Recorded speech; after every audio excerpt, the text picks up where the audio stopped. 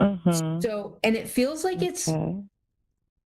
it's a little bit northeast of where you thought you were going to go, if that makes sense. Okay. Um, Okay. but it feels safer, and it feels like Mm-hmm. it is all around going to work out better for you in the long run. It feels like it's going to Okay. be more secure, and I honestly feel like it's something that is going to be happening in, I feel, a cycle. So I feel like it's Uh-huh. something that's going to happen by the end of the first quarter. So that's what a cycle feels like to me. Um, Uh-huh. and what that's also gonna do is give you a little bit more time to be more financially prepared to get into this situation. Okay. So like 'Cause- March? Yeah, yeah. Okay. Yeah. Um, Because I've also been struggling financially. Things have been really stagnant, and the area where I am is um uh secluded. That was another mhm. reason why I wanted to move, was so that I would be more available to take public transportation wherever I needed to go. Right, right. Yeah, this whole, it feels like it's because I feel like where you were looking was a little too congested. It was Yeah. almost too congested and a bit unsafe. This place feels Uh-huh. a little lighter and more, Yeah. it's still very populated. It's still Hmm. city area and bustling, but it feels safer and fresher. It feels like there's a lot more positive energy in it than Yeah. than where you were looking before. Okay. And it feels So like would that be still Long Island or New York or Manhattan? um I don't know, Manhattan is feeling the best. Mm-hmm. Um and it also feels like there is a there's a change in there's a change in what you're doing for work. Mm-hmm. Like a career change, like something is going to like Okay. you're going to actually start doing something else that is, Mm-hmm. you've been doing something that is a stepping stone, and it's going to evolve into something else that is Okay. more, and it feels a little bit more creative, like Mm-hmm. it's going to stimulate you more, it's going to give you more growth and opportunity. Well, that's awesome because I've been totally stagnant. Okay. Yeah, Yeah. you are a type of person, I feel like, that needs challenges. You need to be Yeah. given the opportunity to grow. And I feel like the last couple Mm-hmm. of jobs that you have been kind of redundancy. And those kind of things Mm-hmm. are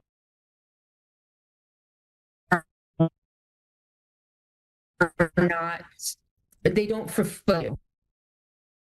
And I think I froze a little bit. Um, Yeah.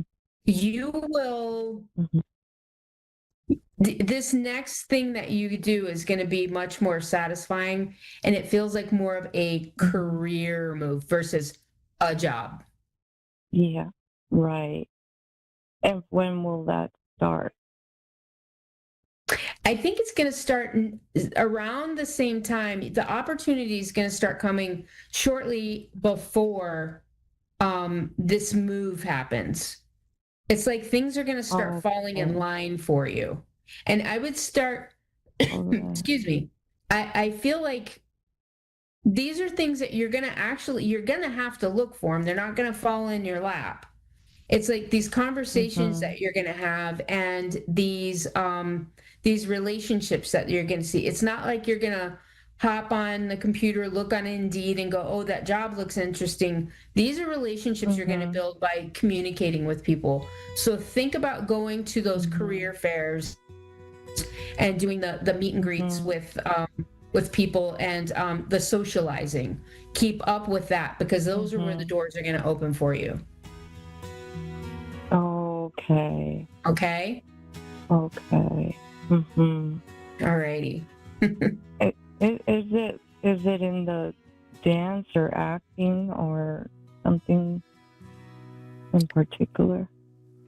um that's your that is part of that social group that you're going to have to tap into.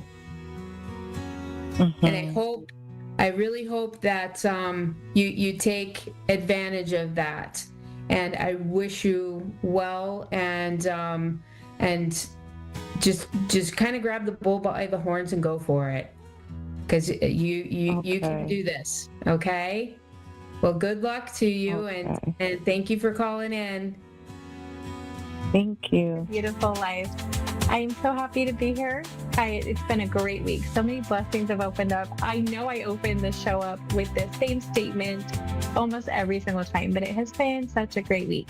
I would love for you guys to put in the comments, if you're watching on YouTube, what good things you have noticed transition for you and come into the new year, and just amazing things that are happening for you. So today, I don't really have so much of a class prepared. I have been blessed to finally find a new home after 6 months of looking, and I was able to move in, and it's just been a little bit chaotic. So, one of the things that I had kind of thought about talking about was something that's kind of personal for me right now, which is forgiveness. And I've kind of talked about this in the past just a little bit, but I've really had to do some, deep, deep work, some healing work this last month, some of the trauma I've gone through. And when I'm in communication with spirit, now I don't know about you guys, but I was always taught to pray for our enemies and pray for people who have done us wrong. And when you're going through it in the heat of the moment and you have so much anger from the betrayal and the hurt, how is it that we can forgive? Um, I like to try to forgive like right away so that I can just let it go, because forgiveness is for us, not for them. And so as I've been sitting with spirit and asking, how can I forgive this person who really hurt me, who really did me wrong, um, treated me so poorly and did things to me that I didn't deserve? How can I forgive them?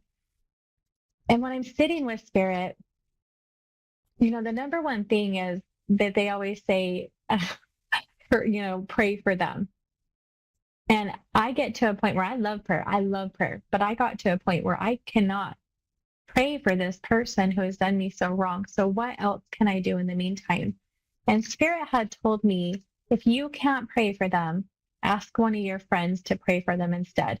Because you can sit in with the prayer, and it's not as hard for your friends most of the time to pray for that person who's done you wrong. And in that form, you're still present, you're still getting the healing. And I really wanted to share that little bit. If you're having a hard time praying for somebody who has done you wrong so that you can forgive, ask a friend or a family member to help pray for you, or, with you for that person, so you're still able to get some healing and do some forgiveness. Hey, Dave, will you do me a favor if you can and put that name back up on my screen, please? Guys, please say prayers for my producers because they are amazing. I seen Panama City. That's all that I retained. Michelle from Panama City. Oh, Panama City Beach, Florida. Hi, Michelle. Yes, ma'am. How are Hey, you? how are you? I'm doing great. How are you doing? Okay. Okay. I kind of lost my voice. I choked on taking some of my vitamins, and I didn't know what to do, so I coughed, and it still got stuck, and then so I finally had to try to make myself throw up because it was stuck in the middle of my throat, and so now I've lost my voice. When did that But happen? Just thankfully, I now? got it out. No, it happened yesterday. It happened yesterday. Okay. Okay. So a little bit of a sore throat going on too? Yeah. So I mean, I didn't have one. No, I didn't have a sore throat until I had to stick my hand down my throat to try to throw up because the pill got Oh, stuck in the middle of my airway. So it was oh, I'm pretty so scary, and then I sorry. kind of panicked. I kind of panicked. I thought, oh my Have you God, ever looked swallowing is not. into have you ever looked into the spiritual reason about why things like that happen? Uh-uh. Yeah. So what are you Uh-uh. choking? Like, what are you choking on? What are you holding back? What are you not speaking about? Um, what are you holding on to so desperately that just needs to come out? Things like that. That's what those are some symbols or some spiritual reasons about why you would choke on things. Huh. Well, Is your wheels turning a little bit? yeah, I'm ready for my daughter to move out of my house. Oh, yeah, Told okay. her, oh my God, yeah, I'm about ready to lose my mind. I mean, I love my daughter and the two kids, but I just can't handle it. It just, Yeah, you know, I live on a boat, and it's just not made for kids. And she's got it. It's right. been 6 months. I told her, so she got turned down from housing because she didn't tell them about her children. Oh, I dang was it. like, oh my God. Well, what Yep. can I help you with tonight? So now we're just whatever. What are you good at? I mean, are you good for seeing things in the future, or um, Yes, I'm pretty good at almost everything, honestly. It just is a matter of your energy being open. So, if you can tell me the questions, I can best direct you. well, I'm ready for my daughter to move out because I'm about ready to have a heart attack because the stress is so godly. And I've already told her, and I don't want to kick my grandbabies out. I mean, they're 4 and 5. Right. So it's so easy for the people to say, just kick them out. She has nowhere to Right. go. And Right. And so and she's then fighting and you up, then like she's fighting you on that, just so you know. Like she doesn't want to. She doesn't want to. So that's going to be the challenge right there. Um, right, because I'm her gravy train because she don't want to be responsible. right. And then So to and me, then of I can course see her moving out, but go ahead. you do. Oh, I was just going Um, to say, and then me and my ex are talking again. Uh, the first time in 2 years. I mean, we've been talking, but we may end up getting back together. He's never stopped loving me, and I think he's trying to get help. Uh, he was addicted to pain pills, so he's trying to get an implant done so he can get off the pain. And that was the whole reason I had split up with him. But during the whole year, I financially needed help, and he still helped me even after I told him to leave. I mean, he figured it up. Like he gave me like $6,000, and not too many exes will do that. So I know he still loves me, even after I kicked him to the curb. yes. Okay, so But let me go into just the curious daughter what first you really see. quickly. Um, I Okay. think that the energy of your daughter, you guys are like fighting up because she doesn't want to leave. You're frustrated, you want her to leave. So the energy is just fighting each other, obviously. I do see her eventually leaving, but unless she changes something significant in her life, I don't see it happening for at least another 6 months. Um, so I mean, you've got a ways to go unless she will change something significant. Now, I have had this happen. If you're up for doing some energy work, what I have done in the past when I needed people to move out so I could have my space, but wasn't getting anywhere with it. I needed it to be their idea or, something significant happened. I would set the intention in my space that I needed this person to leave so that I could have my peace, so I could have my quiet, my safety, my security. And I would just state out loud what I wanted and then pick songs and with dance with that intention to those songs. And they usually, for me anyways, they would do it within like 2 weeks 2 to 3 weeks or whatever. Now, if you can start trying to shift your mind instead of being angry and frustrated and annoyed and upset to like, this is best for both of us, visualize her getting a new house, visualize all the good things and dance to that intention, the energy will flow better for you than fight up against you. Okay. Well, she's not even taking the initiative. I'm like, you need to call HUD, you know? And yep. Well, she doesn't want to. Why would she? Like, she doesn't want to. There's nowhere, you know. And so that's why I'm telling you, you're gonna have to do some of the work for yourself for that, because she doesn't want to. So I don't see it happening for quite some time, like 6 months, like I said, unless you start taking some initiative and doing some of that spiritual work for yourself. I'm about ready to lock the door. Yeah, I know how that feels. But yeah, okay, I mean, so I'll do anything. Going into, did you say he's an ex-husband or an ex-boyfriend? Well, he was like a husband. We were together for 11 years. Okay. And I've just had a hard time. I've had a hard time moving on. And maybe it's because I still love him, you know? Well, you definitely do. I do see you guys getting back together, but I would really like to tell you to please take caution. He does mean really well. He's got a beautiful heart and a beautiful energy. Obviously, he fights some demons, but the challenge for you is that you're such a giver. You give so much of yourself that there's nothing left. You lose yourself in the process. It's almost like you completely break yourself to help other people out that you love. And even though he is talking about getting help, which I can see, what I also see is if you jump in too quickly before he actually goes and gets that implant and that help, he's not going to follow through.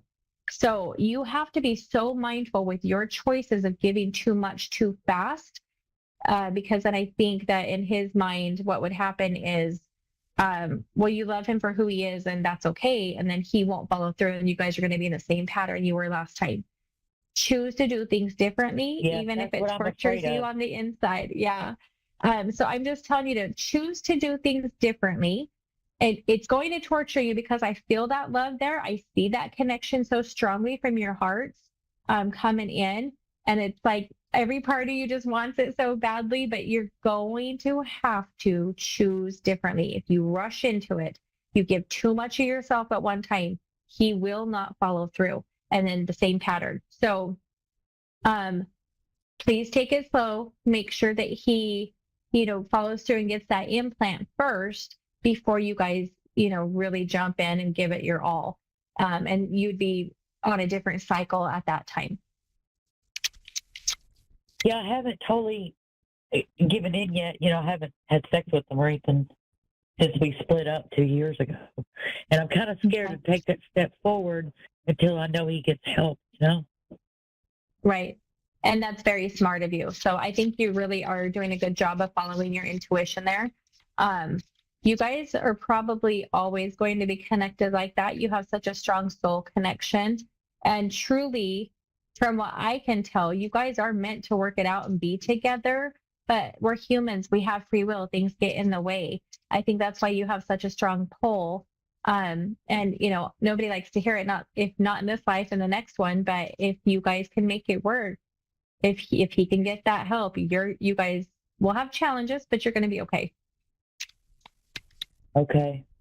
It's been so awesome talking to you. You lifted my spirit. Well, good luck on everything. Please do some of those techniques. And then I'd love to hear back from you in the future to see how things are going, okay? That is awesome. And what was your name again? My name is Jenna Lee. Jenna Lee. I wonder if I've talked to you before. I probably have. But thank you so much. I don't know for sure because I don't know if I've seen Panama City Beach come up yet. But yes, I would love to talk to you again in the future. So good luck. Keep your spirits high, okay?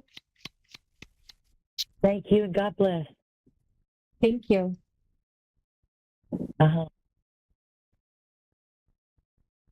Hey guys, next we've got Taylor from Nebraska, Grand Island, Nebraska. Never heard of that one either. Hey Taylor, are you there? Yes. Hi, how are you doing Hello. tonight? Oh. I'm doing okay. How are you?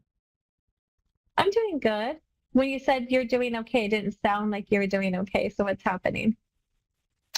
Um, well, I don't know, a couple, like about, maybe it was like December 13th, I lost my cat and I've had him for 7 years.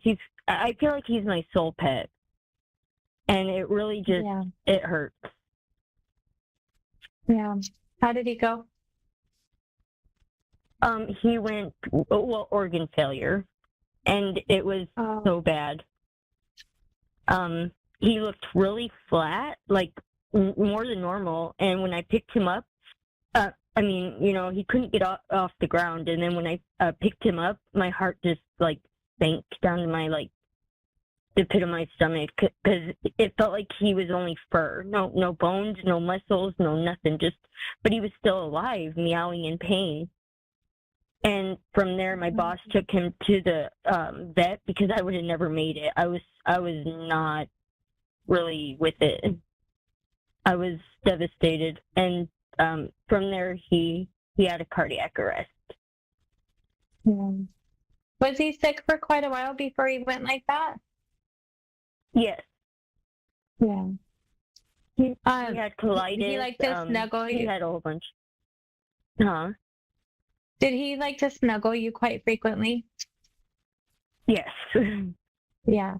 'Cause it looked like cats are so incredible. They're so beautiful. But they're very sensitive and they're more psychic than humans are. And so they frequently like to be on you when you are sick or upset to like help to heal you.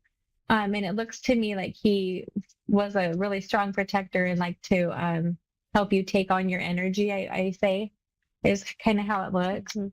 Um, I know your pain because I just lost my dog last month after having her for 9 years, and it just doesn't go away.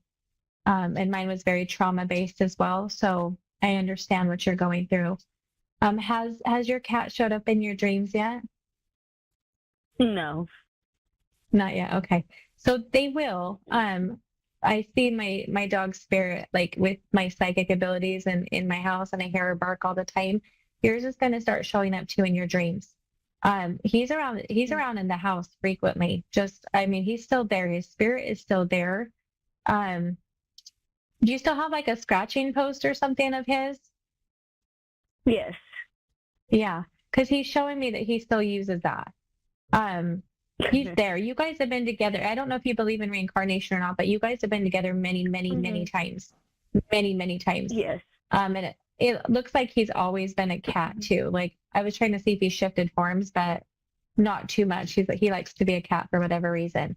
But he's been with you many times, and he's already passing messages, just telling you like, we're not gonna be separated for too long, okay? And I don't mean that as in like, oh, you're gonna transition too. I don't mean it like that, okay? So like, don't take it like that.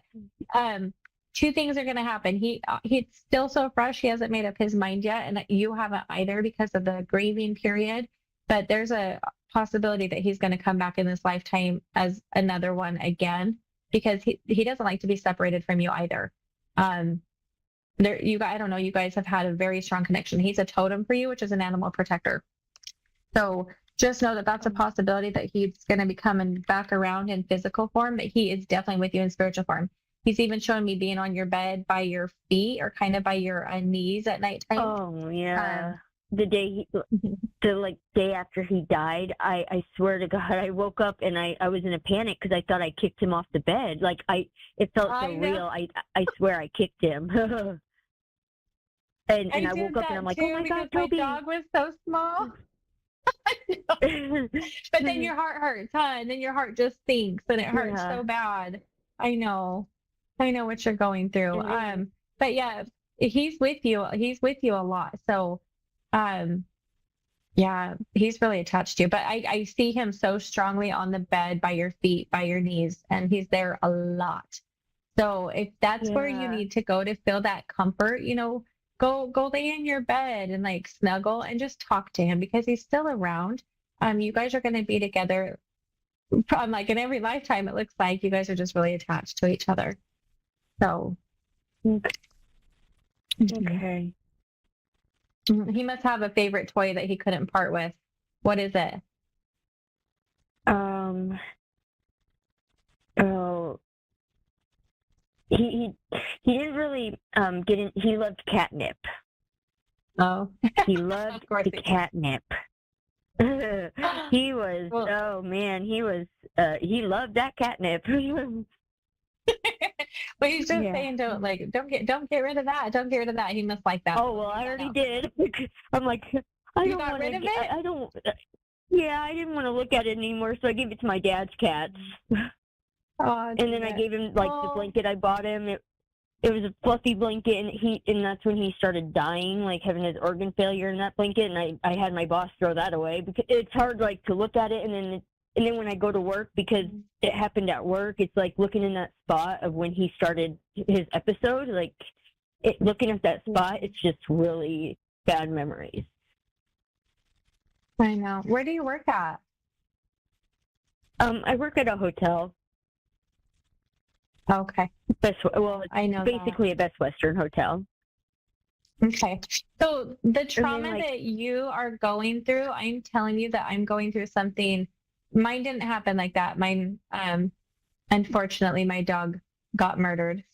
But the God. trauma is still there. And so it's in the most horrendous way too. So what I've been doing, I'm still grieving really hard about it because the way that they did it, I can't get it out of my brain. And so what I'm choosing to do is do EFT tapping, and I communicate with her as much as I can, even through the grief. But if you can look up EFT tapping, emotional freedom technique, that's really been helping me to rewire. Because when I buried my dog, I buried her at my best friend's house because that's where we were happiest.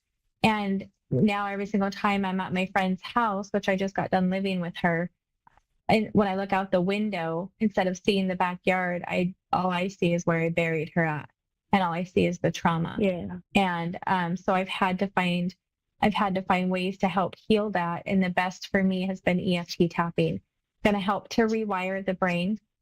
There's a few techniques, easy techniques from EMDR that helps to move. So trauma, just so you know, and PTSD gets stuck in this part of the brain up front.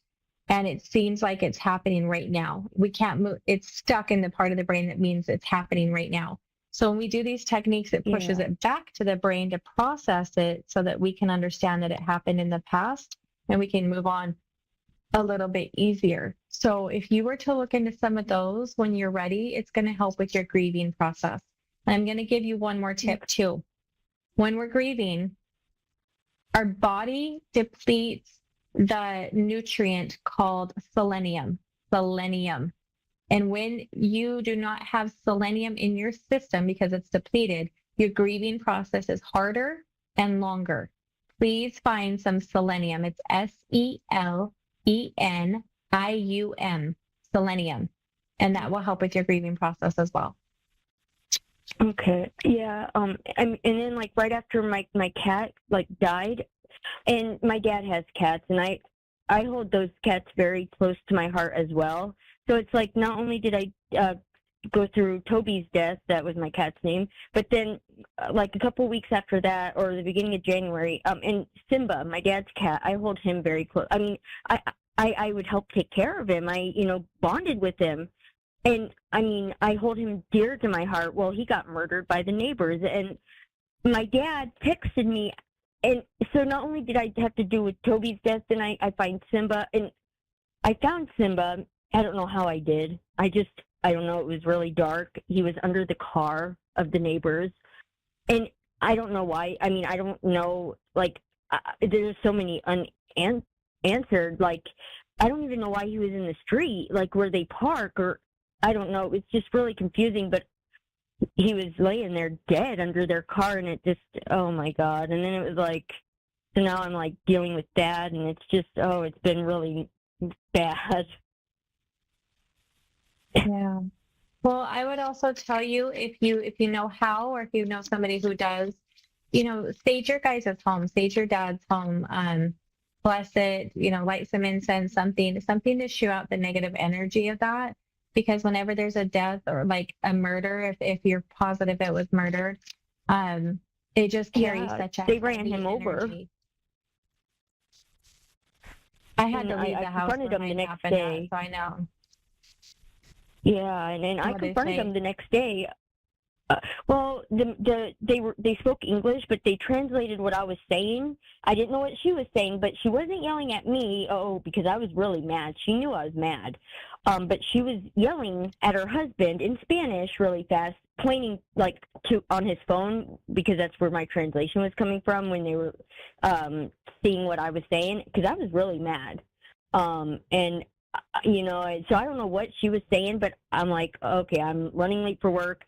I don't even want to hear your voice anymore. I'm walking away because I was so mad. Like, I mean, Simba was as big as my cat Toby, and my cat Toby was close to about 13 pounds. And Simba wasn't like Toby. Like, Simba was light colored. He was like apricot, like a light white, yellow colorish.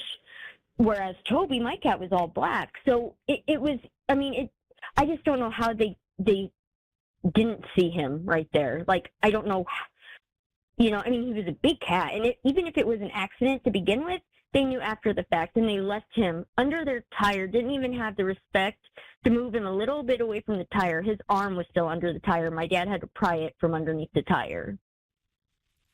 I was real, and so now I have that image in my head because I'm the one that found his body. Yeah. So again, if you have to deal with both of the deaths, please look into some of those techniques because it will help to push that trauma and that PTSD back to be processed so that you don't have to carry that with you. Okay. Okay. All right. Thank Is you. there any other question that you have right now? I've just got I've got 2 minutes left. Do you have one last question left? No, you're fine.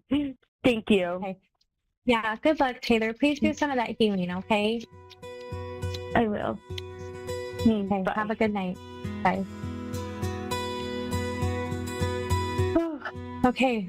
That really just solidifies the whole talking about forgiveness thing, right? Yeah. So going into that, I've just got a few minutes left here. So going into the whole forgiveness thing, like how can we do that? Praying for them. The other thing that Spirit taught me a few years ago that I have to fall back on all the time is on the other side, when we choose to come down here and be us, and we make our life chart, and we decide who we're going to do this life with, and how we're going to navigate our good characteristics, our negative characteristics, the lessons that we want to learn, and how we are going to hopefully overcome them. So we have a whole chart.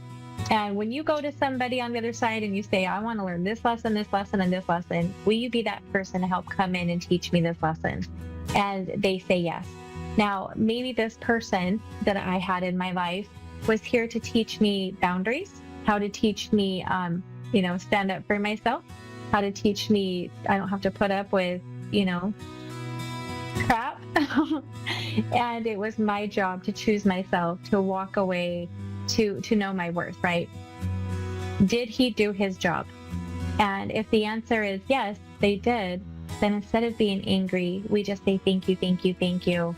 I choose to heal from this and let it go. I learned my lesson and I move on. I wish them the best of luck. And that is something that's helped me a lot with the healing and forgiveness of others.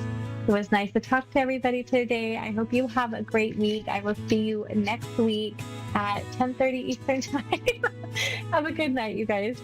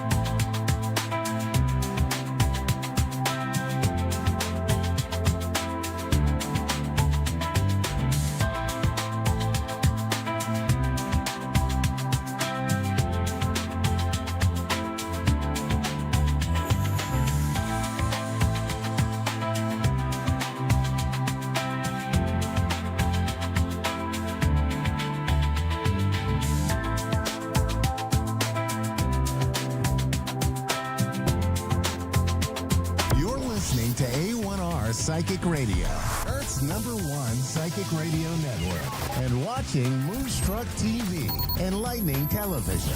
Welcome. Time for Urban Monk UK with Urban Monk. Urban Monk. Live from Facebook. Search Urban Monk UK. Connect direct. In North America, dial 888-454-2751. In London, 20-3519-2158. In Sydney, dial 02-8488-3147. Or online, contact us through our Facebook page, facebook.com/psychic radio. Or one of our websites, askoneradio.com or moonstruck.tv. This is Urban Monk UK on A1R, the Ask One Radio Network. Oh, good evening, good morning, good afternoon. Welcome wherever you're watching live on A1R Radio and Moonstruck TV. Welcome to Urban Monk's 10 minutes of mindful rubbish. But I'm laughing because Dave just told me to do the whole show without a verb. I have no idea what a verb is, so I've failed already. Tonight's episode, I'm going to talk about the voice in the head and letting go of self-definition. Basically, we identify with issues. The ego that I talk about constantly lives in the past. It exists purely in the present to direct you based on past experiences. We, as I touched on before, we identify as parents, we identify as an alcoholic, we identify as a husband, or we identify as a drug dealer, whatever it might be. That's the identification that the voice in the head that's not you gives that title and that label to us. For example, if I said, I love my car, it's not my car. It's not my life. It's not my house. My only thing is myself, life itself. So I hate my life. That's a subject and object, as we spoke about before, from Eckhart Tolle's Power of Now. If I think I'm running out of money, I'm broke, I am broke, I'm not. If I said I only have $10 or £10 in the bank, that's a fact. That's factual. That's not something that is a label that I attach to myself or my life. Human beings are going through a strange phase at the moment. We're all trying, especially on this channel, trying to raise the levels of consciousness around the planet, help people, love people, be grateful and be full of gratitude. But the majority of the world today is struggling to find its identity or its place. Nobody knows who they are or what they are, because we're so obsessed with attaching labels to ourselves. If you can take a moment to think and not identify yourself as anything, but just as a being, there comes a moment of clarity. While you're in that space of now, if you like, and I like to think that my religion is Nowism, not Taoism or Buddhism, but Nowism, because now is the only time in the universe that we ever will get. Previous moments have gone, the next few moments haven't arrived yet. So we can't base how we are and how we think or allow the ego to put those thoughts in our head, because we're only present right now. So a couple of examples of things that have happened recently. A client of mine was found out that she'd been accused of being unfaithful, and she quite rightly told her partner, who then went off on a catastrophic ride of catastrophizing. What if she had? He spoke to me as a client as well. He spoke to me at length that there were times when she goes from the house shopping and doesn't return for 3 or 4 hours. What if that's the case? What if it's actually true? So instead of listening in the moment and understanding where she was coming from and the depth of her concern, his mind started to play little tricks on him. His mind started to play little movies or make stories up in his mind to justify his doubt and his own insecurity. His insecurity came about from the fact that he identified with being her partner, and that's all that mattered. So if the stories were true, that would be the end of his relationship. That would be the end of his identifying with a 20-year relationship, with the trust and the honesty. So you can see how that little voice inside your head can play terrible, terrible tricks. And it's about not engaging with that voice. It's going to be there, but you can quieten it down, take a moment to reflect, jot into a little bit of mindfulness, do a little bit of Tai Chi or a bit of yoga, or wash the dishes. Anything to take your conscious mind away from focusing on what is essentially poison from someone else, sending out energy into the world, which will come back to bite them. We all know about karma. Apologies for the sunglasses, but I'm sat in the backyard of Monk Towers. It's very difficult with the sun shining. We're going through a bit of a heat wave in the UK, which is quite nice. Playing havoc with the plants in my allotment, but apart from that, it's not a problem. And we talk about my life. My life is just life. There is no my involved in that. So if we're starting to think about issues and I am feeling lonely, or I am feeling upset, or I am feeling ill, take time to just take away the verb or whatever it is involved in that sentence, to just accept that you are just you. There is no attachment to you as a person. You are a vibrational, energy-filled bag of skin and bones. That's all we really are. So the problems we get tied down with and the problems we get bogged down with are because of the voice inside. Imagine that you're lying safe in bed. Yeah.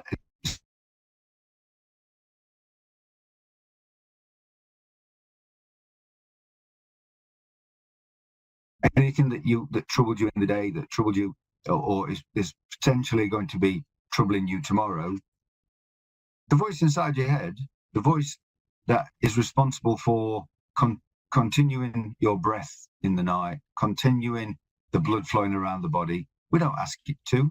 We don't say, I am digesting my food. We just assume that the food will be digested by the thing that takes care of us.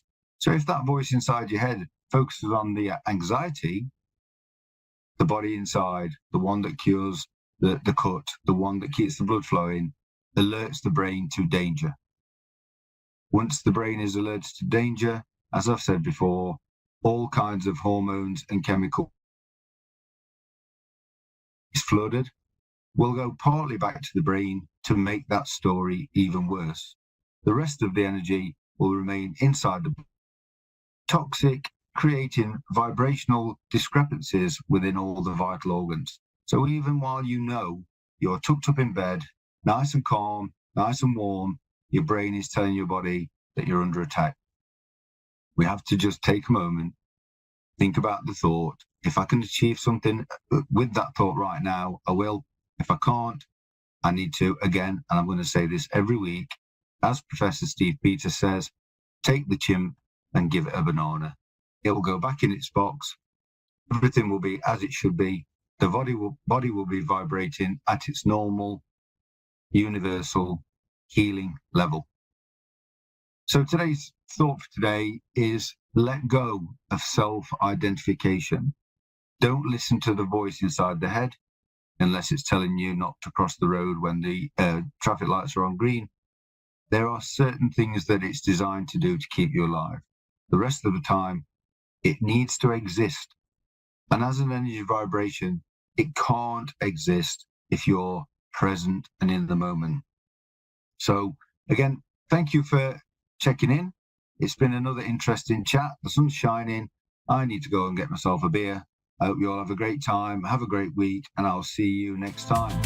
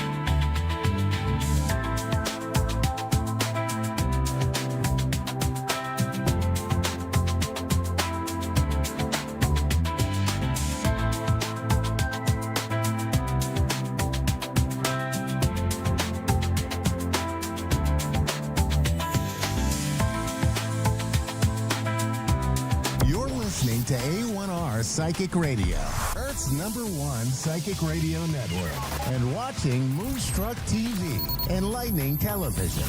Welcome. Time for Guided Whispers, Insights with Robin. Live from RobinWolf.com. Connect direct. In North America, dial 888-454-2751. In London, 20-3519-2158. In Sydney, dial 02-8488-3147. Or online, contact us through our Facebook page, facebook.com/psychic radio. Or one of our websites, askoneradio.com or moonstruck.tv. This is Guided Whispers on A1R, the Ask One Radio Network. Hello everyone, happy Tuesday. I don't know about you guys, but it's nice to have the weather at 70 degrees today in Asheville, North Carolina. And I am here to do a reading if anybody's interested. Mediumship, psychic, tarot, animal communication, whatever your needs are, I am here to help. And while we're waiting for someone to come on, I want to remind you all that next week, February 17th, we begin a new cycle. It's powerful. It's focused on new beginnings, transformation, bold action, high energy. And it starts February 17th, my mom's birthday, this year. So you can expect your intuition to become stronger. You can expect that you will be taking some calculated risks, that you will overcome that feeling of stagnation. You will be in a forward momentum. And if you're feeling like you've been shedding your skin kind of like a snake, this week, it's probably really happening. You're probably starting to shed your skin so that you can prepare for new beginnings.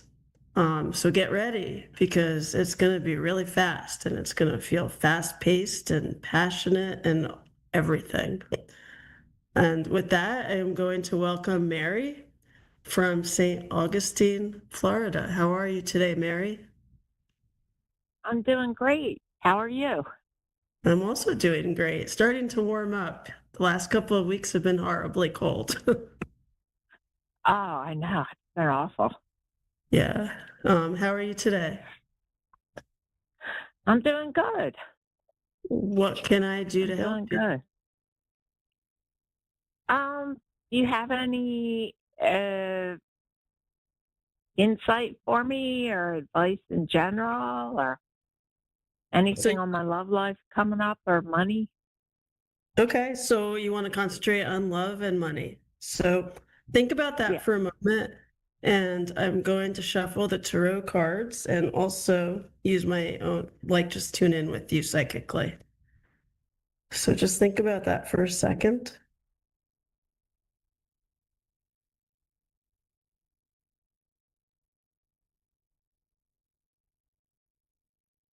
Okay, so the first things I'm getting is try not to worry. So I don't know if you've been worried or overthinking things, but I'm getting a big stop sign. So try not to worry about anything. Don't try not to worry about money, and romance, because I am getting celebration. Let's see what the celebration's for. I'm getting balance. I'm getting that in a few weeks you'll be moving forward and beginning. I don't know. I just keep seeing transformation. So whatever you're manifesting is starting to happen.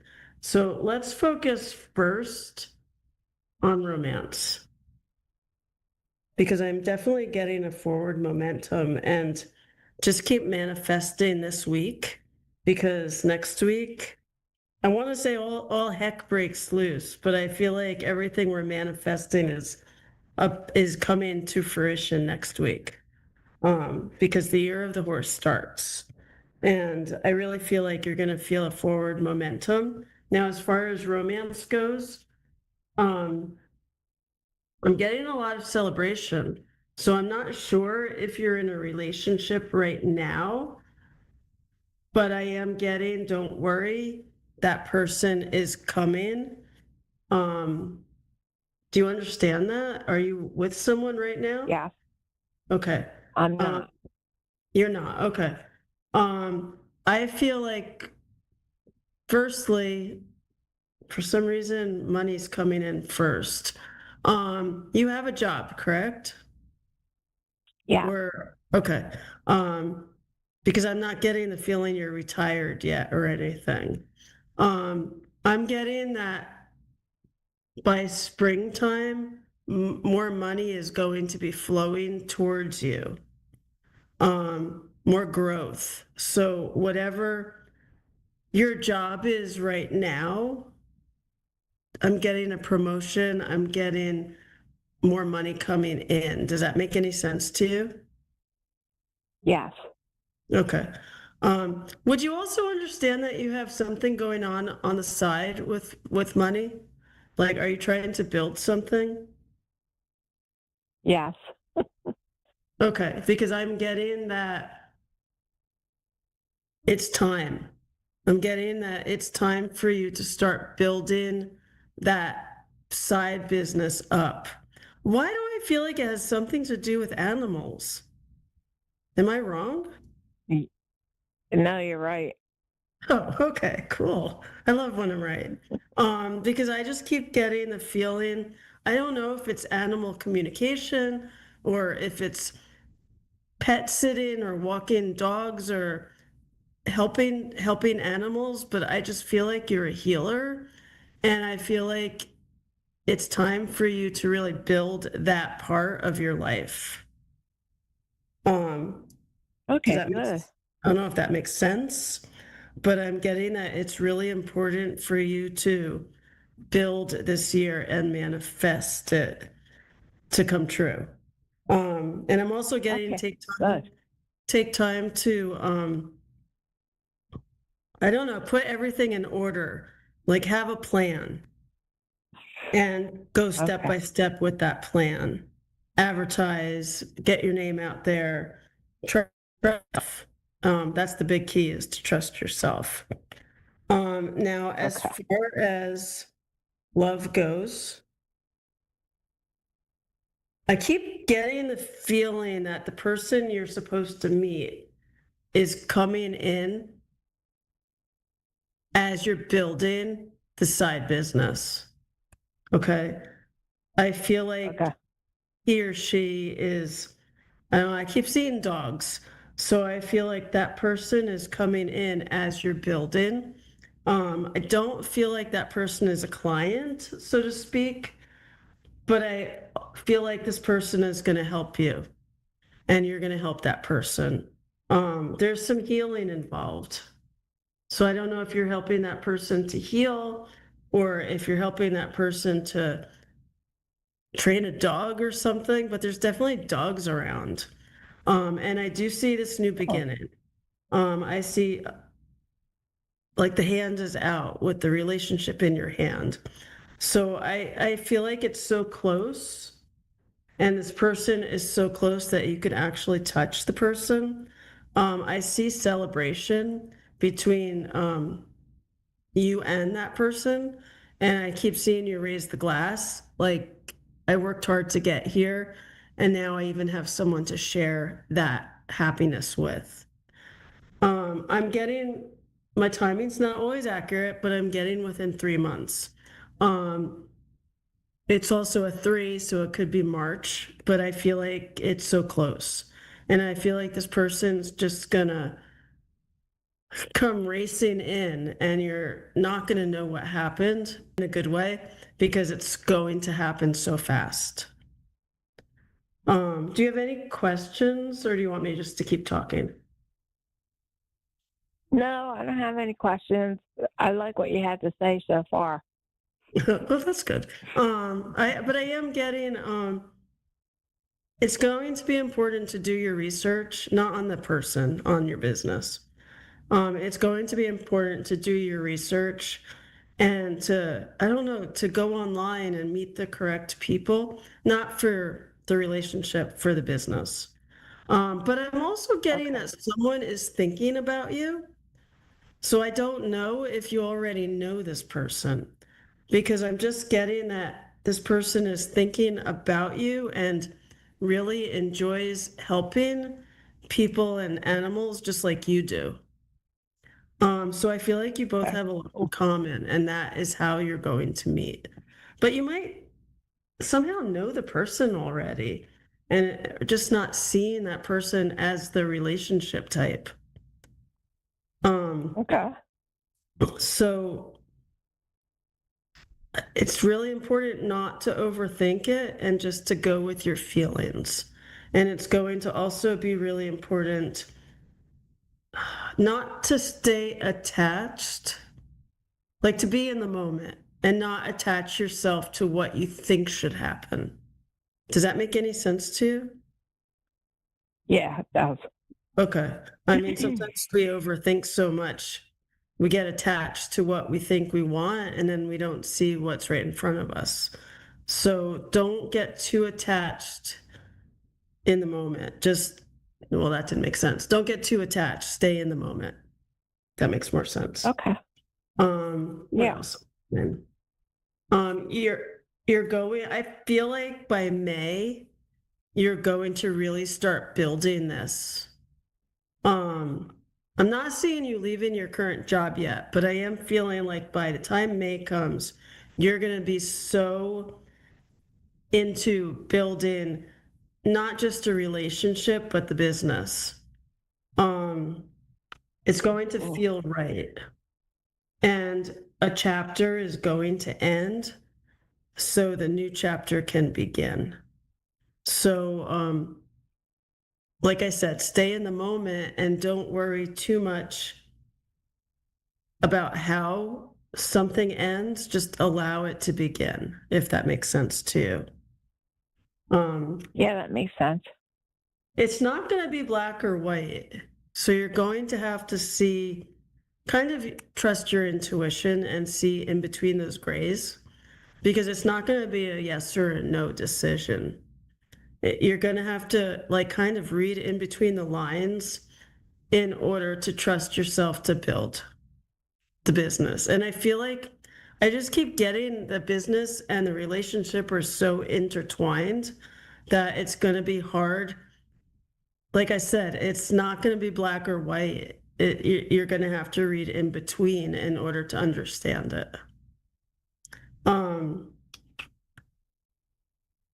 I'm also getting movement. So I don't know if you're going to move or if you're going to start renting a place for the business. But I feel like you're going to need to trust that your love is going to show you the way. Okay. Okay. We have about 60 seconds. Do you have any quick questions? I wish we had 60 minutes. Do you have any quick questions that I could answer in the next couple of seconds? No, you've been very helpful, very insightful, and Okay, you've good. answered my question. Awesome. Well, I wish you happiness, and I hope everything Thank you. comes true.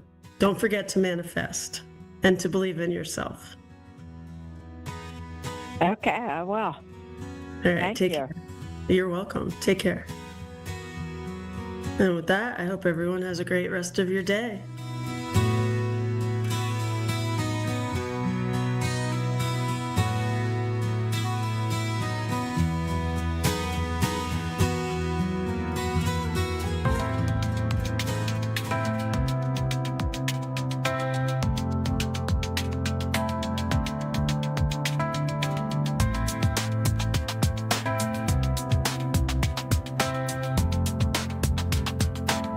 Listening to A1R Psychic Radio, Earth's #1 psychic radio network, and watching Moonstruck TV, enlightening television. Welcome. Time for the mini medium with Stephanie Cowan. Live from tarotwithsteph.net. In North America, dial 888-454-2751. In London, 20-3519-2158. In Sydney, dial 02-8488-3147. Or online, contact us through our Facebook page, facebook.com/Psychic Radio. Or one of our websites, askoneradio.com or moonstruck.tv. This is the Mini Media on A1R, the Ask One Radio Network. Hi guys, welcome. Happy Wednesday, happy hump day. This is your mini medium on the A1R Psychic Radio and the beautiful Moonstruck TV. I am Stephanie Cowan, and here again, a beautiful week of just some amazing connections. I can feel it. So I'm excited to see how the energy that I've been feeling all day really just carries over into tonight's podcast. So super excited. I don't know about you guys, but I've been finally feeling better as far as just the energy that we've had out there. Gosh, I know I'm not one that's all about.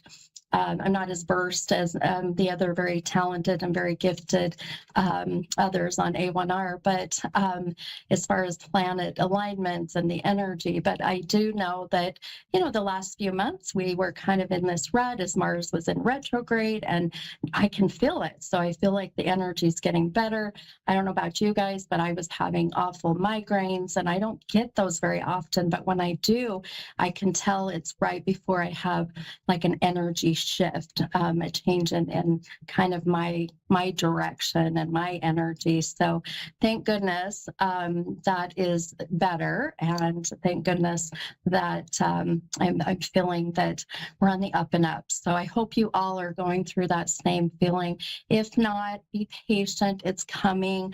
I know it. I can feel it. I do know we're going into this season of even into the Aries, which the Aries sign is that fire sign, right? And that's where things get ignited.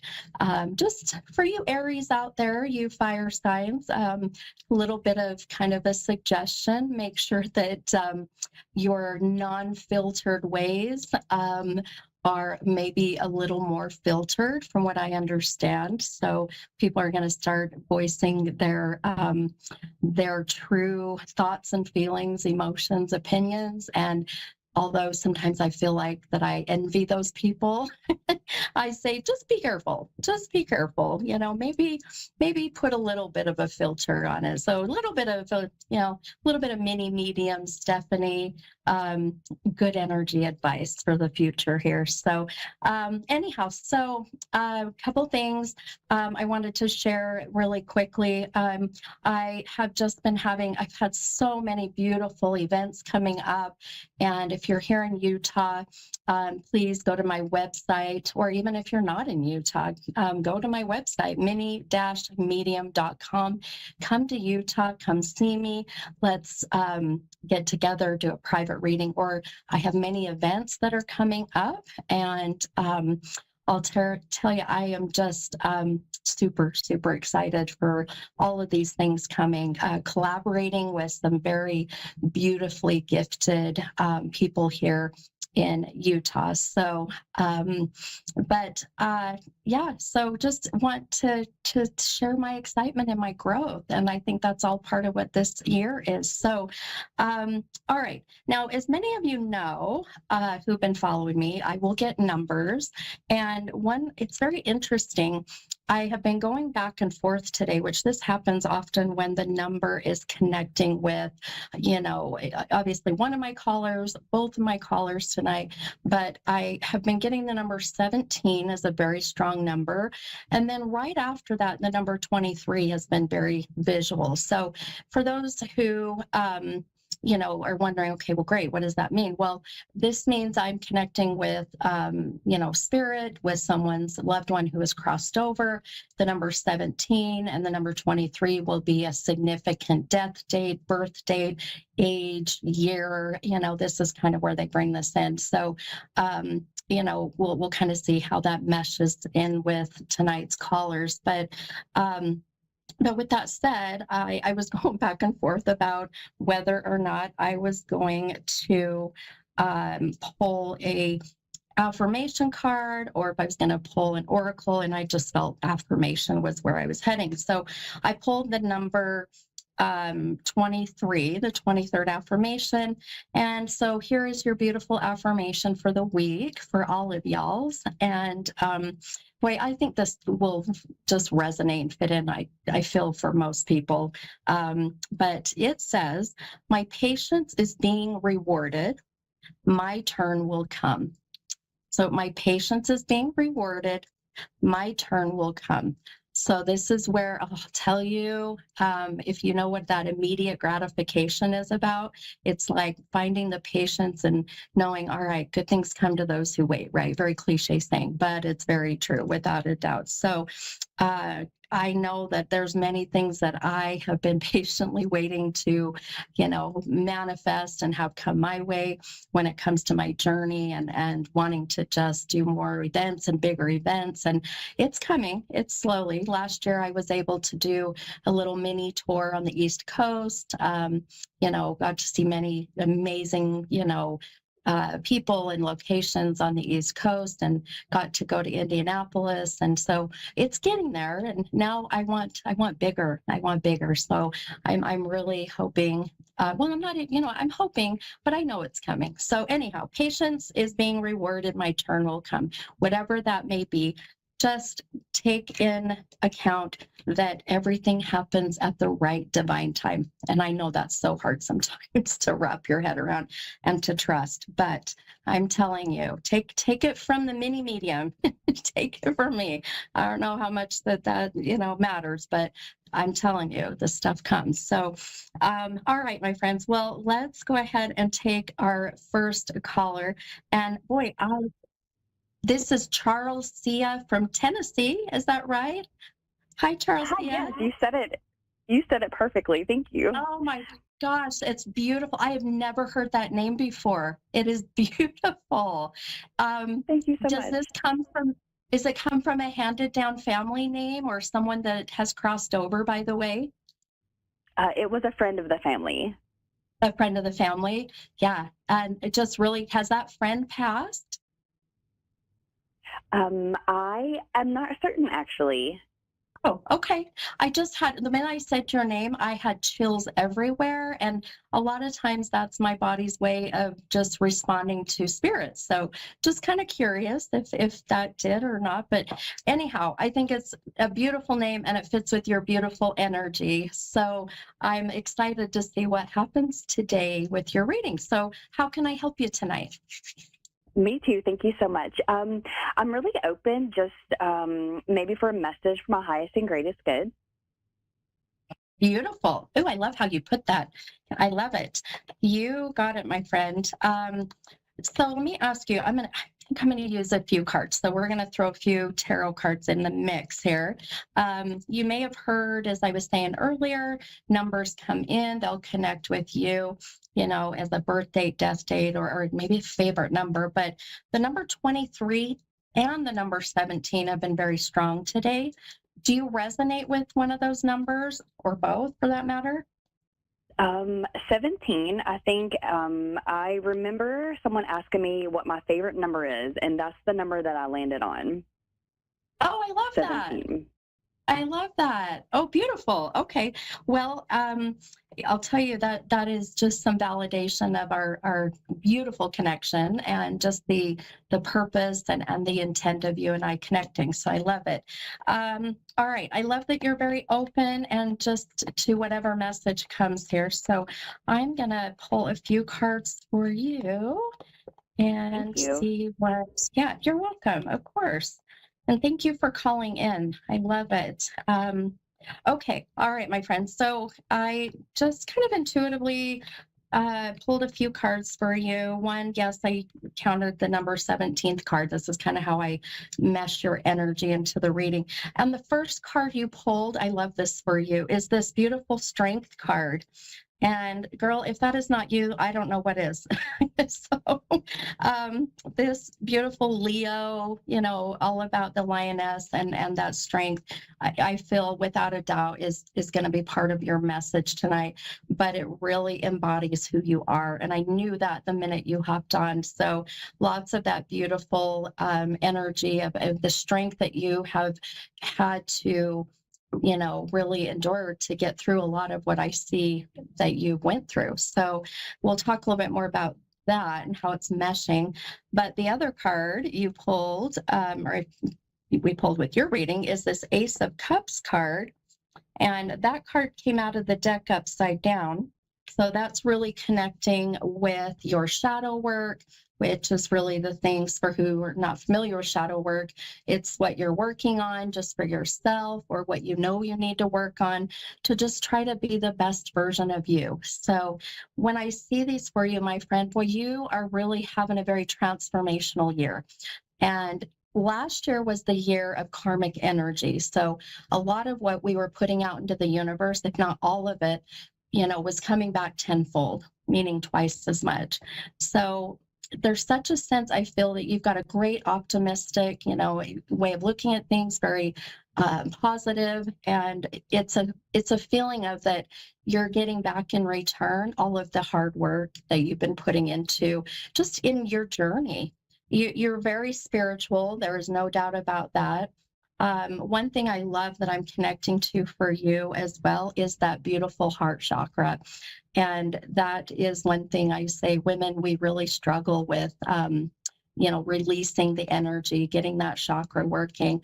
You've done a lot of work, my friend. I can feel it. Do you feel like you're being able to kind of, get past some of these blocks and barriers that you've had? I do. I feel like I've been digging kind of back into the shadow work. And then when you mentioned heart chakra, it just made me take a really relieving deep breath. Yes. Yeah.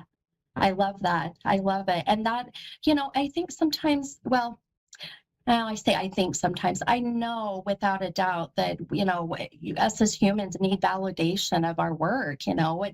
It's what helps keep us going in life. And, some people say, well, I don't need validation. I don't need someone to validate. Well, sure you do. Someone's got to let you know that, they can see your progress or validate your hard work. And that's what I feel for you. So, this Ace of Cups actually also represents new beginnings. The ace is the beginning of, in a standard deck of cards, the ace is the beginning card in every suit. So this is the beginning of you filling up all these cups, which is what I see that you're doing, and letting go of the things that have not been serving you in a positive way. So if anything, there's such a beautifully strong message for you, my friend, that, you've got a very strong mother energy. I just felt come in. Oh boy, I just got chills on my whole left side. Your left side is your divine feminine. Yep. And how proud that this mother is of you, and how you have dug deep into finding yourself and the roots and, where you came from, and not just finding them, but learning to, take care of them, to nourish them, to get you to where now you are fully blooming, if you will, into your true soulful, beautiful self, if you will, and what you're supposed to be doing in this lifetime. So, I will tell you, I'm supposed to also mention that where you are at in your life with children, that they are okay with this. I don't know why that's important, but I had to tell you. Does that make sense? It does, very much so. Thank you. Hey, you're so welcome, my friend. You're welcome. And this is your beautiful life, journey that, in this lifetime. I mean, I feel like we have many, but, that's a whole other show. But I'll tell you, if anything, the biggest message for you, my friend, is please do not stop the progress. Keep moving forward. And, I'll tell you, I'll even say, as I'm tapping into some clairvoyancy, premonitions, predictions, I would say about,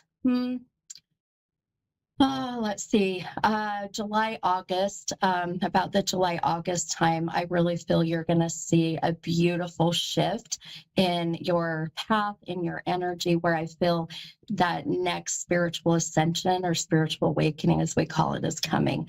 So be prepared, watch for that to come. They can be very exhausting. They can feel like sometimes they'll make you feel lost. So if you're in that mindset, just get yourself back to center, get yourself grounded, and keep moving forward. Okay?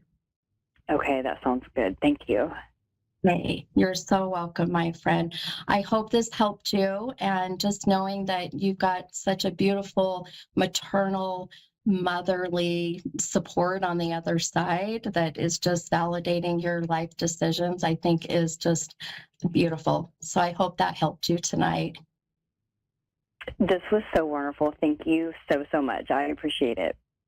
You're so, so welcome. Thank you for calling in, and have a wonderful night, and take care of you. Sending you lots of good love and light. Thank you. Goodbye. Okay, hon. Okay, bye-bye. All right, beautiful. Okay, we got some time to take another caller. And I think this is Connie, and Connie's from Canada. Hi, Connie, this is Mini Medium. Yes. How are you? Hi. How are you doing, hun? I'm okay. Yeah, it was weird because I was on the same call as the other person, and I wasn't sure if you were talking to me or not. Oh, no. Oh, how funny. You were kind of in the waiting room for me. I love it, though. Well, so since you got to, okay. well, since you got to hear, do you connect or resonate with like the number 23 or the number 17? 23 is, well, no, not really, no. Okay. July 23rd is my partner's birthday. Okay. All right. Well, I don't know anything about you, my friend. I had no idea who I was April connecting 17th, with. my son's girlfriend's coming on the 17th from England. Oh my gosh. Oh, I love this. Oh, this is beautiful. Okay, I have a feeling I know why that we're connecting with your partner's birth date and where that your special guest is coming from England. That's awesome. I love it. But I'll elaborate on that a little bit more in a moment. But how can I help you tonight? Did you have a specific question? I do have a specific question. Do you do health at all? I sure do. Absolutely. Oh, okay. So I was off sick for about 3 years from work because I have a hip tear. And Okay. I've been to one orthopedic surgeon to get it fixed because it really gets really painful, and I haven't been to work because of it. I've been off on a disability. Now I have an appointment with another orthopedic surgeon on the end of the month, and he's a sports medicine orthopedic surgeon. And, I'm terrified to go, but I don't know maybe if this man can help me. One, I already said no, that he couldn't help me. And so I haven't returned to work because I can't get it fixed. Okay. So is your question really, should we go to the doctor, the sports medicine, or or what is the question ultimately that I can help you with? Like, is he going to help me? Is he going to help me, or is he not going to help me? Okay, perfect. Okay, I just want to make sure I understood and answered your question the best I can. So, okay. I feel like that, through life, we're always told, get a second opinion, right? Get a second opinion. And, I agree with that. I really do. But I also feel like that we know ourselves more than anybody else. I feel we just, and this is just my own belief, whether you believe in God or the universe, whoever the higher power has really given women, and no offense to the men, but a mother's intuition. And women have a very strong intuition to where we've been given this so that we can, intuitively, connect to our babies or to other, women, men, whatever it may be. And so when I was listening to you, there's such a hesitation about this other doctor that I feel you know the answer, my friend. I feel you do, but sometimes, like I just mentioned with my last caller, it's nice to just feel validated, It's just nice for someone to say, yeah, actually, I think you're right, So when I see this other doctor, now don't get me wrong, amazing. I love the physicians, the doctors, and obviously I'm not a doctor, so I can't advise. However, I really feel I want you to listen to your beautiful intuition, and the sports medicine part of it, as I put this in, I don't feel this aligns with you. I just don't feel this is what the problem Well, yeah, is. I'm not into sports at all. I'm not into sports at all, so I couldn't figure that part out really. But I guess a hip tear maybe has to do with sports medicine. I don't know. It's not like I go out and play football or hockey or, wouldn't that be sports medicine? And so I guess you don't see me returning back to work then. Well, and here's the thing, I really feel that, I'm going to tell you, go see this doctor, and here's why.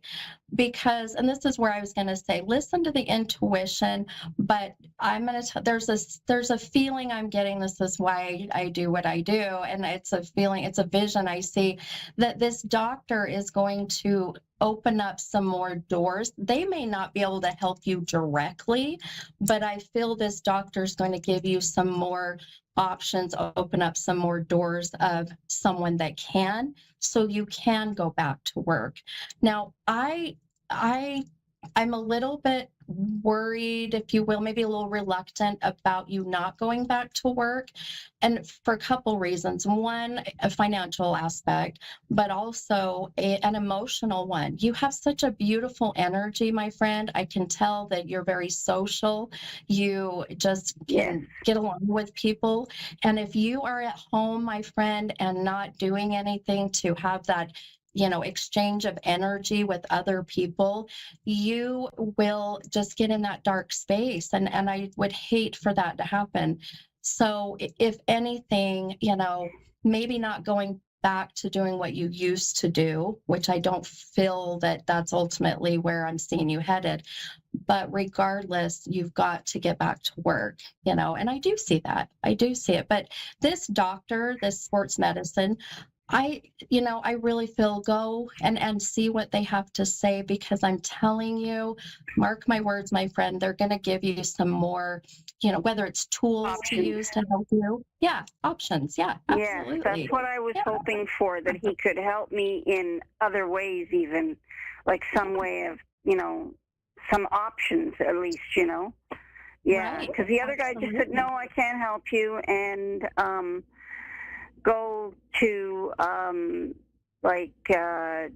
pain management basically. And then my original orthopedic surgeon that sent me to him said, oh no, we're not going to send you there, they're just going to put you on pills. And I'm like, okay. Yeah. And I don't take pills. I'm a vitamin person, but I don't do well with pills because I'm allergic to a lot of things, that they make me break out, or I don't, you know what I mean? So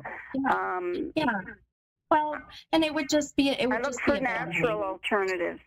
Yeah. Yeah, absolutely. I love that.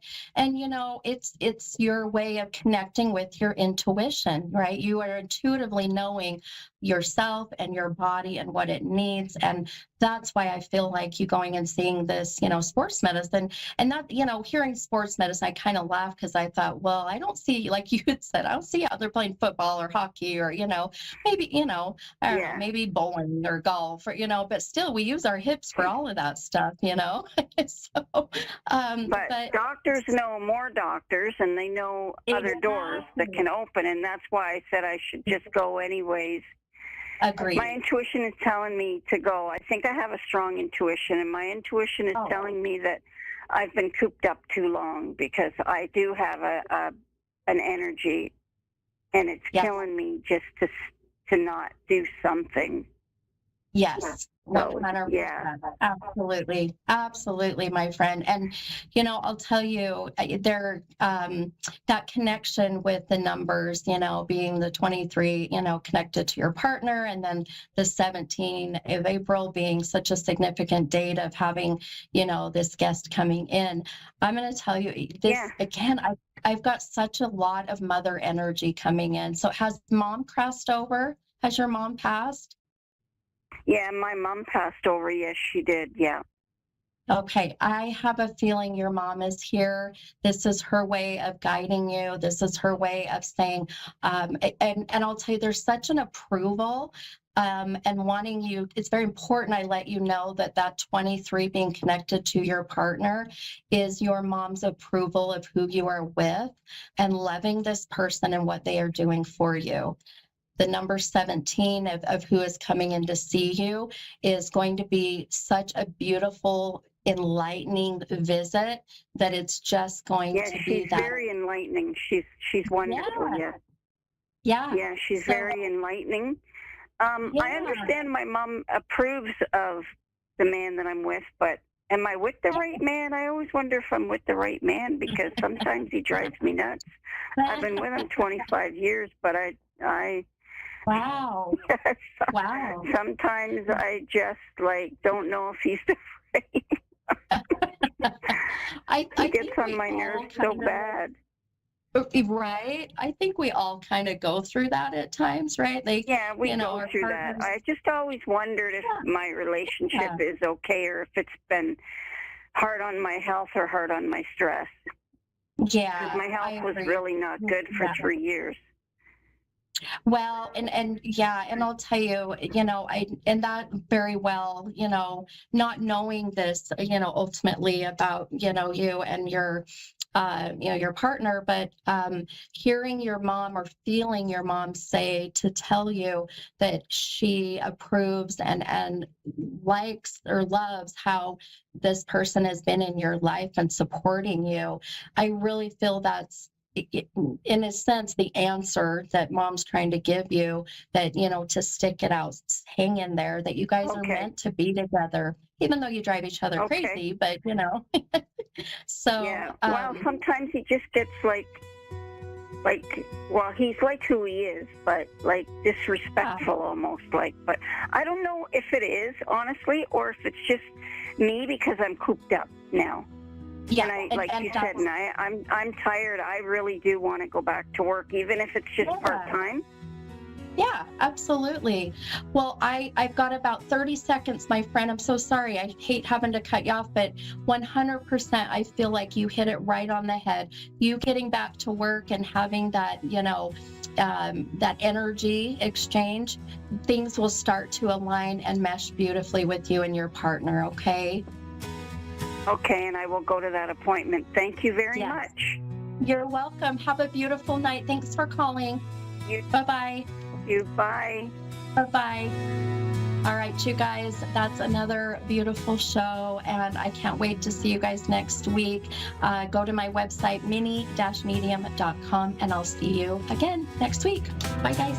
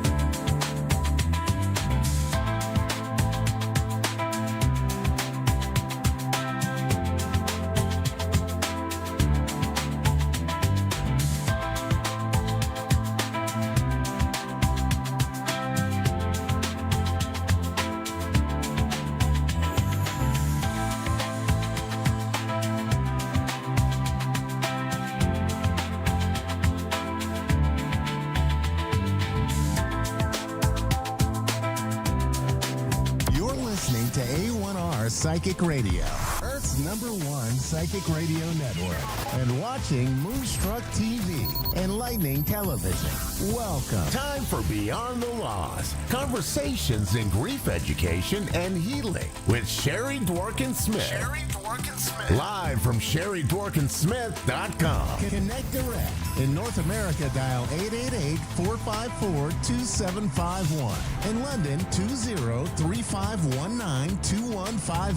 In Sydney, dial 02-8488-3147. Or online, contact us through our Facebook page, facebook.com/psychic radio. Or one of our websites, askoneradio.com or moonstruck.tv. This is Beyond the Law on A1R, the Ask One Radio Network.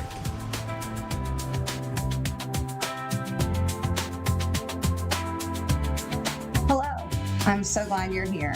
Welcome to Beyond the Loss, conversations in grief education and healing. I'm Sherry Dworkin-Smith. That's SHARIDWORKINSMITH. And I'm a certified grief educator, a psychic medium, and a hypnotherapist. As a grief educator and a coach, I continue to help people dealing with all kinds of grief. And it seems like almost every day, it seems like there's some new kind of grief or some new thing that people are having to deal with. And it really is so important for folks to know that there are resources available to help them navigate their journey.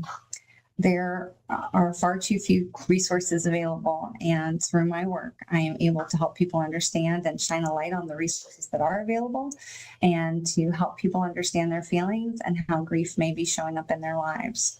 The path is different for everyone. I literally just had this conversation with my husband this morning about someone who passed that he just found out about in his world, and someone who passed that I found out about yesterday that passed from my work world.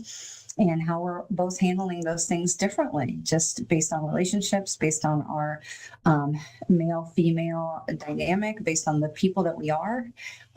There's just no right ways through the path. And through grief education and coaching, we can help people find meaning and value within the loss, even if we don't always find understanding. And so we know that we can do more than just get through a loss and to get through whatever pain that we're carrying. And we don't have to bury it and push it down. Sometimes that meaning can lead us to new places. The goal is always to lessen the pain and the trauma and to help find some peace and wisdom.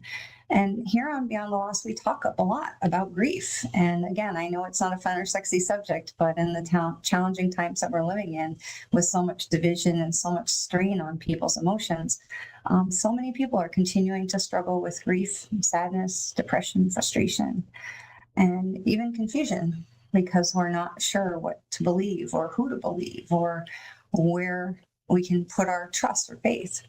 And so it's important that people understand that help is available.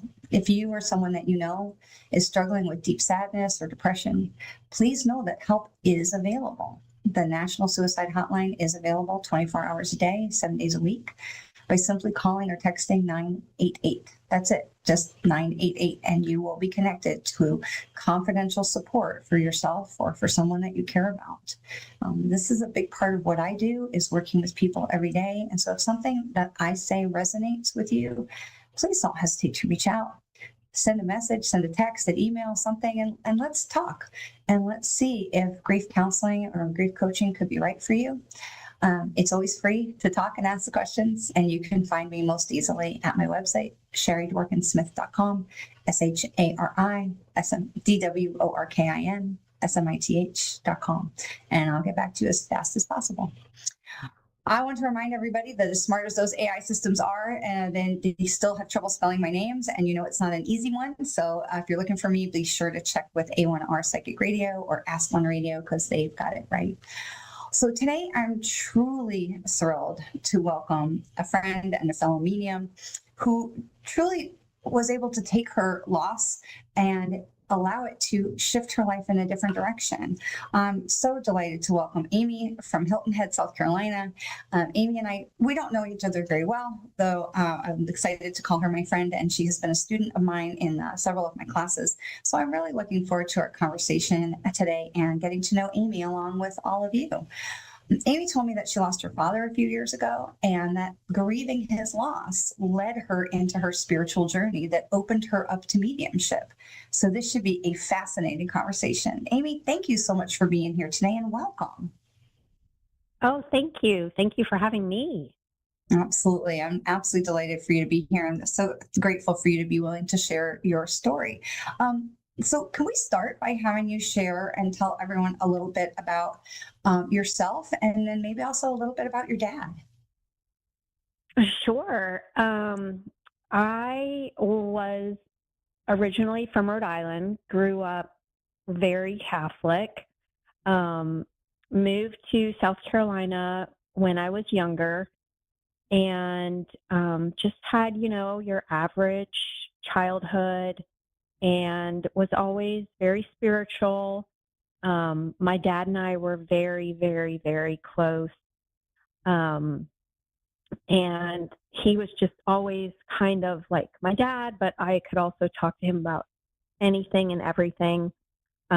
Particularly, I remember when I went off to college, and then afterwards when I was working, he and I would talk on the phone every day. Like anytime I drove anywhere, I was calling him. We were just, close. That's awesome. And yeah, and he and I both, it's funny how when your mediumship opens up, how many things you actually realize about yourself and your life, which I'm sure you understand. I do. Yes. So really, I'm 51 now, but like my whole adult life, even looking back at high school, I always kind of thought that I had social anxiety, and similar to my dad. And, when your mediumship opens up, you kind of realize, I don't necessarily think it was social anxiety. I think that my sensitivities and my empath self was just picking up, on so many other energies. And when you're not aware of it, you're not always picking up on the best energies. You kind of, you're into that. You kind of gravitate towards the saddest person or the unhappiest person because you want to help them. You feel bad, but you take on those energies, and it kind of can really become quite exhausting. 100%. Untrained empaths are, prone to sickness, illness, depression, all kind, and total exhaustion. Absolutely. We have just a little self plug here for a second. We have, I had created an online course called Becoming an Empowered Empath because of that very reason, because there's so many people out there that, especially during the pandemic, were really dealing with so much exhaustion, and they had no idea why, because we are seeing this sort of global opening of people to a more spiritual presence, a more spiritual world, more opening up to, the things that we can't see. So let me ask you two questions. How old were you when your dad died? And how did you know when your mediumship started opening up? Oh, these are good questions. So when I graduated college, my husband and I stayed where we lived for a very long time in the upstate of South Carolina. And then we moved to Hilton Head about 6.5 years ago to be closer to my parents. And he died shortly after we moved here, totally unexpected.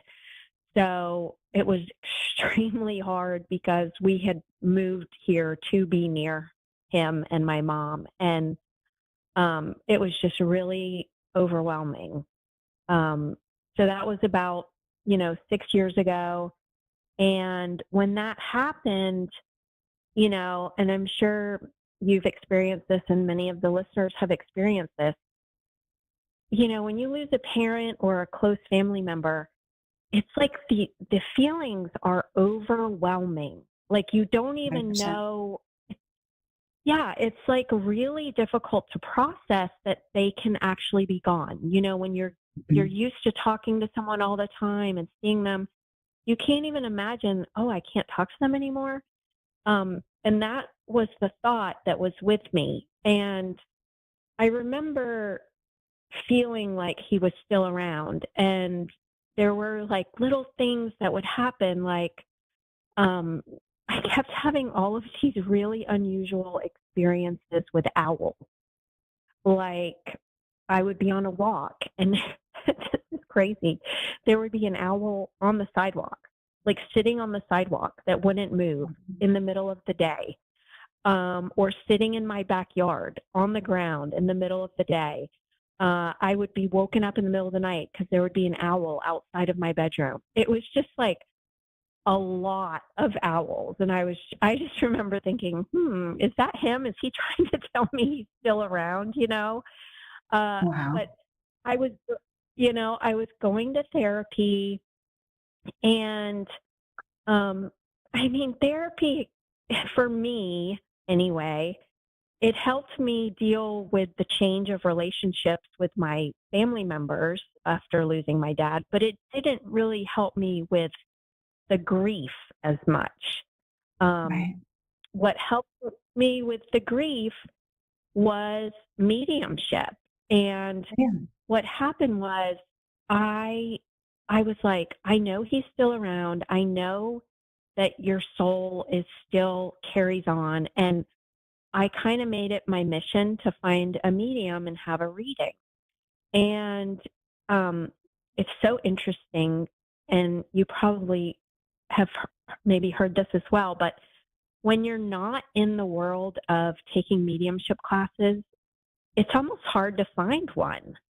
Like you find some of the famous mediums, and that's what I would find. And I'm like, well, wow, their reading is $300 and they have a 4-year wait list. Like, I don't really want to wait 4 years, Right. And so I remember I found a medium and I paid $300 for a reading. I hope it was good. It was not authentic, unfortunately. I know. So it kind of, but I was like, I know there's somebody better. I know there's somebody better out there, and I'm just going to keep plugging away. And in the meantime, I was still doing therapy, and I was kind of opening up to a lot of things. Like I started listening to a lot of Suzanne Giesemann podcasts, which were very helpful. Yeah, she's a very famous really medium. helpful. Just for anyone who doesn't know, she was a military, a military career, and was zero inkling of mediumship. And then a lot in her family, and suddenly opened up, like Amy's talking about, just to open up a whole other part of her brain, another part of her mind. And now she's one of the, best mediums in the world. And it's an incredible thing, incredible story. But grief can put us in such a place where the left brain is so shut down by, especially what Amy was talking about, hit it right on the head, that it's so overwhelming. Your brain, your logic centers don't really know how to process. And it can be so hard where, this is where we find sometimes with grief, people will overeat, or they'll stop eating, or they sleep all the time, or they can't sleep at all, because your left brain that tells you what you're supposed to do is just over short circuiting. It just can't process because it is so consumed by this grief. And because the left brain can be so occupied by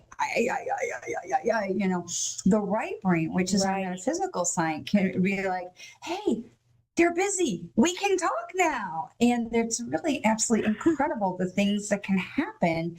And we see this like in my case, in my story, it wasn't specifically the loss of a person. Although I do tell that story often, it was just a massive depression that my left brain was just no longer really capable of functioning in that time, that my right brain was like, psst, can we talk? And it was that start of that conversation that, because I'd had those things as a child, that I had said, nope, y'all got to go away. And it was that start of the conversation that really completely brought me out of depression and brought me into this whole new path for my life.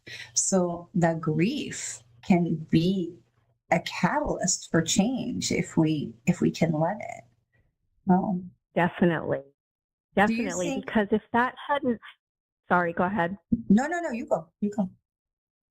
I was just going to say, if he hadn't passed, like, I don't think I would have done the deep dive and started listening to the different types of podcasts. And I did an alchemy book, and started just kind of peeling off these layers, and it opened things up. And, I started asking for signs and getting all these signs. And that's when I started getting all of these signs to take a mediumship class. And I was like, what?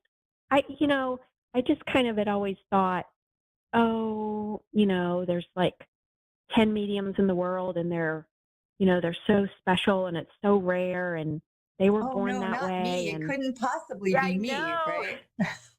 right. Yes. I was like, there's no way I could be that. Like, and I'd always been fascinated by them too. Like, I'd always watched shows on that, and the woman that so I worked with, she said, you're going to be doing this work inside of 3 years. And I was like, you're crazy. I would have paid money that she was crazy, but she was right. So, yes, I couldn't believe it. I didn't feel worthy. I couldn't believe that I could do that. Yeah, that's a big part of the journey, isn't it? Yeah. Yes, it is. And then, starting to take classes, it can be kind of terrifying as well, because the other thing that we're kind of taught from TV is that, oh, a medium, they just, look to the left and there's the spirit person and just talks to them and gives them, you know what I mean? And there's a lot more to it than that. Yeah. Exactly. Yeah. And if you watch not just the shows with readings, but the shows like about, as a Patricia Arquette's show Medium or other specials and things, it's like, we always solve the crime. And that's not really the truth either. That's not always how it goes. So, no. So do you feel like your dad is helping you from the other side? Do you feel like he's part of your spirit team? Gosh. Oh, yeah. And what does that honestly, it's literally starting to crack me up, because sometimes if I'm giving a reading, or especially if I'm like in a class and I'm practicing with other mediums, how, I don't know everybody that's listening, but you have like this little movie screen in your mind, right? You have your little mind's eye, and and my dad and his mom, my grandmother, I literally see them like walking in spirit people sometimes that I'm going to do for the reading. It's so funny. But my dad it's comes such to a my wonderful classes thing all the time. I love that. It's a big thing, because they want to help us. And I think it's important what you're saying. I think it's really important for let's say regular people or non-medium people to understand that you can do that too. When you think about your loved ones, when our loved ones pass and we've had those special relationships with them, and even if your relationship with them here wasn't the greatest, they will still choose to be on your spirit team to help you with things. And when we ask them to show us those signs, and we ask them to show us that they're there and they're with us, it's amazing things that can happen. And I have my son who's in spirit, who is he always will tell me when there's an unborn child or a child that was lost very early or transitioned very early, because he brings them. And so it's and I know, because he doesn't bring adults, that's not his job. The others bring adults. And so it's really fascinating to see how they can show up in our lives and to bring our loved ones, to us. But even they're there for us. They're not just there to bring others. They're there for us. And the more we can invite them to be part of our lives, because so often we're taught, oh, they died. That's it. We're done. You don't get to communicate with them or connect with them or, talk with them or have them be part of your joys and your sorrows. And that's not the truth. And the more we can understand that, we absolutely can continue to communicate with them. We absolutely can continue to have those relationships. It makes, definitely, not only does it help with our grief, but it really helps in all aspects of our lives. I can't tell you how, it must be like every single day I look up and I go, okay, folks, I need some help with whatever. And then it's remarkable the things that happen. And it's important that when those remarkable things happen, we turn around and we go, thank you. Because very often the inclination is to be like, I crushed that. And while we might have, it's important that we remember we didn't necessarily crush that alone, right? Definitely. And I have found in giving readings that our loved ones, they want their loved ones here to know so badly that they are around them. And they're always, they'll give scenes of, well, she was in the garden last week picking her flowers, and she'll be like, oh, I was doing that. Yes, I was doing that. And I'm like, they see you, they see what you're doing. Or I had a woman in spirit last week who said that she was like, tell them that I'm always around them in their home. And one of the things I do is I flicker the light. And I told them that, and they messaged me like at 9:00 that night, and they said, our lights have been flickering nonstop since that reading. And I was like, that is awesome. Because the loved ones are going, and they're so overjoyed. Like yes. What advice would you share with others who would like to know that their loved ones are helping them too? I would say, some of the things that when I've given a reading that their loved ones have said are for them to ask for signs, say, hey, grandma, can you send me a sign? And give them an idea, like, hey, grandma, let me see pink flowers in the next few days, or, anything, like some kind of sign that maybe would resonate between the two of them. But then you also, one thing I've learned is you have to say, but don't let me miss your sign. Because I've heard people say, well, I ask for signs and I don't get them. I think we ask for signs when we're in like a moment of thought about them, or maybe a moment of sadness. And then we get busy and we might miss the sign. So say, send me the sign and don't let me miss it. And the other thing I've learned is, I think a lot of people think that automatic writing has to be like spirit is like physically moving your hand. And so nobody does it because they're like, well, I can't do that. I can't do that. But I've heard from loved ones on the other side, we call it automatic writing, but what I want you to do is just sit in your thoughts with me and ask me a question and just write down the first thing that comes in. And that's me trying to communicate with you. And I don't know if you've ever heard anything like that, but those would be two things that I would say to try to connect. Can you explain a little bit more about what automatic writing is for people who don't know? Well, for me, automatic writing is when I'm in a very relaxed, meditative state. Like for me, typically I'll, sit quietly for maybe 10 or 15 minutes. And then I'll just grab my notebook and I'll just write every little thought that comes into my brain. And sometimes it can be very fast writing. And it just kind of flows in, a lot of times I feel like it can be from a loved one, or maybe for me, often I feel like it's my spirit guides kind of, giving me a little bit of advice. And I think it can also be your own soul, your own intuition coming in with these thoughts. Absolutely. When you can quiet that left brain, like we talked about. And for me, sometimes it's just a matter of taking a couple of deep breaths. It doesn't even have to be a 10-minute meditation.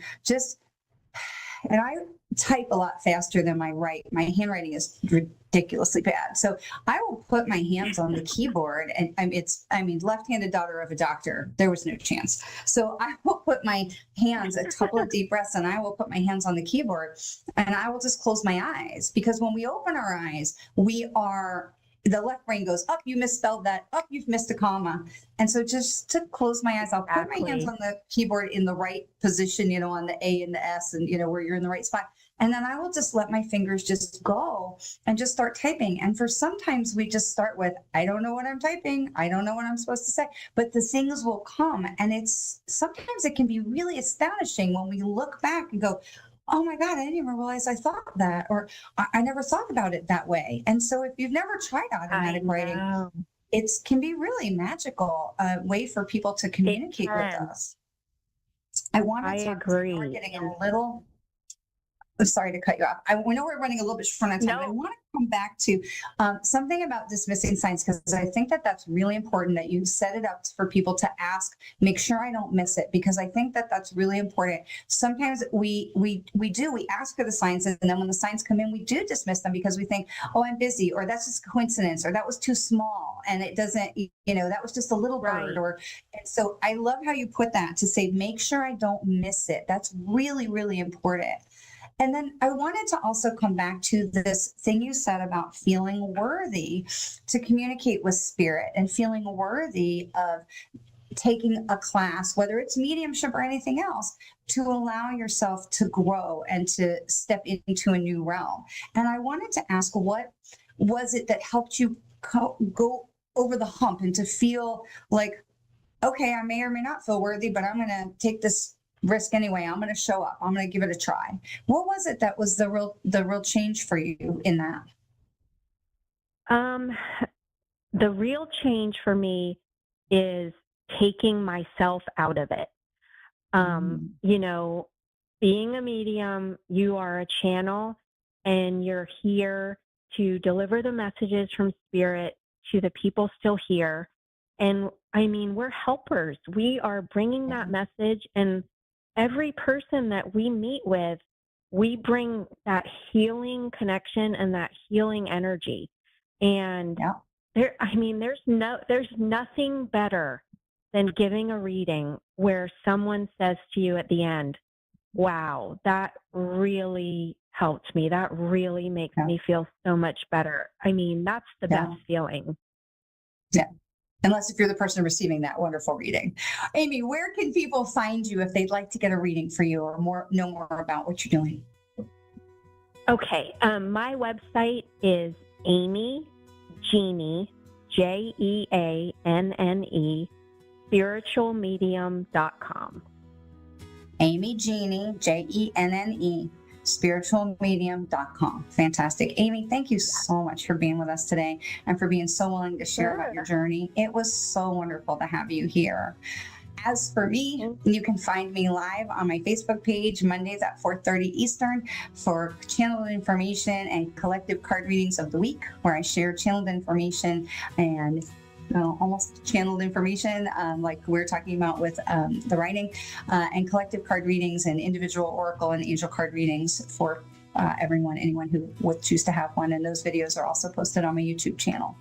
Look, we're all struggling with something. You don't have to do it alone. So whatever kind of grief that you're carrying, with loss of a person, a job, a pet, whatever, just remember, some days are going to be better. Some days are not going to be. And you don't have to do it alone. We are all navigating something, but together we can walk together. We can follow the path of grief. We can find our way back into the light. So thank you for being here with me, to sharing this time as we continue to navigate the complex emotions that can come beyond the loss. We'll see you next week.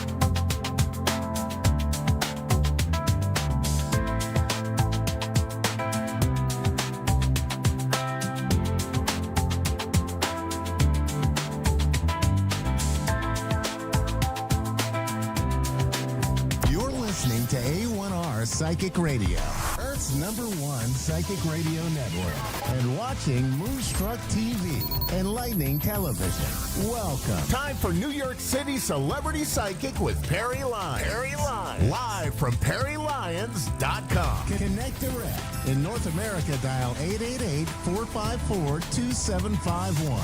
In London, 20-3519-2158. In Sydney, dial 02-8488-3147.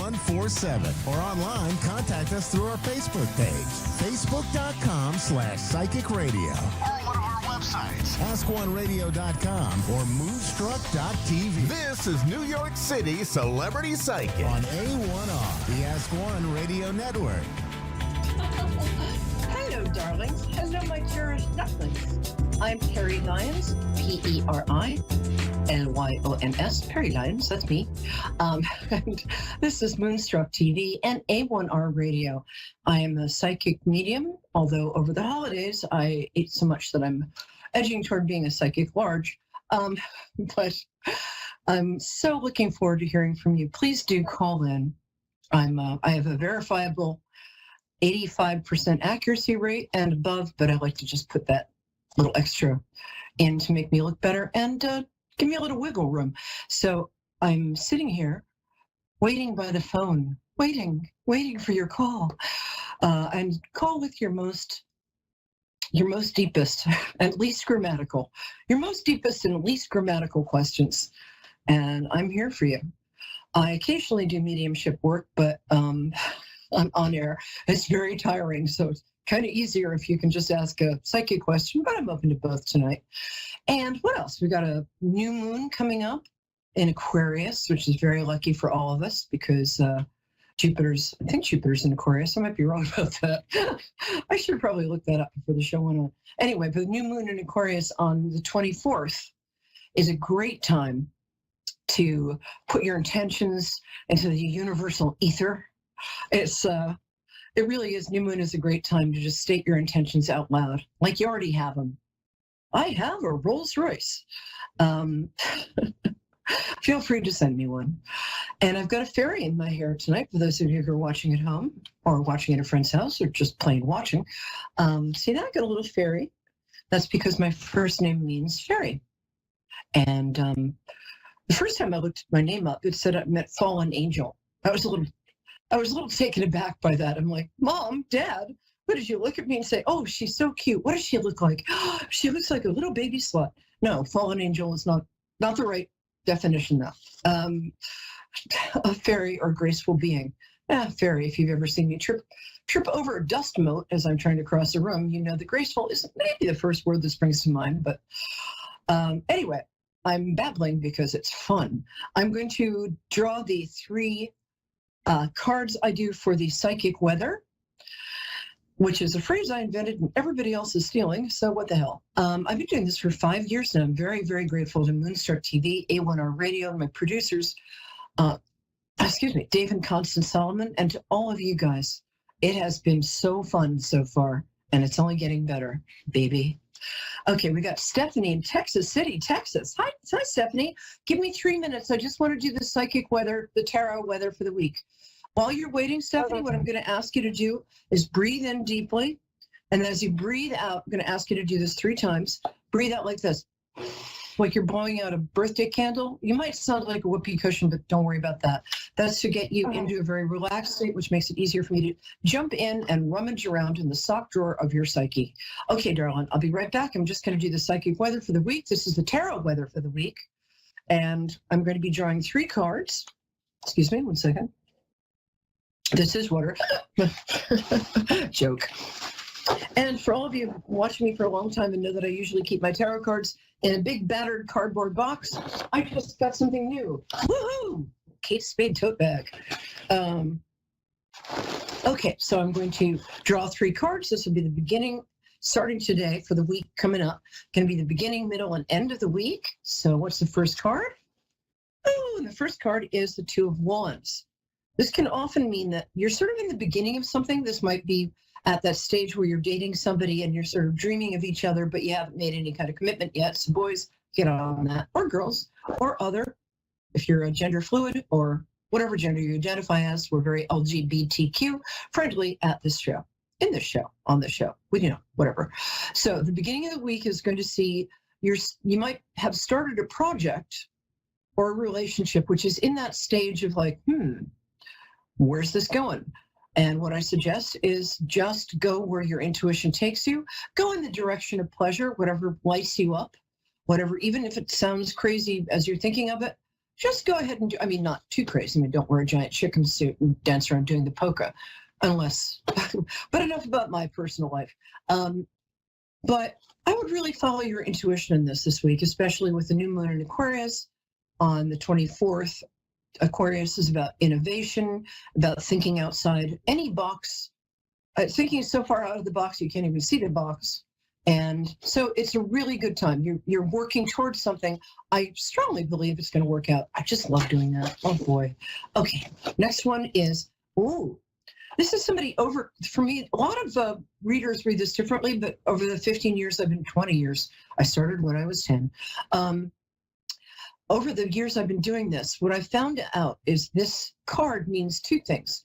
First of all, it's overcoming a fear of success to be successful. It also means strategic planning. So there's something this week where if you think ahead, you're going to succeed. What this guy is doing, if you can see the card, if you can see the card, what he's doing is he's snuck into the enemy camp. Apparently there was going to be a big battle the next day, but he snuck into the enemy camp the night before and he's stolen all their swords. So no bloodshed tomorrow, and P.S. got a lot of nice new swords.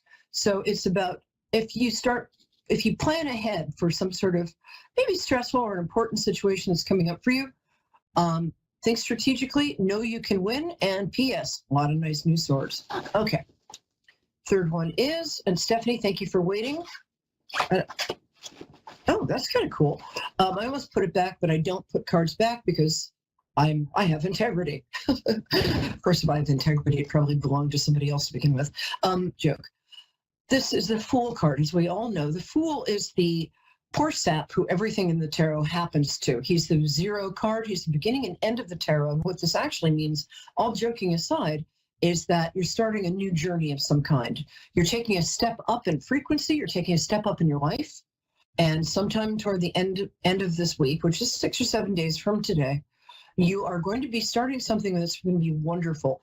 What we strongly, I don't know why I'm talking about myself in the plural, what I strongly advise, maybe because I'm royalty. I actually am related to Marie Antoinette. I'm her sixth cousin, 12 times removed. It's true. But who cares? And look what happened to her. So what this card says is that you're going to be beginning something. You might be embarking on a new relationship, taking a new job, but have some faith. This card is usually depicted as somebody stepping off a cliff while his little dog is jumping up and down beside him, which can either mean the dog is saying, don't do that, but don't listen to your doubts, just do that. What it actually means, the dog is his intuition. And as he's stepping off the cliff, like Harrison Ford, no, is it Harrison Ford? Yeah. In Temple of Doom, as he's stepping onto what's that part where he's stepping, it's like he's stepping into an abyss, but Kate Capshaw is saying, just take the step and the bridge will come. So if you take the step, the bridge will come. By which I mean, have some faith, take a leap of faith, trust yourself, because you are the only one of you that has ever happened in the entire universe ever. And how cool is that? So you're obviously the best one of those. Woo! Thank you. That's our week. So it starts off with, you're thinking about, you're into a project or a relationship. It hasn't gotten to the culmination stage. That's fine. Just enjoy the ride. The second part is plan strategically for success. A lot of nice new swords. And the third one is, I have just forgotten that. Oh, the Fool. Speaking of fools, the Fool card is you're starting a whole new journey. Enjoy it and take that leap of faith. Stephanie, I hope you're still there and that you've been doing that beautiful magic breathing I just taught you. Hi, baby. How are you? Stephanie, I know you're there. I can hear you breathing. Yeah, I'm here. All right. Hi, sweetie. How are you? I'm good. Good. Can you hear me? Yes. Awesome. Okay. So first, I like to connect with people by having them tell me what their birthday is. Do you mind doing that? The year too, or just the month? Not if you don't want to, honey. Don't ask, don't tell. Just the day and date is fine. I won't tell me it's mine. August 2nd of 84. So. August what? 2nd. Oh, 2nd. Oh, you little Leo. Oh, my favorites. You know what? I was talking with a friend yesterday about, she's an astrologer, Madeline Aslan. She's very good. But we were talking about how everybody wants to be a Leo because you guys are the coolest. And I decided I'd start a sign reassignment clinic in Costa Rica where you can fly and surgically we change your sign surgically. And I wouldn't want to be a Leo. I'm a Pisces. Okay, my love. What is your question? Because it feels like you have a very specific question at the top of your mind. Might be about a relationship. Might not. Well, it's kind of two, so I'm trying to figure which one. Because my husband just passed last month, so I'm kind of like what the cards are saying. Whereas, like, I have 2 kids, so in a bad situation. So the whole journey thing, I'm going out on my own after 10 years with him. So. Oh, sweetheart. It's kind of like, is he there? I just want to take. Yeah. Oh. Okay, so we're going to do 2 things. I'm going to do a little mediumship work. If you want, I don't have to. But I will pull some cards. I will pull some cards and, oh, honey, I'm so sorry. I can't imagine, but oh, God. I just want you to know that grief is, I lost somebody very precious to me recently, and I'm finding out that grief is its own animal. And be very gentle with yourself for the next year, okay? Be very compassionate. Treat yourself like you would a friend who's maybe sick. It's very hard. And I know with 2 kids, are they 6 and 8? No, 7 and 15. I'm sorry? 7 and 15. Oh, I'm so sorry. All right, 6 and 7, I'm going to claim that one. The 15, wow, that's a lot of energy for you to be dealing with for other people. Try and take some time for yourself. Okay. A lot of meditating. Okay. Tell me his first, oh, I'm so glad you're meditating. That's the best thing you can do right now. And I'll say prayer of any kind, even if it's just like, dear whoever's there. But it really does work. And I used to be an agnostic, and that has changed. But about you, do you mind telling me his first name? Billy. Oh, sweetheart, what a great name. Oh, he's a pumpkin. Oh, he's so happy he can communicate. First of all, I realize, okay, just so you know, what people say, he hasn't quite processed this either. Do you mind if I ask, was it sudden? Yes. Yeah, that's what I'm getting. He's so sorry. I know it wasn't his fault, but he just feels really guilty because he's so with you. He's also with his mom, who is devastated.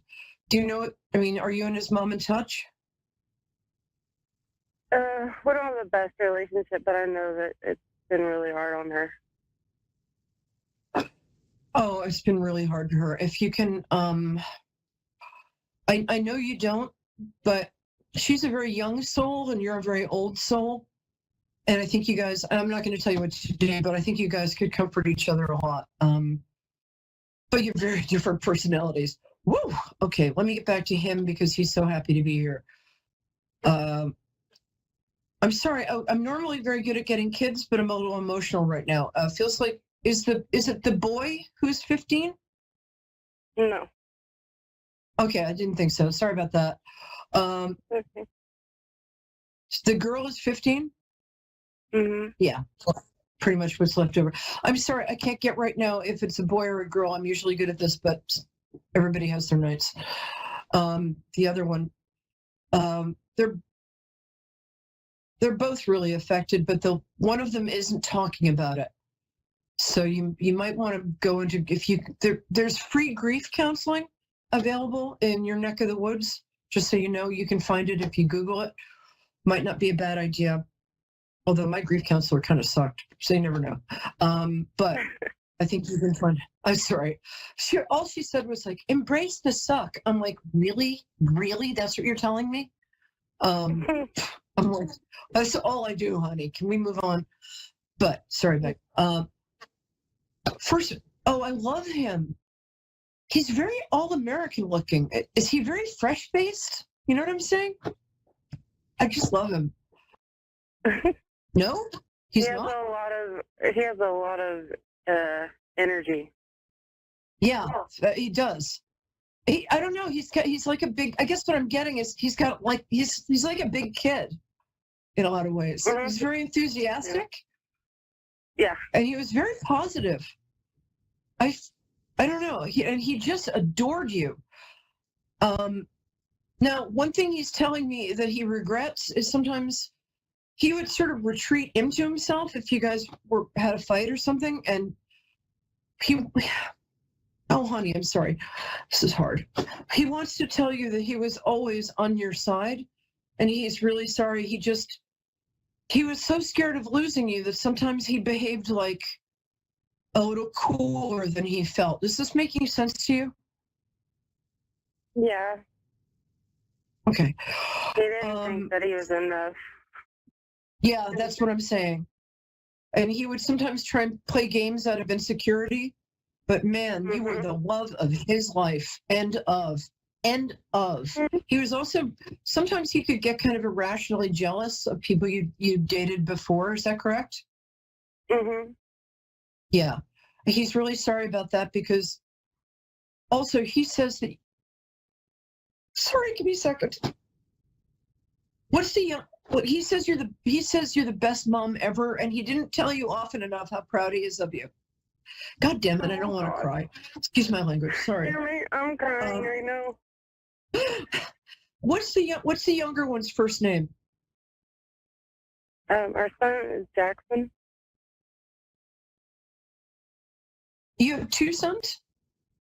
No. Oh, I was kidding. The younger one is a girl. So that's why I was asking. What's the 7-year-old's name? 8-year-old, whatever. Jackson. Yeah, he's Jackson.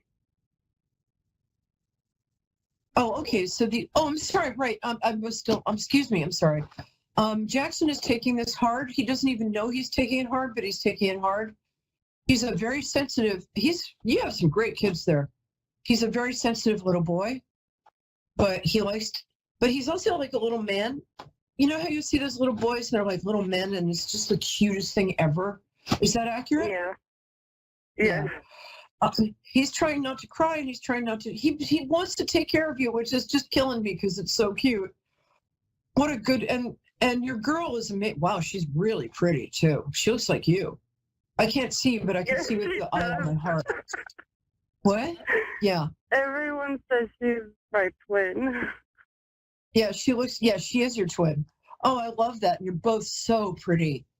You both have especially beautiful eyes. Okay, I'm going very quickly. Yeah. Right? You're welcome, but I can say, oh God, they're amazing color. You have amazing color eyes. I can't tell if they're hazel or blue. By hazel, I mean that sort of, are they green or blue, your eyes? Now my guys are saying brown, but guys, will you stop messing with me? Sorry.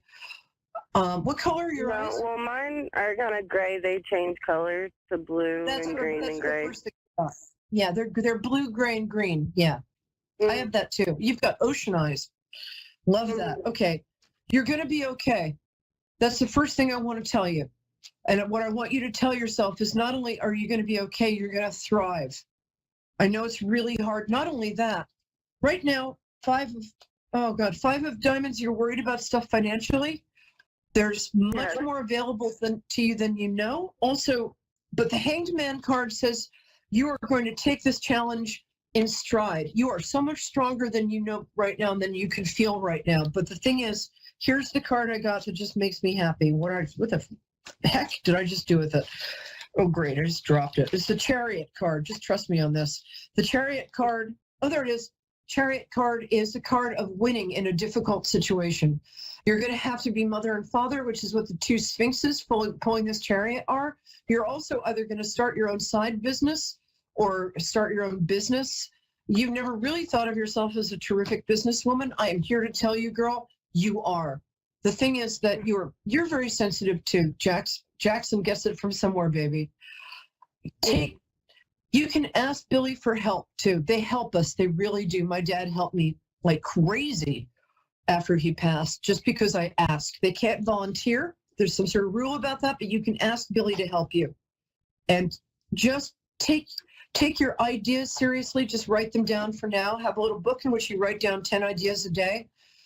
And what I'm going to say is you're going to make it through this.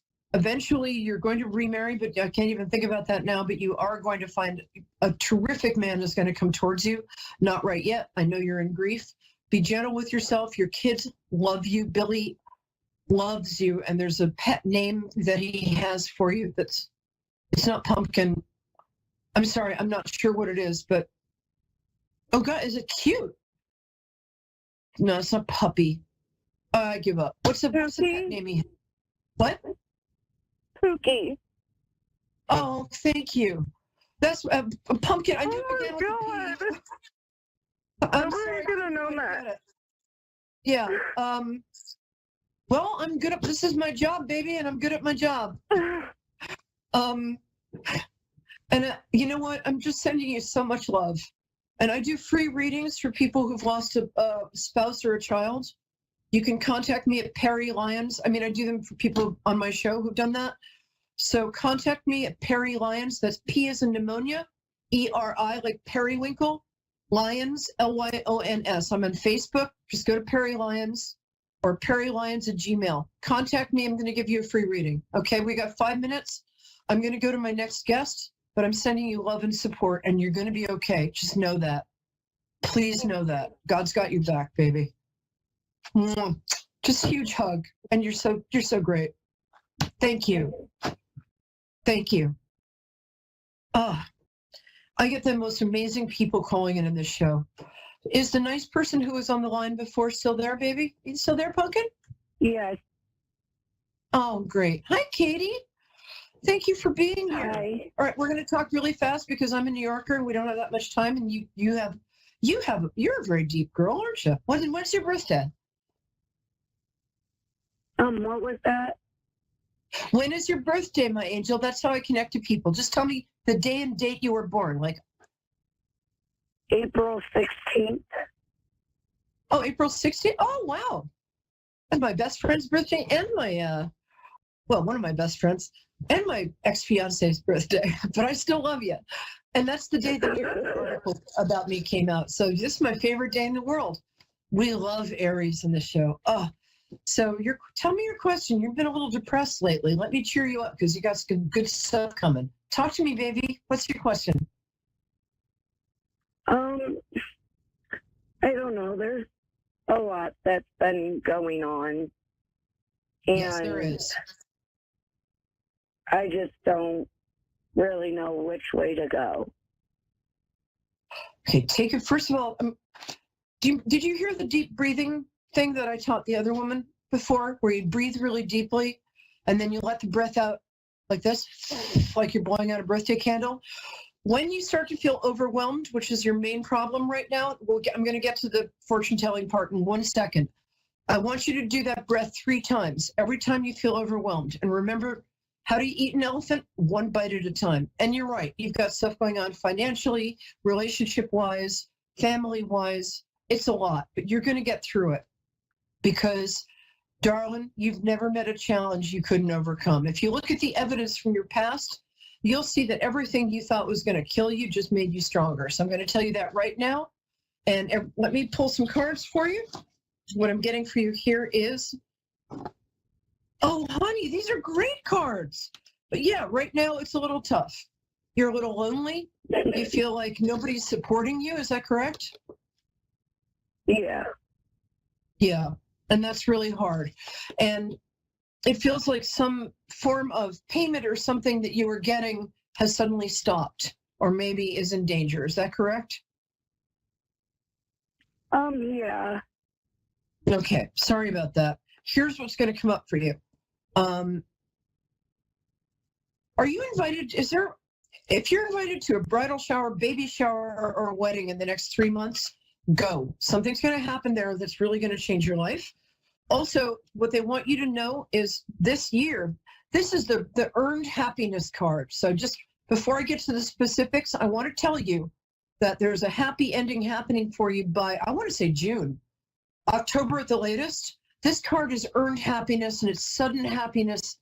You're a really good person. You take care of everybody else. It's time to start taking care of you. I think I would look for a different job if I were you. Don't quit the one you have.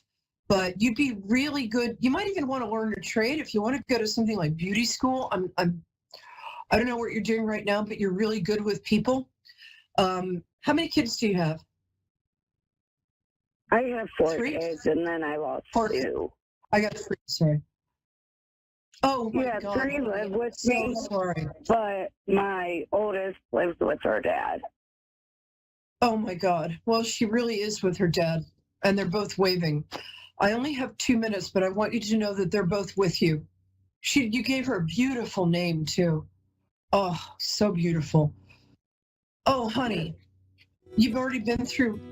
You're going to be okay though. And you've gotten through that, and you know they're with you. I've got 60 seconds. What I'm going to tell you right now is you're going to meet somebody else. I don't know if you're in a relationship, but if you are, it's not the right one for you. Somebody's not telling you the truth. This card, although it's upside down, actually means that you can act on your dreams right now. If you have a dream of doing something, there's a lot of angelic support around for you to do that. Right side up, it means like you're dreaming and you're just going to dream. Upside down, it means take action. Just take one action, my angel. One action in any direction, because you're so paralyzed right now, and who could blame you?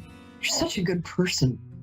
And you're really deep, and you're really talented. And also, I'm going to tell you, you've got a beautiful face. You're so hard on yourself. Darling, forgive yourself for everything that's happened to you. Forgive yourself. It wasn't your fault. Forgive yourself and move on, because you have really great stuff waiting for you. And I'm not just saying that. Ask anybody. I don't just say stuff. Okay, what I'd like you to do is think about learning a trade that you can use. There are scholarships available for things like beauty school. You could make a lot of money doing that. You're a very talented woman. I'm very grateful you called. Contact me, because I didn't have enough time for you, at Perry Lyons on Facebook. Just send me an email. I'll get back to you probably within a week. I'll give you 15 minutes, okay? You're going to be okay. I promise. My heart to yours. And you're in my prayers, and you're in my Buddhist chanting. Both.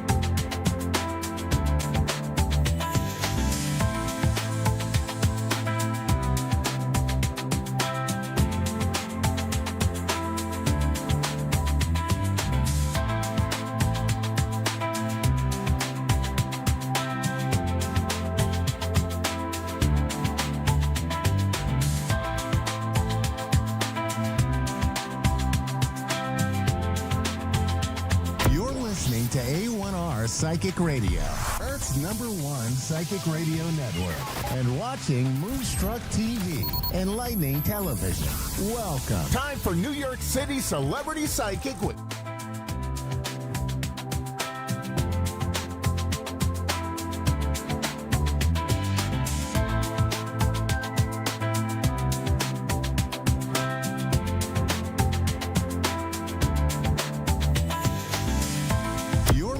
to A1R Psychic Radio, Earth's #1 psychic radio network, and watching Moonstruck TV, enlightening television. Welcome. Time for Oracle Buffet with Heather Carmona. Live from PsychicAstrologyWI.com. Connect direct. In North America, dial 888-454-2751. In London, 20-3519-2158. In Sydney, dial 02-8488-3147. Or online, contact us through our Facebook page, facebook.com/psychic radio. Or one of our websites, askoneradio.com or moonstruck.tv. This is Oracle Buffet on A1R, the Ask One Radio Network.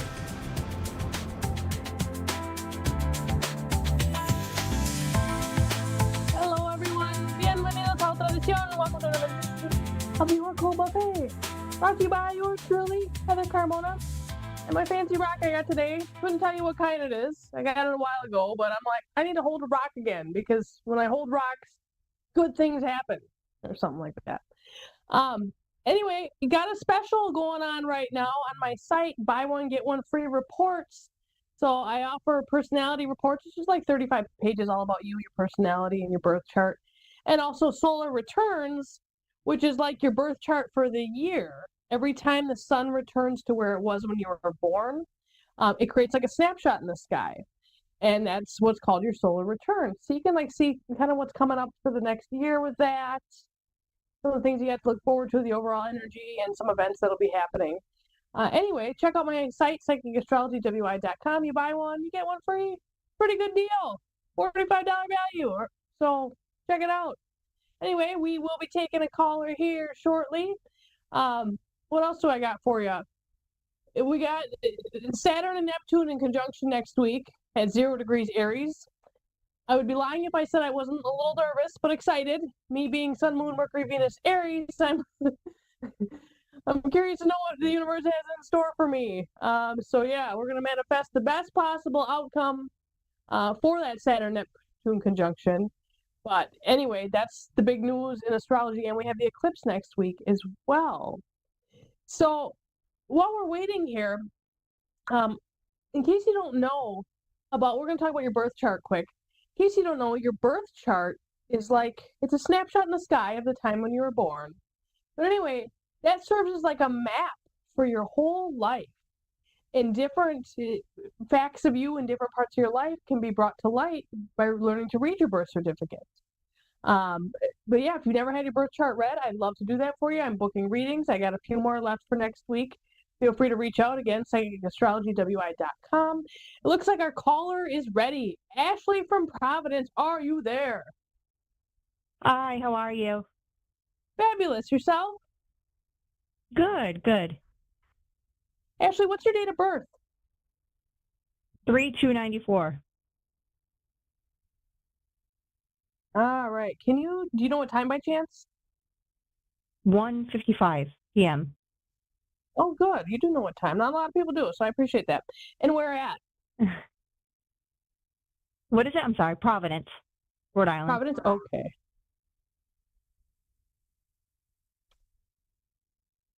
All right. So we're going to do a quick astrology reading here, and then we're going to pull some cards for you. Perfect. Okay.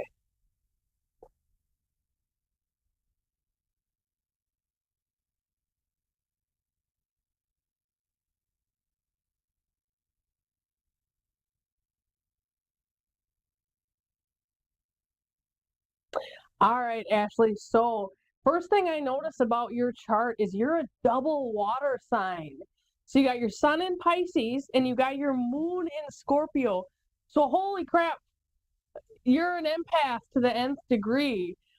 People with water signs in their chart, especially in their primary placements, they absorb what's going on around them. So a lot of times your feelings, your thoughts, your emotions, Ashley, they're not even yours. They're the person sitting next to you, they're mine, they're your spouses, they're anyone around you, because water has a tendency to absorb. This is a blessing and a curse, of course, just like most other things, because you are so in touch with your emotions and you're so in touch with everything that's going on around you. but it can be hard to take care of yourself because you don't know which is which. You don't know what the real Ashley's needs are a lot of times because you're picking up on everyone else's thoughts, feelings, and emotions. This makes you super psychic as well, too. Like, if you're not giving readings, you should be giving readings at some point here because you do have the abilities for sure. Not only is your moon in Scorpio, which moon represents mom, it represents inner world, it represents emotions, it's also in conjunction with Jupiter, which expands on your emotions and it expands on your inner world. I got a fuzzy flying around here. Anyway, so psychic ability is huge.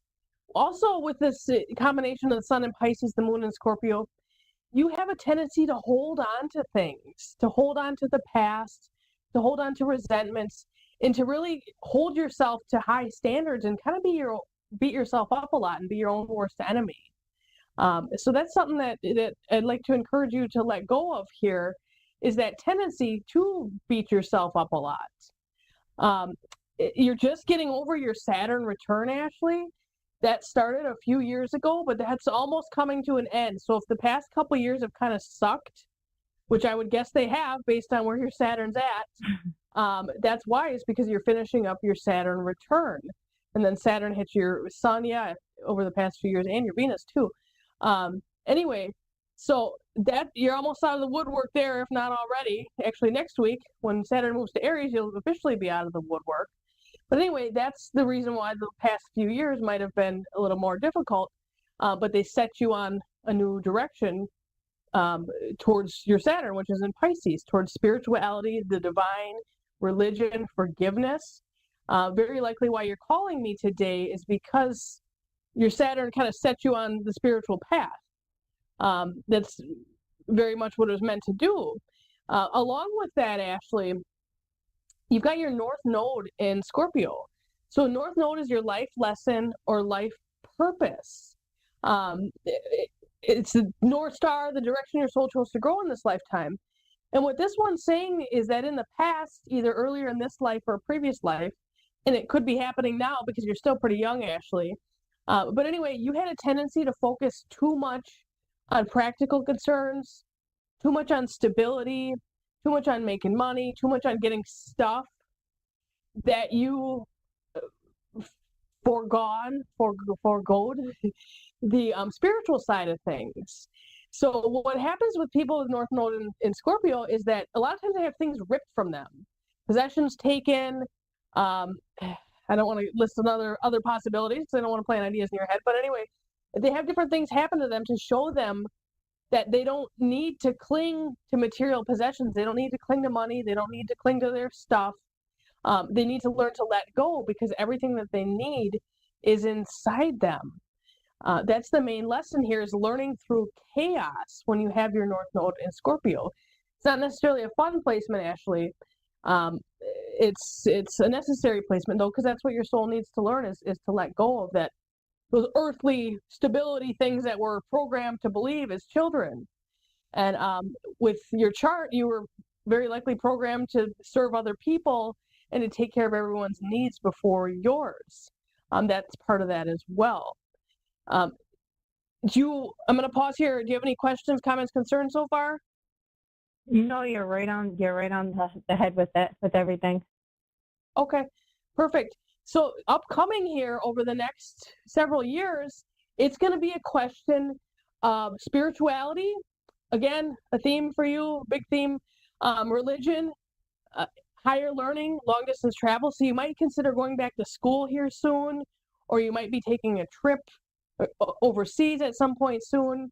But the focus for you with the Saturn-Neptune conjunction coming up and that energy going through your ninth house is going to be broadening your horizons, getting out of the shell that you were boxed into as a kid, and just becoming a new person, meeting new cultures, meeting new people, learning new things.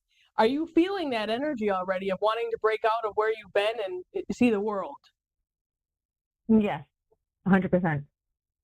Awesome. So you're right on schedule, Ashley. So that energy is going to continue. Now, as far as the message for today goes, I'm going to pull past, present, and future cards for you. All right, what does Ashley's past look like? Okay. What does Ashley's present look like? All right. And what does Ashley's future look like? Okay. All right. The past. Where am I ready to leap forward? The grasshopper card. Jump. Where am I ready to leap forward? So in the past, you were gauging where you're going to go, where you're going to jump, just like the mighty grasshopper here. Present. Playfulness. I feel adventurous. Change me, divine beloved, into one who is wildly open to the new. Free me from rigid patterns that no longer serve. Let me feel adventurous and spontaneous, knowing that the more I open to life, the more it opens to me. So you're opening up, starting to feel more playful. And now what does the future hold? The future holds surrender unhealthy relationships. Let go of relationships that don't serve you, including unavailable or toxic people. You deserve to be treasured by others and deserve to be surrounded by positive people. And given your chart, I can see that intimacy is definitely a question for you. Does that make sense? Yes. Yes, it does. Okay. Is that, I'm curious for my own whatever, is the surrender unhealthy relationships what you needed to hear? Every single thing that you said about the years being a struggle, I left it. And you saying my childhood, I left a 19-year relationship. I'm only 32 years old. I left a 19-year relationship, who I have 2 children with. And I lost everything. I left with only a few bags. So then I try to get my mind right, and we're finally at a place where I'm coming out of it, and I'm content where we are, and we're in our own place now. And to the toxic relationship, it was been toxic for years, and I'm finally coming to realization I can't change anybody. I can't absorb their energy either, because it's going to ruin me as a mother. So I need to cut everybody off if they're going to hurt my energy and be around my kids with that kind of energy. So everything you said. Awesome. Well, good for you. I'm glad you decided to surrender that relationship. And I can see where, especially with the Saturn-Neptune conjunction coming up, where you're like, woohoo, I'm free. I need to explore the world now. Yep. Awesome. Well, good for you, Ashley. I just planned my first trip with me and my boys. So when you say about a trip and looking at getting out on the horizon, it's 100% true. Awesome. Where are you going? Texas. Oh, cool. Well, that'll certainly beat the weather. My son plays a lot of baseball, so yeah. Awesome. Well, that's great, Ashley. I'm really happy for you. We're running out of time here. Thank you so much. Thanks for calling in today. I appreciate you. If you want to do a full reading at some point, you know where to find me. But otherwise, thank you very much, and you have a wonderful day and enjoy your new life. You also, thank you. All right, take care. All right. So, that was our reading today for Ashley, who's breaking free from years of serving other people and not serving herself, which is a very common thing. And I talk to a lot of people doing a lot of different readings. And there's certain themes and patterns with different charts and different people. Water signs, people who have a lot of water placements, they have a tendency to need boundaries. Fire signs need to calm down, myself included. Earth signs a lot of times need to be more flexible. Air signs need to be a little more still sometimes. And that's a way over generalization. So much more complex than that. Now I'm just rambling. Anyway, it's been a pleasure. Thank you for calling. You're coming to the Oracle Buffet. Y nos vemos la próxima semana. We'll see you next week.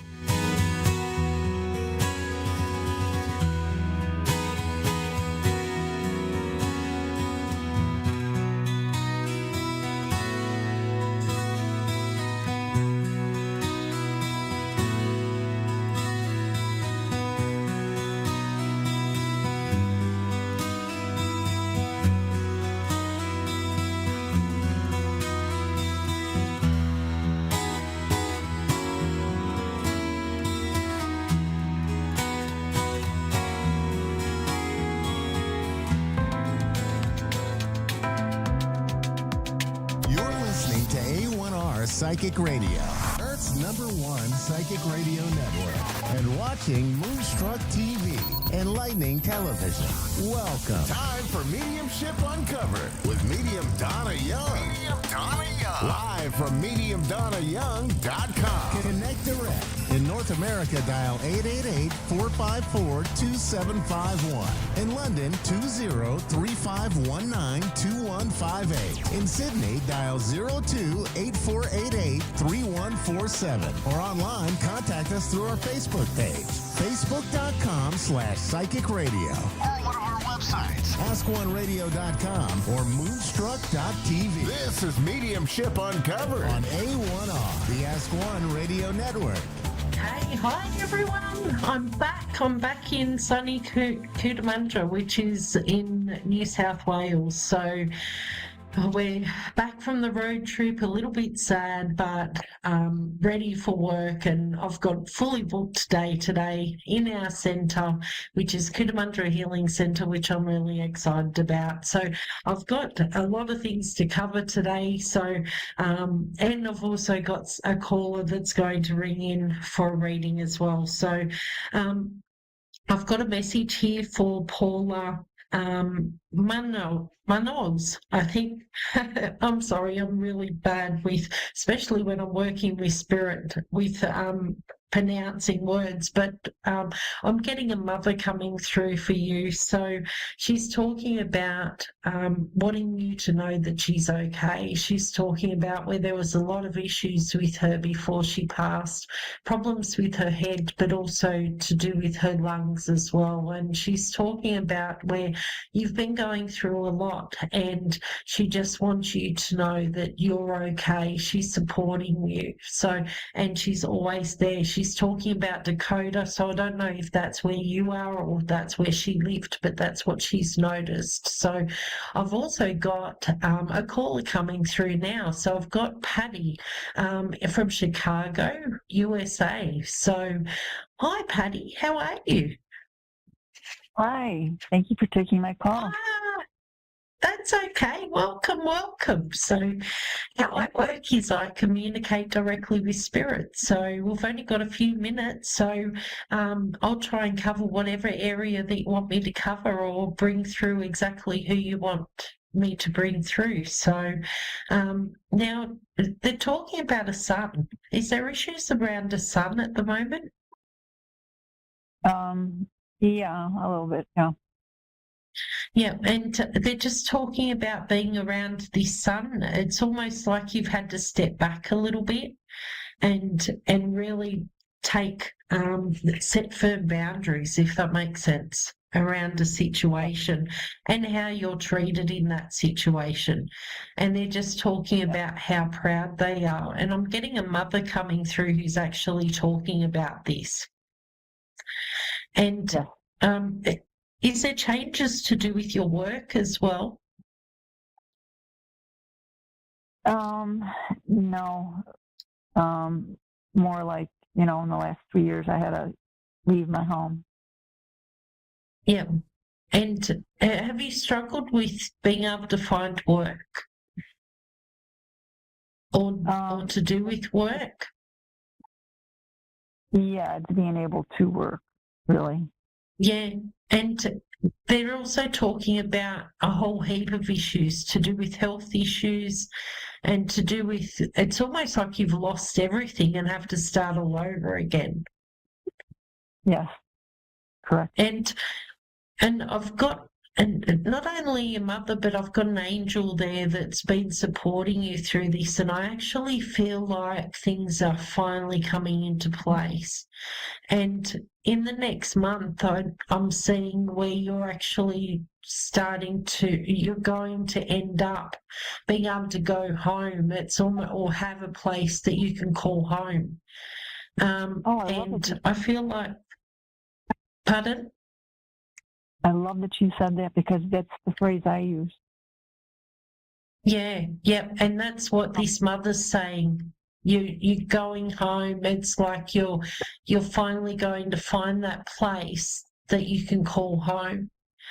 And so just hang in there. I feel like you already have the plans in place. There may be delays around paperwork. but everything's going to happen all at once, like very, very quickly. And I'm seeing by April you will be very, very stable and secure. Does that make sense? It does, and it's beautiful. Thank you so much. That's okay, Patty. It was lovely to speak to you. And it's so exciting for you that things are finally falling into place, and just know that you've got that support. Oh, blessings to you. Thank you so much. Okay. All right, love. You take care. Now, I've also got a message for Aaron Lavender. Now, I'm actually getting that you're in Australia. They're telling me, and I'm having a brother coming through for you. And this brother, I want you to know that he's okay. He's talking about a lot of health issues, but he may have even had something to do with his passing, or where he didn't look after himself. And I feel like everything kind of fell away, and everything really didn't work out. And this was to do with his own doing. And he's talking about a lot of where you tried to help him, but it's almost like he was very hard to deal with as well. And he just wants you to know that he's okay. He's around you. He's talking about there's a move or something that's happening with you, or to do with the daughter, but everything's going to work out around that, and they just want you to know this.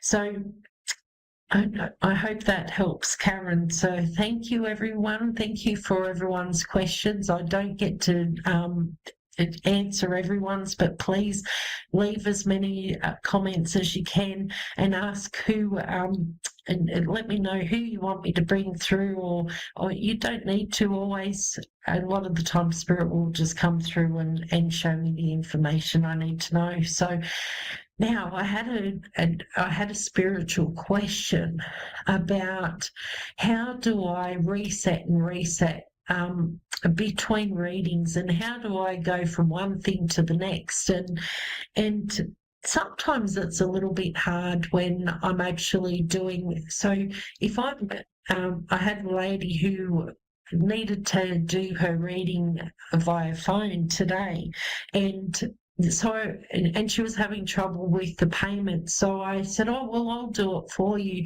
And I really struggled with that, because when I'm working, I'm in a whole different dimension. So ask me to read, or ask me to numbers and to spell and everything, I really struggle with it. I feel like I'm all over the place and a little bit dyslexic with everything when I'm working in between working with the energy. So, and that could kind of take a little while for the energy to go sometimes. When I'm away working, and if I've got a fair way to travel, Spirit always looks after me. So I feel really, really blessed with that. So there's often when I travel for days, and and I've got to travel a few hours in between days that I'm reading or doing shows or whatever, and if I'm on my own, Spirit will keep the energy with me until I make it to wherever I'm going safely. So they always look after me. But when I go from one thing to the next, it's just as simple as turning a switch on and off. So 1 minute I might be talking to everyone else, and the next thing I'll switch on and Spirit will come through. So there's also they're also talking, someone also asks me about going places and being able to see things, and being able to how do I get those really accurate predictions? So a lot of the time Spirit will actually come through, and they'll show me a situation. So say for missing persons or missing items, they may show me like a video screen of where that item or whatever it is placed, or what what's actually happened with the situation.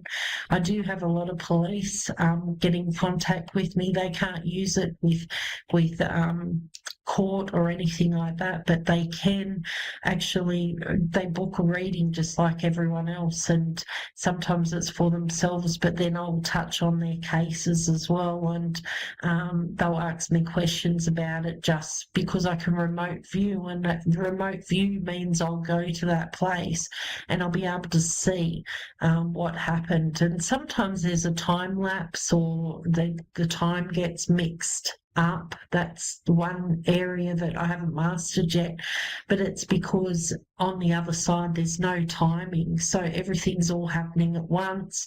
There's really no timing with things. So when I'm doing a reading, a lot of the time they'll show me from the beginning. So they'll show me sometimes from years ago where there was a divorce, and they'll tell me the whole story about your life until we get to where you are. And that might only take 2 minutes or whatever, but it's so I understand the whole situation to be able to give you as much information as you need. So it's lovely speaking to you all. I love being on here. I feel really blessed to be able to be a part of Air Psychic Radio.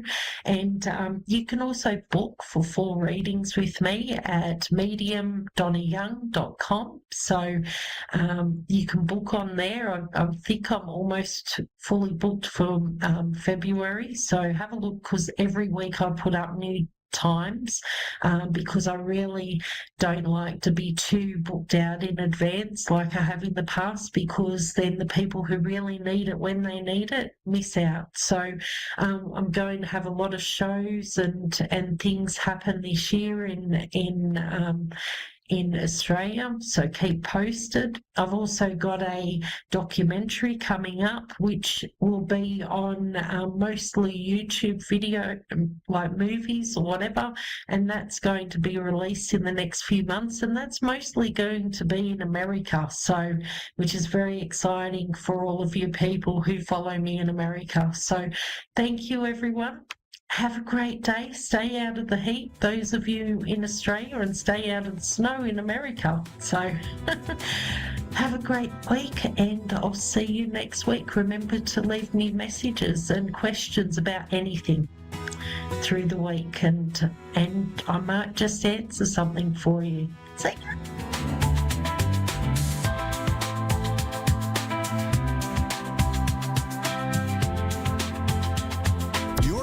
To A1R Psychic Radio, Earth's #1 psychic radio network, and watching Moonstruck TV, Enlightening Television. Welcome. Time for Tales from the Other Side with Chris Clardy. Live from Terrell and LenormandByChris.com. Connect direct. In North America, dial 888-454-2751. In London, 20-3519-2158. In Sydney, dial 02-8488-3147. Or online, contact us through our Facebook page, facebook.com/psychic radio. Or one of our websites, askoneradio.com or moonstruck.tv. This is Tales from the Other Side on A1R, the Ask One Radio Network. Good evening, everybody. Happy Thursday. February is already flying by. I thought I would start off tonight by telling you a little bit about some other things that I do, and giving you some information about how to find out a little bit more. I was very excited and very happy to join Miss Caitlin Kennedy on her podcast, The Developing Medium, that came out this week, and it is available on Spotify and the Apple podcast platforms. And if you go to any of those platforms to take a listen, again, it's called The Developing Medium is the name of the podcast series. And the latest one that was released this week is called Listening Beyond Words, and it's an interview with myself. And I discuss a lot of the ways you go about doing animal communication, and at least from my perspective, the ways I go about doing it. As anybody will tell you that does anything with mediumship development, psychic development, doing animal communication, anybody that you talk to that does this kind of work, we all seem to do it a little bit different. The core of how it is done is somewhat similar, but the soup and nuts of the whole thing is all a bit different. We all seem to perceive things a little different than one another. We all develop a little bit different than one another. So keep that in mind when you're going to visit a medium or a psychic or an animal communicator, that you don't say, well, the last person that I talked to said they did it this way, so maybe you aren't quite doing it the right way. Don't kind of look past that, because we all perceive things a little bit different. So on that note, I have Diane in Harrington, Delaware. What can we help you with this evening, Diane? I'm just seeing what you have on my pet reading. Okay. I've never had one, so. Oh, alrighty. So what is your pet's name? Breed? Casper. Casper, okay. Mm-hmm. Is Casper a dog or a lab. cat? Oh, is a lab. So we got dog. we got a dog named Casper and is a Labrador. And is Casper with us, or has Casper crossed over? He's crossed over. Okay. So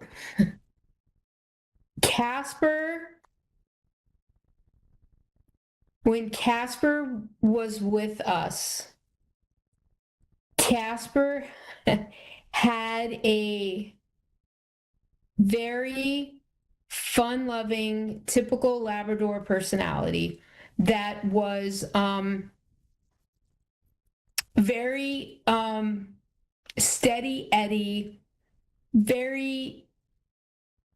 was not protective at all. I'm gonna say that, but was very driven to be that love bug companion, wanted to be by your side, and had this personality and just this knowing of when you needed that extra support. I'm getting he was very, very supportive of you.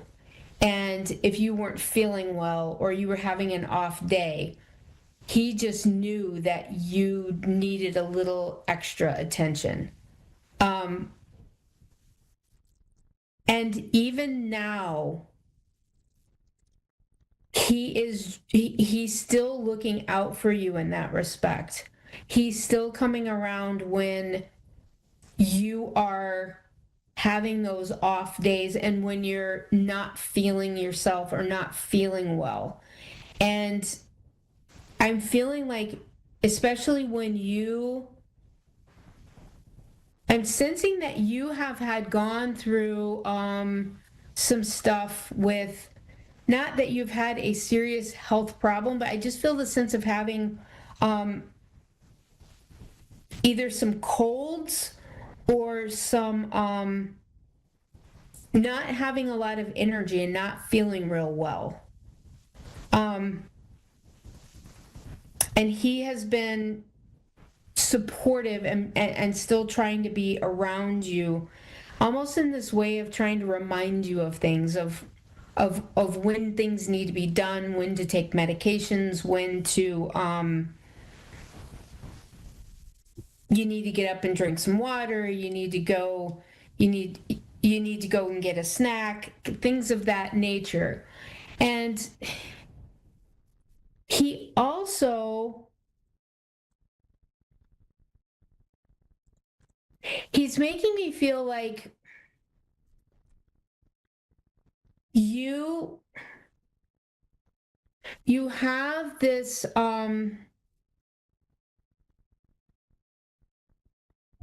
this sense of, I don't want to call it, I want to call it more of a heaviness than a guilt, that you are still having some heaviness related to his passing, and that he's expressing that everything is okay, and that it's okay to move forward, and that it's okay to let go in your own way, and that he is still part of your everyday life. And I also feel like there's been times that you like catch glimpses of him out of the corner of your eye, and you also hear things in the house, almost like his tail, like hitting, like it would hit the coffee table sometimes. It would hit tables in the room, and you'll hear like a faint thunk that it would make when it would hit things. Does that sound normal? Like, is that something that you're perceiving? Yes. Okay. Mm-hmm. When you're noticing things like this, acknowledge him. Acknowledge that you know he is there. And this is also going to help you, bring you a little bit more peace. And it's also going to kind of lift the energy in the room, because he's going to get happier because he realizes that you're recognizing and noticing him. Okay. I also feel like he liked to ride in the car, and I'm seeing him hanging his head out the window, and those goofy pictures of dogs you see hanging out the window with their ears flapping, and him just like really enjoying going on adventures. Like, he liked to go on adventures in general. He liked to have that the feeling of being in a car was almost like that person who loves to go on a motorcycle ride, that sense of freedom. Mm-hmm. He really, really enjoyed doing that. And I also see him sitting in the back seat of a vehicle with you and going on those car rides still with you. Right. Okay. He and I get this, I see him sitting back there with you, and he is I feel like you have felt him in the car with you, almost like him breathing on you, and feeling kind of like that hot breath behind you before. Okay. And I'm getting something too about like either a tag that was on his collar that is hanging somewhere, that has been kept. It was either a name tag or a rabies tag that's hanging somewhere. Mm-mm. And I don't know if it's on an old collar or it's actually left somewhere. But if this isn't making sense, keep an eye out for it. Because I feel like there's like an old, and I'm getting in particular rabies tag. So keep an eye out for it, because it feels like it's gonna come up for you. Like you're gonna go, oh, that's what she was talking about. So just kind of keep an eye out for that. And I also feel like you have thought about getting another dog, but you also don't feel like that fits quite into your life. You don't want to get something young and raise it. But I'm feeling another dog energy around you, though. I did get one after he passed. Okay. But I'm feeling like this one has nothing, like this one's polar opposite of him. And I'm not feeling like this one was a tiny baby. I'm not feeling like this one was a puppy that you got. He was a puppy. He was a puppy. Okay. Mm-hmm. I'm feeling like it was a bit, I don't know, this dog its energy feels completely different, and it's feeling older, maybe because it's feeling like maybe an older soul energy dog. But this dog has a whole different dynamic to it, and it has a bunch of different lessons for you to learn. I can relate to that. So he's telling me that this is a brand new adventure and a brand new way of learning different perspectives. And this is going to bring you healing in a different way. So to have an outlook and a different insight on things that you had from him. So I think this is a mild way of saying your challenges are gonna be a little bit different. So enjoy him and be patient, but it's definitely a rewarding job that this new one's bringing into your life. So I really hope it sure is. I really hope you are enjoying this new adventure you're on, and I really thank you for allowing me to give you a message from Casper, and I hope you enjoyed that, and I did. Thank you. Sends you much, much love, and I really appreciate chatting with you this evening. I did too. Thank you so much. You're so very welcome.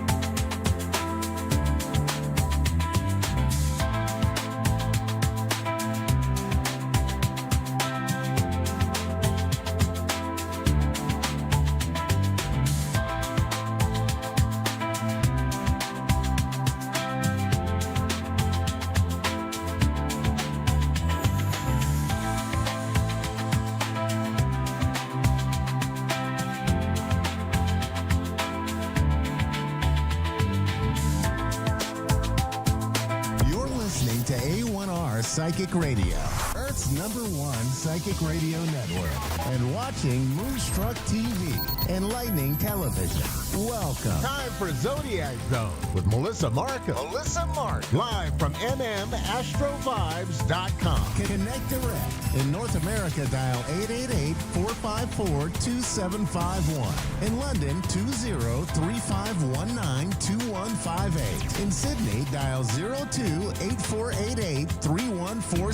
Or online, contact us through our Facebook page, facebook.com/psychic radio. Or one of our websites, ask1radio.com or moonstruck.tv. This is Zodiac Zone on A1R, the Ask One Radio Network.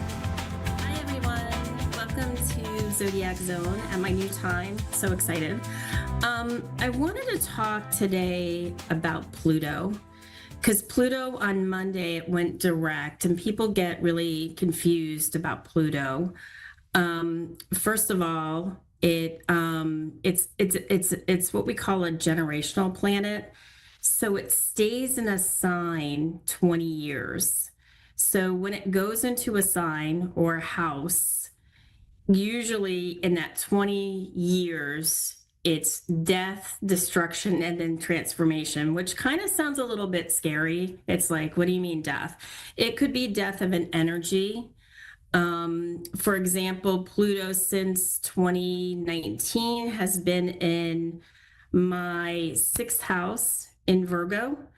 And so my job has changed so much. I went from corporate America to doing my passion work, which is vibrational vitality, mixing astrology with biohacking and doing this wonderful show.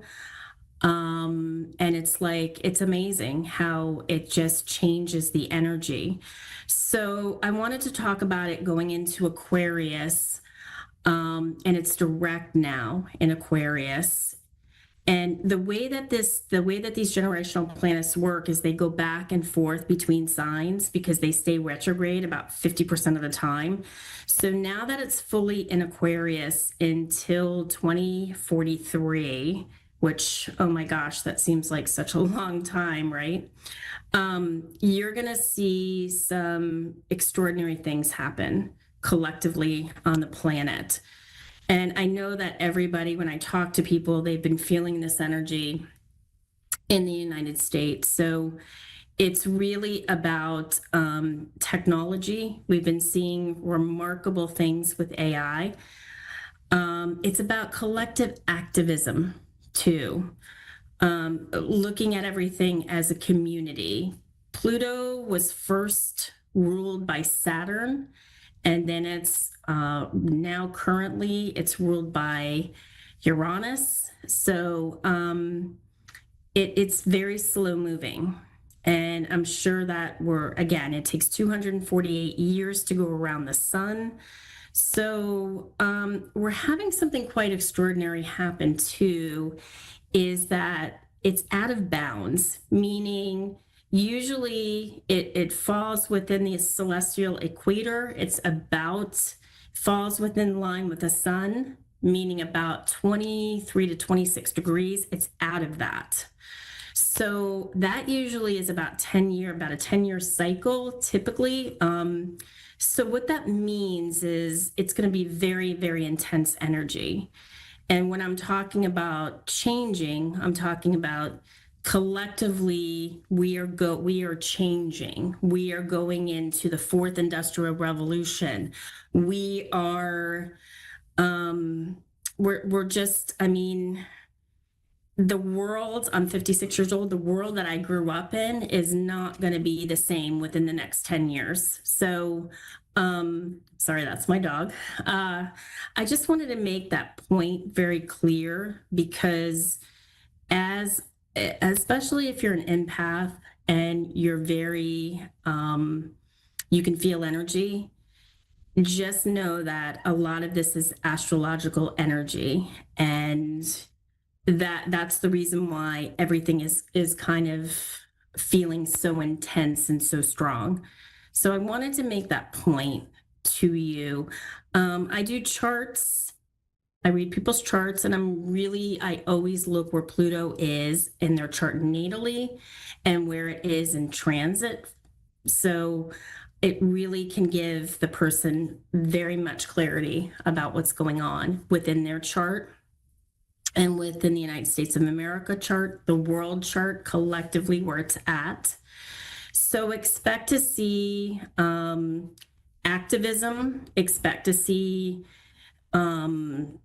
amazing things going on because it's an air energy with artificial intelligence.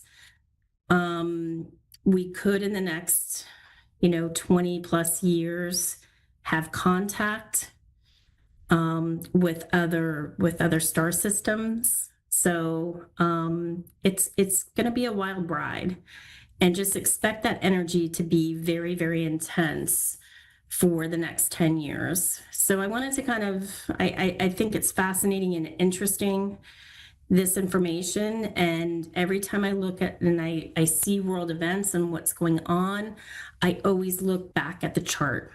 So anyway, I want to do readings. As always, I have Mary from Ossawa, Michigan. Yes, hello. Hi, how are you? I'm good. How are you? I'm doing great. So what I am, Mary, is I'm a vibrational evolutionary astrologer, and I really look at something in the chart called the lunar nodes. So when I look at these nodes, I'm going to look from an evolutionary standpoint of, what you come from, past lives, what you're trying to accomplish in this life, and what are some of the wounds that are holding you back from, from being in your purposeful energy. So do you have your birth time, first of all? I do. It is 10:59 p.m. 10:59 p.m. Okay. Yeah. And what is the date you were born? Month, date, and year? August 21st, 1964. That was a Friday. Awesome. And the city and state you were born? In Grand Rapids, Michigan. Oh, Grand Rapids. Got it. Mm-hmm. Grand Rapids, Michigan. Is Kent or Aunton, or is that? Wait, Kent County. Kent County. Got it. Yeah. Okay. Let me see. Oh, okay. First of all, the first thing I notice is that your nodes are at 0, which is a critical degree, meaning this is a new cycle for you. So your south node is the energy you come in on, and you're trying to get to the north node energy. It's in Capricorn in the 8th house of Scorpio, and your north node is in Cancer in the 2nd house of Taurus. So what that means is typically north nodes in Capricorn, they're very hard workers. They're very and I was looking too, you have your elements look pretty even. Very hard workers. Now, because it's because it's in the 8th house, I would say that there could be a feeling of where you want to be protected, that you have a lot of spiritual energy, but there's a protective component to all of this. And really with these nodes in Capricorn and Cancer is really the balance of work and family, how to balance that. And so you're trying to get to the emotional side of your personality and into the receiving side of who you are. Typically with these nodes with Capricorn, Cancer, Aries, Libra, There could be a gender shift, meaning that you have more masculine energy than feminine energy. So you maybe exist a lot in your masculine. Is this resonating with you on any level? It is. Yeah, it is. I have a strong personality. Yeah. Yeah. So I think in this time, it's really about receiving and surrendering for yourself, because the second house is not only your finances, but your own self-worth and what's going to make you feel the best about yourself.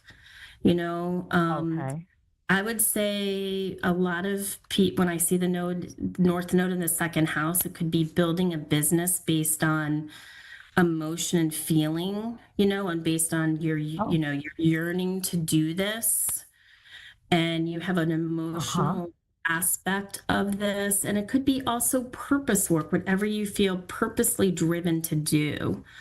That's what you should do. I don't know. I see that Chiron and Pisces in the 10th house, and Saturn is there too. I feel like in your career and where you're in the spotlight, you've learned a lot of lessons, and that's where you've had some challenges, I would say, where you kind of want to retreat and be in your own little space and not deal with maybe some of the authoritative figures or people that you've worked with. Yeah.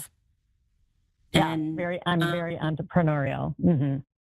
Yeah. So I think if you add whatever you do or whatever you feel drawn to do, if you add that bit of not just getting the job done from a technical standpoint, but really emotionally what drives you and where you can bring that emotional sensitivity and almost that motherly kind of feeling into whatever you do is where you're really where you're going to find your highest vibration.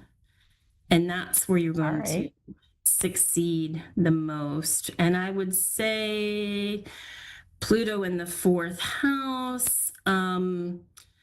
I think it's really important for you to be grounded in home and have that stability at home. I mean, that's like work from home is what you mean. Oh, you do? Okay. No, I mean, I'm asking you, like working from home is what you mean? To be grounded from home? Yeah, I think so. I think it's important for you to have that because I think, without getting too personal, because I know that these charts are very, very personal and I'm kind of making it very generalized, but, I would definitely say if you want to go deeper, we can have a consultation about that. But I think probably at a young age, that was a hard aspect for you, home and feeling safe and feeling secure. There was something there, I would say. But and it's really your sun is there. So I feel like if you can find that security, safety, that would be a really good place for you. Again, it's balancing the work, just doing the work and how to feel grounded too, because that's a part of it. South nodes and Capricorns tend to work themselves, to the point where you have to say, okay, let's stop working.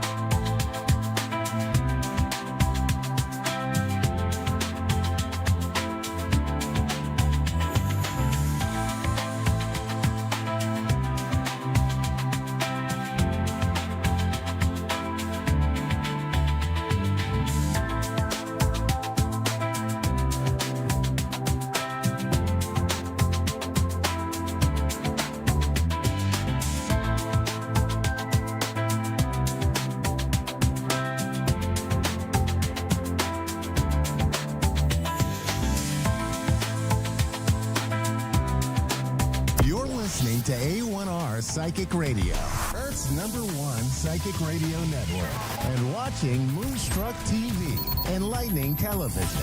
Welcome. Time for the Mini Medium with Stephanie Cowan. Live from tarotwithsteph.net. Connect direct. In North America, dial 888-454-2751. In London, 20-3519-2158. In Sydney, dial 02-8488-3147. Or online, contact us through our Facebook page, facebook.com/psychic radio. Or one of our websites, askoneradio.com or moonstruck.tv. This is the Mini Media on A1R, the Ask One Radio Network. All right. Hi, guys. Hello, hello. Welcome, welcome. Happy Wednesday. Happy Hump Day. I'm your mini medium on the A1R Psychic Radio and the beautiful Moonstruck TV. I am sitting here just giggling a little bit as I was having some technical issues. It's always on my end, I swear. I seem to have technology challenges. How's that? But I'm just laughing because it's also I saw a saying today, and I don't know how many of you people did the same, but well, I guess it depends if you believe in the energy of our planets. But I have a sign that literally says, blame it on the moon, or I'm blaming it on the moon, and that's my story. So, and we are still in the energetic space of window of the of this wolf moon, of this full moon. So I'm going to blame it on the wolf moon. How's that? So if anything weird, crazy, wonky, or otherwise happens during my show, as far as that comes to me, because I am amazing producer and that knows what they're doing with that kind of stuff. But with me, if I feel like I'm a little bit wonky, I'm going to blame it on the moon. How's that? That's my story, and I'm sticking to it. So anyhow, well, I hope you all had a wonderful New Year. I know that we're already into the second week into January, which totally blows me away, by the way. So, it just time can be quite the thief, right? I cannot tell you how just blessed that I feel for just so many things that have already been going on in the last 2 weeks. So I'll have to share with you all, and I'll do that here briefly because I want to make sure we get some calls in, which we always do, but I want to spend as much time with my callers. But and as usual, we'll pull in affirmation. But so I think the main thing I really want to share is something very exciting that is going to be happening this weekend. So Friday, Saturday, Sunday. So the 17th, 18th, and 19th. I have been I just feel so honored to have been invited to be a part of just an incredible event that is happening over 3 days. So there is this beautiful medium. Her name is Medium Kelly Kristen. You guys might remember her, know who she is. She, I believe it was with A1R Psychic Radio, or may continue to be. My life has gone crazy that I might be a little behind in any updates there, but she is an incredible and the sweetest person that I, have had the honor to meet. But she has got this incredible psychic symposium this weekend that she and others have put together. And what this is the event is over 3 days. So it's Friday, Saturday, Sunday from 8 a.m. to 5:30 p.m. Now that is Pacific Standard Time, and I'll give you the website. You can go and check it, all the details, but it'll have a breakdown of time zones. You can actually be part of this 3-day psychic symposium, And no matter where that you are around the world, you can actually, if you can't join each day live, there will be a recorded link to be able to go and join. So, to rewatch the already previous live. How's that? So you won't be able to join live, but you'll be able to still listen. So anyhow, what this is 3 days of many other very gifted individuals who will be sharing their individual abilities or gifts, as some call them, that really is about how they apply their individual gifts and their individual abilities when it comes to helping with unsolved cases. So these psychic detectives, and it's incredible that if you've ever wondered how psychics assist or help with law enforcement or families to help with maybe cold cases or missing persons,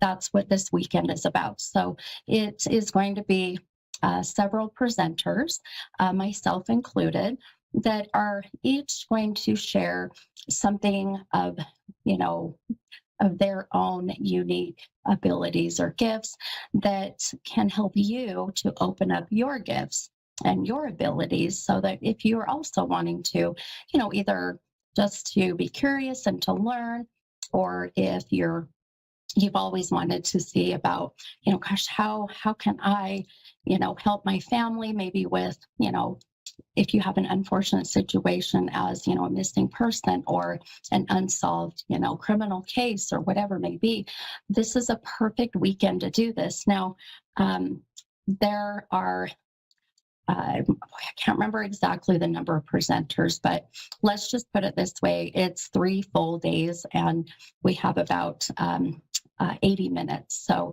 each, so it's quite a few for sure. Anyhow, so just want you to take advantage of this amazing opportunity if that's something that you're interested in. And the website for this event is psychicsymposium.org. And this event is a very low, at a low investment, I'll put it that way. It is not that much for the 3 days.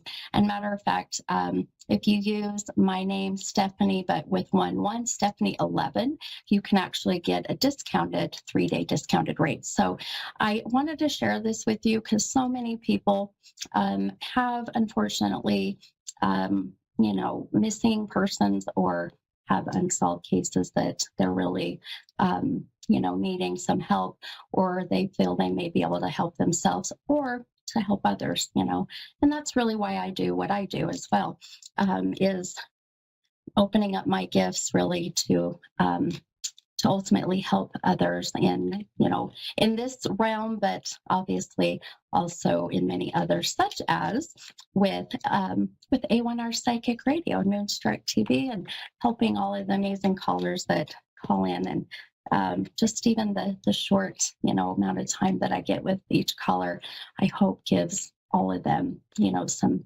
peace and comfort, closure, healing, whatever it may be. So, all right. Now, really quickly, I'm going to kind of surpass the affirmation because I know I've got a caller waiting. I do want to throw out there the number that has been so significant. As many of you know, numbers come up, and the number 37 has been a very strong number today. And so for me, this will be March 7th as being a significant date. This can also be the age of 37, whether that be the age that someone is or was or would have been now. And also there's a bit of an emphasis on this connecting with the number 21. So being that 7 times 3, there was a feeling of needing to put that out there. So please keep that number in mind for all who are listening, or if you will be hopping on to my event that I do on Wednesday nights on my YouTube channel, and that is at about 7:30 p.m. Mountain Time. So here, a little over an hour, and I'll be doing some free readings for a little bit. So if you hop on there, I'll repeat this number again, but the number 37. So please keep that in mind. All right, well, let's go ahead and let's take the first caller. So much happening. So Danielle in North Carolina. Hi, Danielle. This is Mini Medium. How are you? I'm fine. How are you? It's funny that you said 37 because the person I'm calling about, he is 37. Well, perfect. I love it. Beautiful. I always say that these numbers come in and I never question them. I just know it'll connect. And really, a lot of it is given to me, by spirit guides or loved ones on the other side, or ultimately just tapping into listening to my own gifts. So I love it. So what is your question tonight, my friend? Okay, so I don't even know where to start. So me and my daughter's father was together for a long time, and we've been split up for a few years. I still love him, I do. But he's supposed to be trying to get married. And I just want to know if it's something he's really wanting to do, or does he want to come back to me? Because when he talks to me, he doesn't. We've been split for a few years, like I said, but he doesn't even look me in my face when we're talking. Ah, okay. All right. And you guys, as I'm seeing, you have a lot of history together. Have you guys known each other quite some time? We were together for almost 11 and a half years. Oh, wow. So yeah, absolutely. Okay. Yeah, and that to me falls right in line with someone having history together. So all right, my friend. Well, let me I think I'm gonna pull a couple cards for you just to see ultimately if they're giving us some more guidance or just gonna validate what I've already been picking up. So give me a moment here. I'm gonna pull a few here. That's very interesting. Okay. All right, my friend. So I went ahead and I pulled 3 cards. And the way that I do my readings, for those maybe who aren't familiar, I incorporate tarot cards, but I really just use them as a visual validation, maybe a little bit of a guide, but more importantly, the visual validation for you to really see what, my gifts are giving to me. And, being that I've already connected with, the age of, the person that you're inquiring about already tells me that, we've got this great psychic flow, this great connection, even before I knew who I was connecting with. So now with that said, and looking at your cards, this is where I'm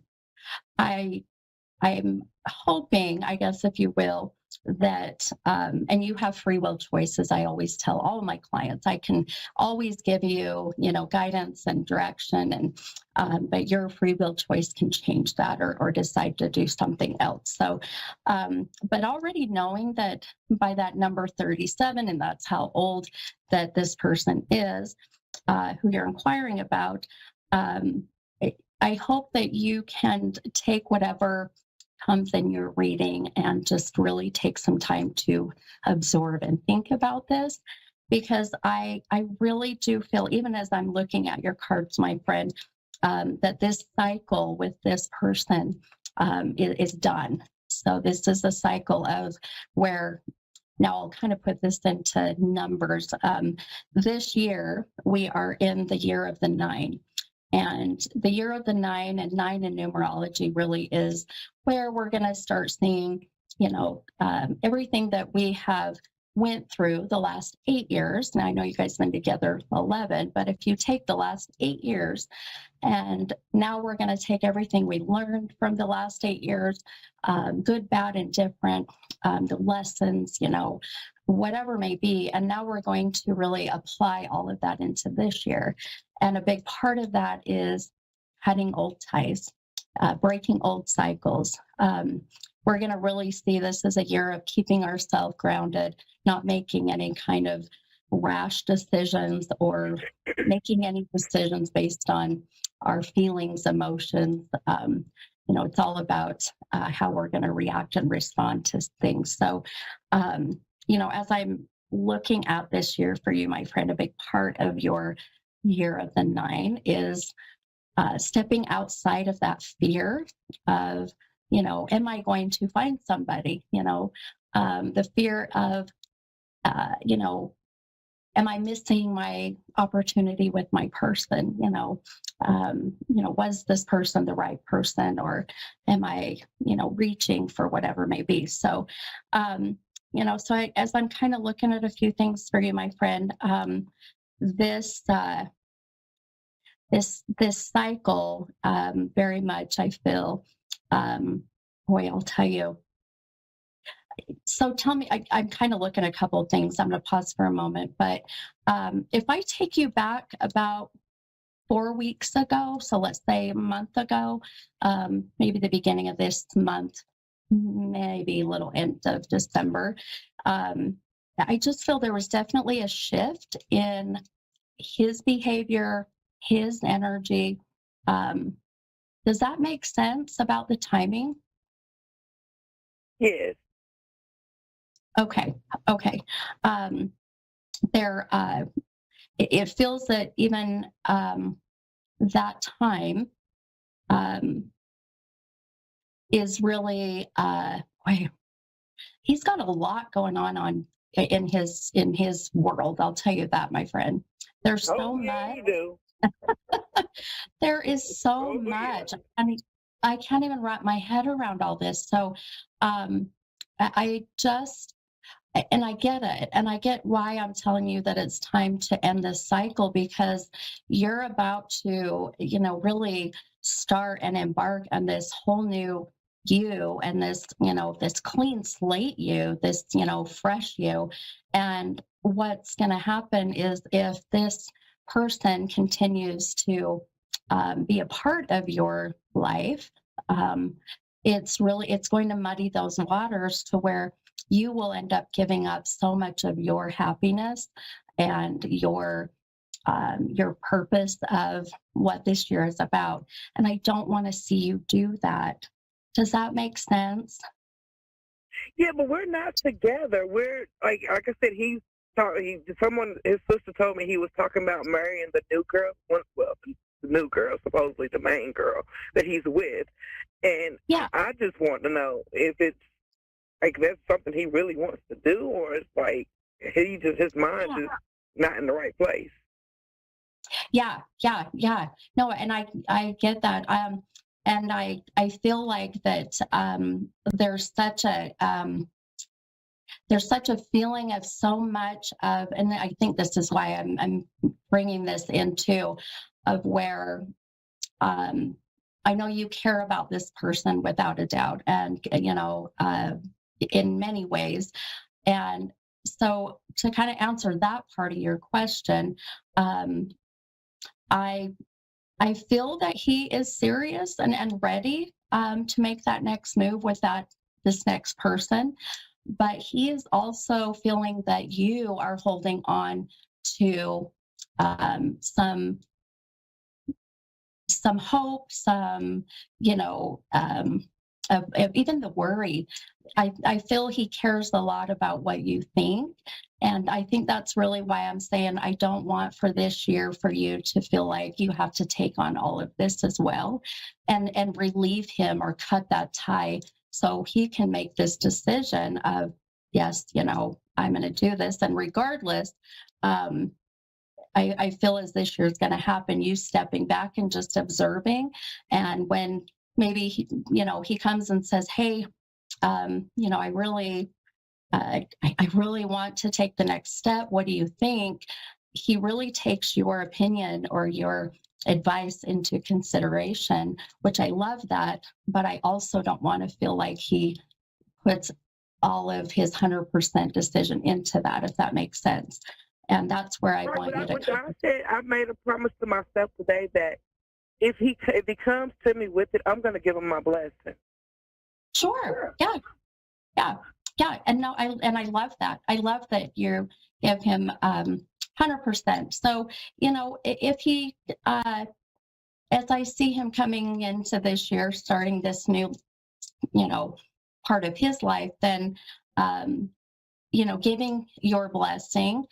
But I also feel he knows you pretty well, my friend, and knows when you may be holding back. So honesty is good too, but and he'll know. He knows you pretty dang well. I feel like, he knows when you are maybe, not 100% on board.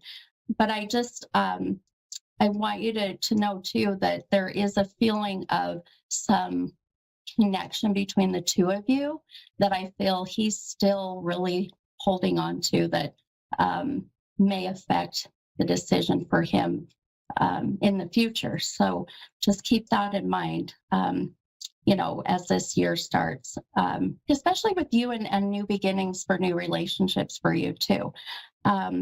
Has he talked about April as being a significant date or time, or is this a birthday? My birthday is in April. Oh, perfect. Okay, beautiful. There's some pretty amazing changes coming for you in April. So this could even be a time where both of you are going to see some new changes. But April, I want you to keep that month in mind, more for you of where I feel you having some beautiful new beginnings as well. Okay. Mm-hmm. Okay. I'm just making sure you've got a whole lot coming in. Okay. Just really quick, my friend. You guys have worked together for so long. No, he's only 37. Okay. Has and just, you can just tell me yes or no. Has your father passed or has his father passed? Both. Both. Okay. That's why I can't differentiate who. So I just have two fathers coming in that are so connected to both of you.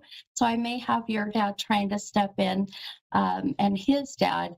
And what I think is very beautiful and interesting is the two of them, your father and his father, are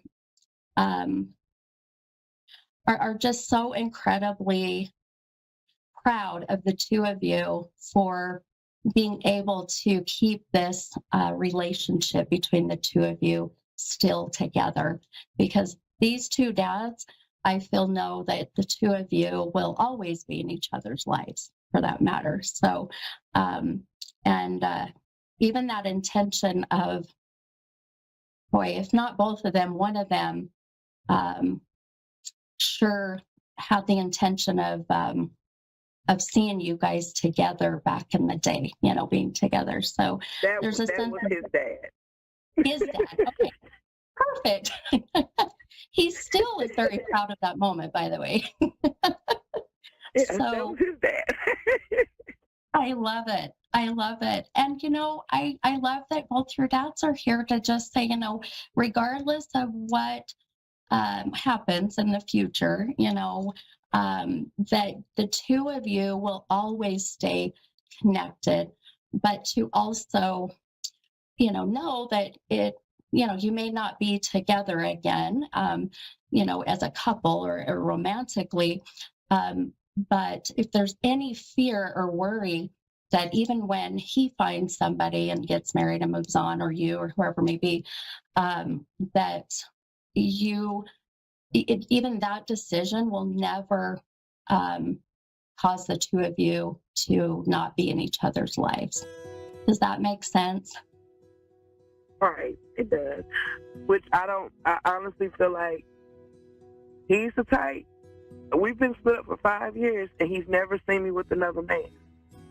One time, and he showed off, even though he was with someone else. It was bad. Yeah, exactly.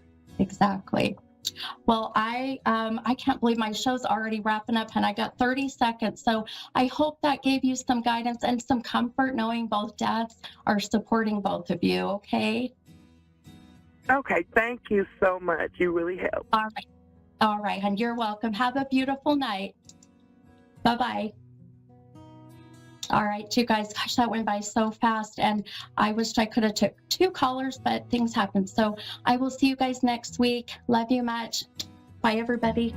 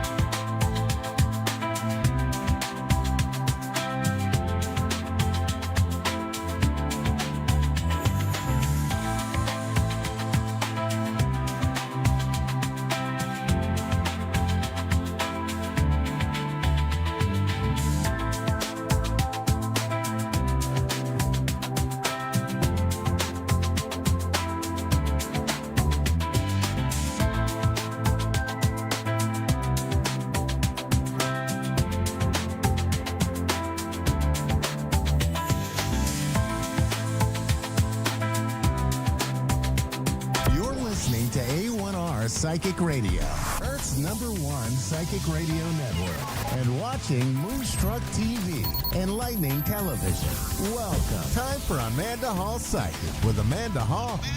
Live from AmandaHallPsychic.com.au. Connect direct. In North America, dial 888-454-2751. In London, 20-3519-2158. In Sydney, dial 02-8488-3147. Or online, contact us through our Facebook page, facebook.com/psychic radio. Or one of our websites, askoneradio.com or moonstruck.tv. This is Amanda Hall Psych on A1R, the Ask One Radio Network.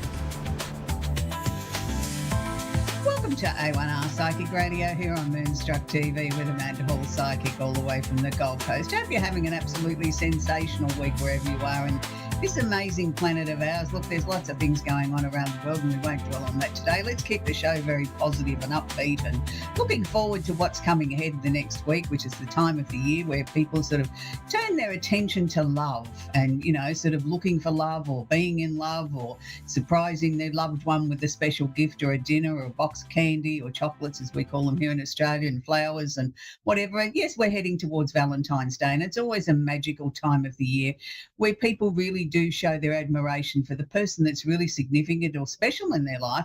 But, you know, sometimes people send mysterious cards or messages and things like that to sort of show somebody that they want you to be their Valentine, but they're not going to sign it. It's a surprise. So you have to work out the mystery. So whatever you do this Valentine's Day, I hope you have a good one. So the Simply Tarot card of the week this week is the Magician. Now, the Magician is the element of surprise.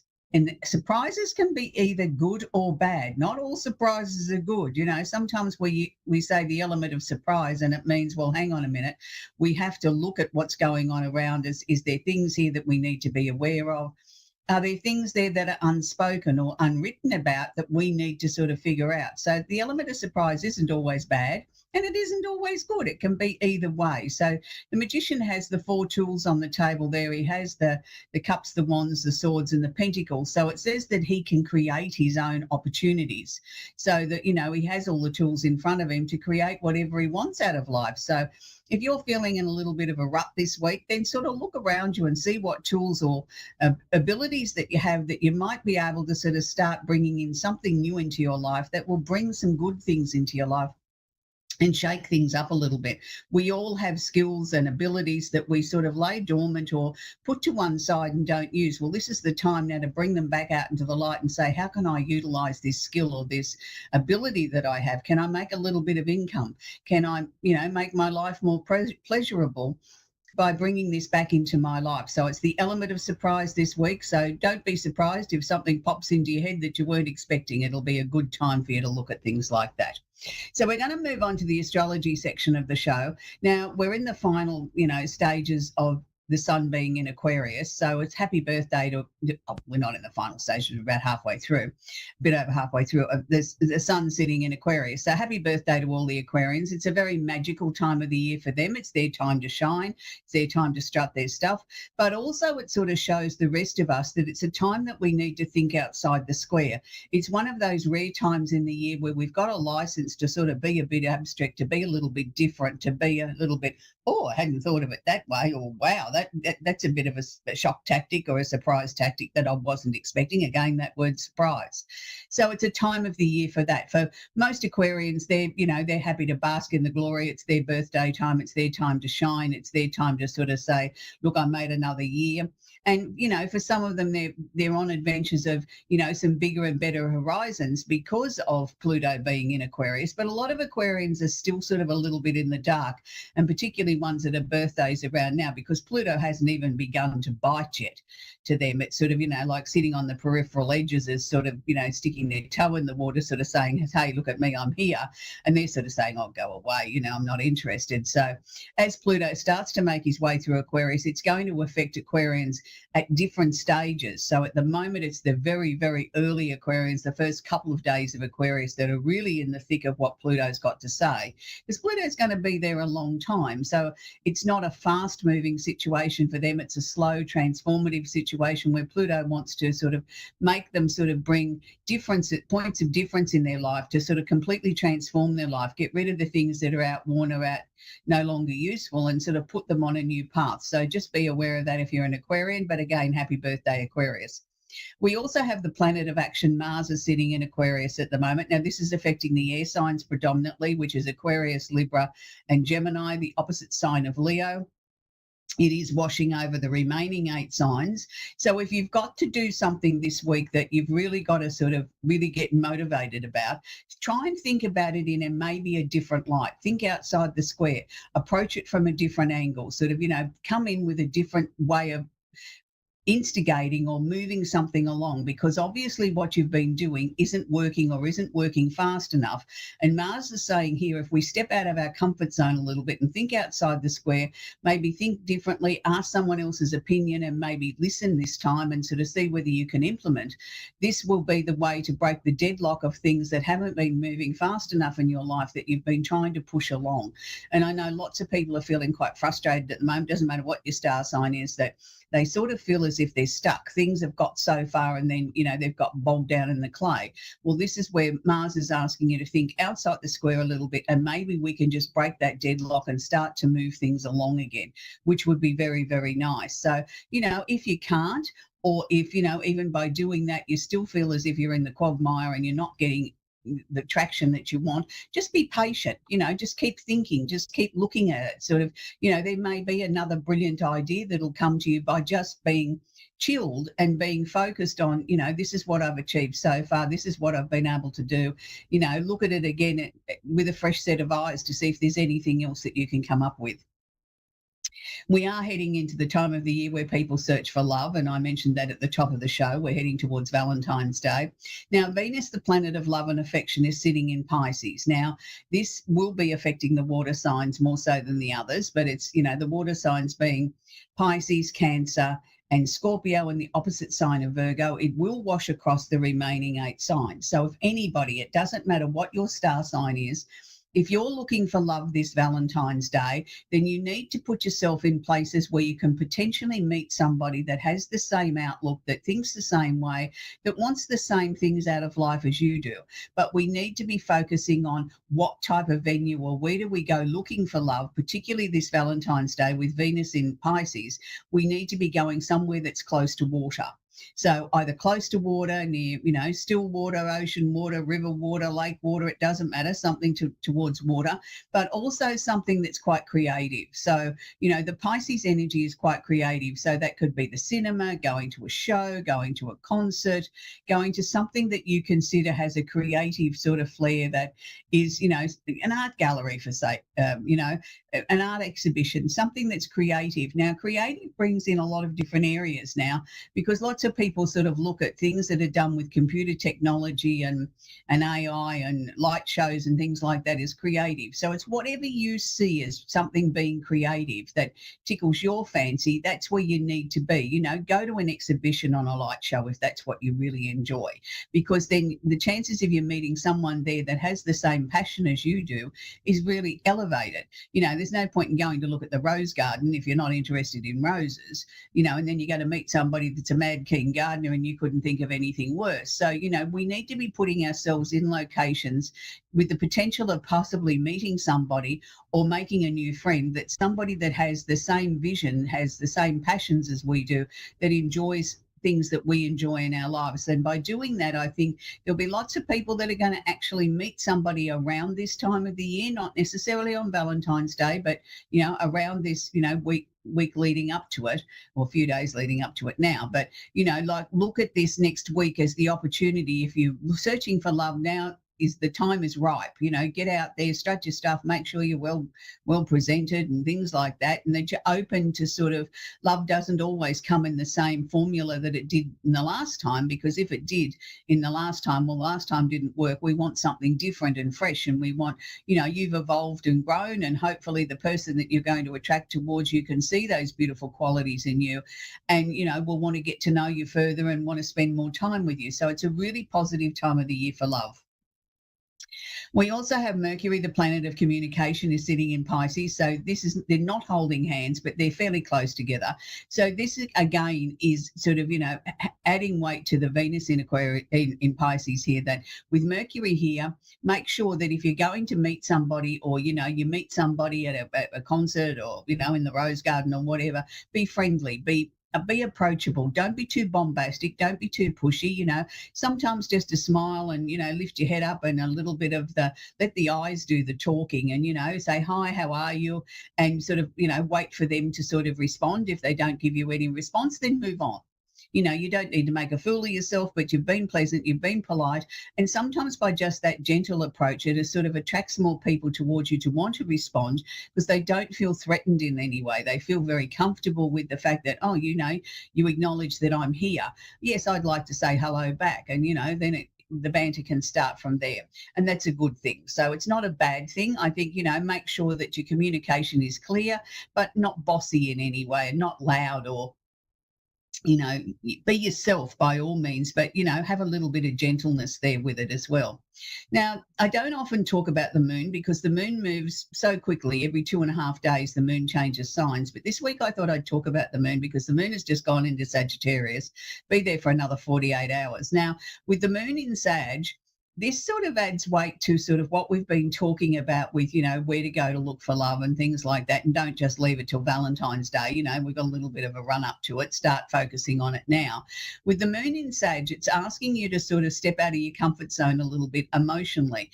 Open those horizons. If you've always only ever gone out with people that are the same race as you, maybe expand that out a little bit. There's wonderful cultures around the world, and it's not frowned upon this day and age by people sort of marrying or dating somebody out of their culture. It's actually encouraged that, that we're starting to become one big melting pot that, years ago it was, I can remember when I was a young girl that, it was frowned upon if you didn't go out with somebody, if you were white, you didn't go out with somebody that was white. I mean, how dare you look at somebody else that might have even been Greek or Italian here in Australia. It was still white, I might add, but, that was frowned upon. Where today we see such mixed relationships. And I think it's a good thing because we're learning about other cultures. We're learning to be more tolerant of other people and their belief systems and their religions and their food and different things. And I think it makes the world a much more interesting place. So, make sure you open your heart up a little bit in that way too, that, maybe, just maybe that person that's going to be significant or special in your life doesn't come in the package that you were expecting. Maybe they come from a different culture or a different background, and that's okay too.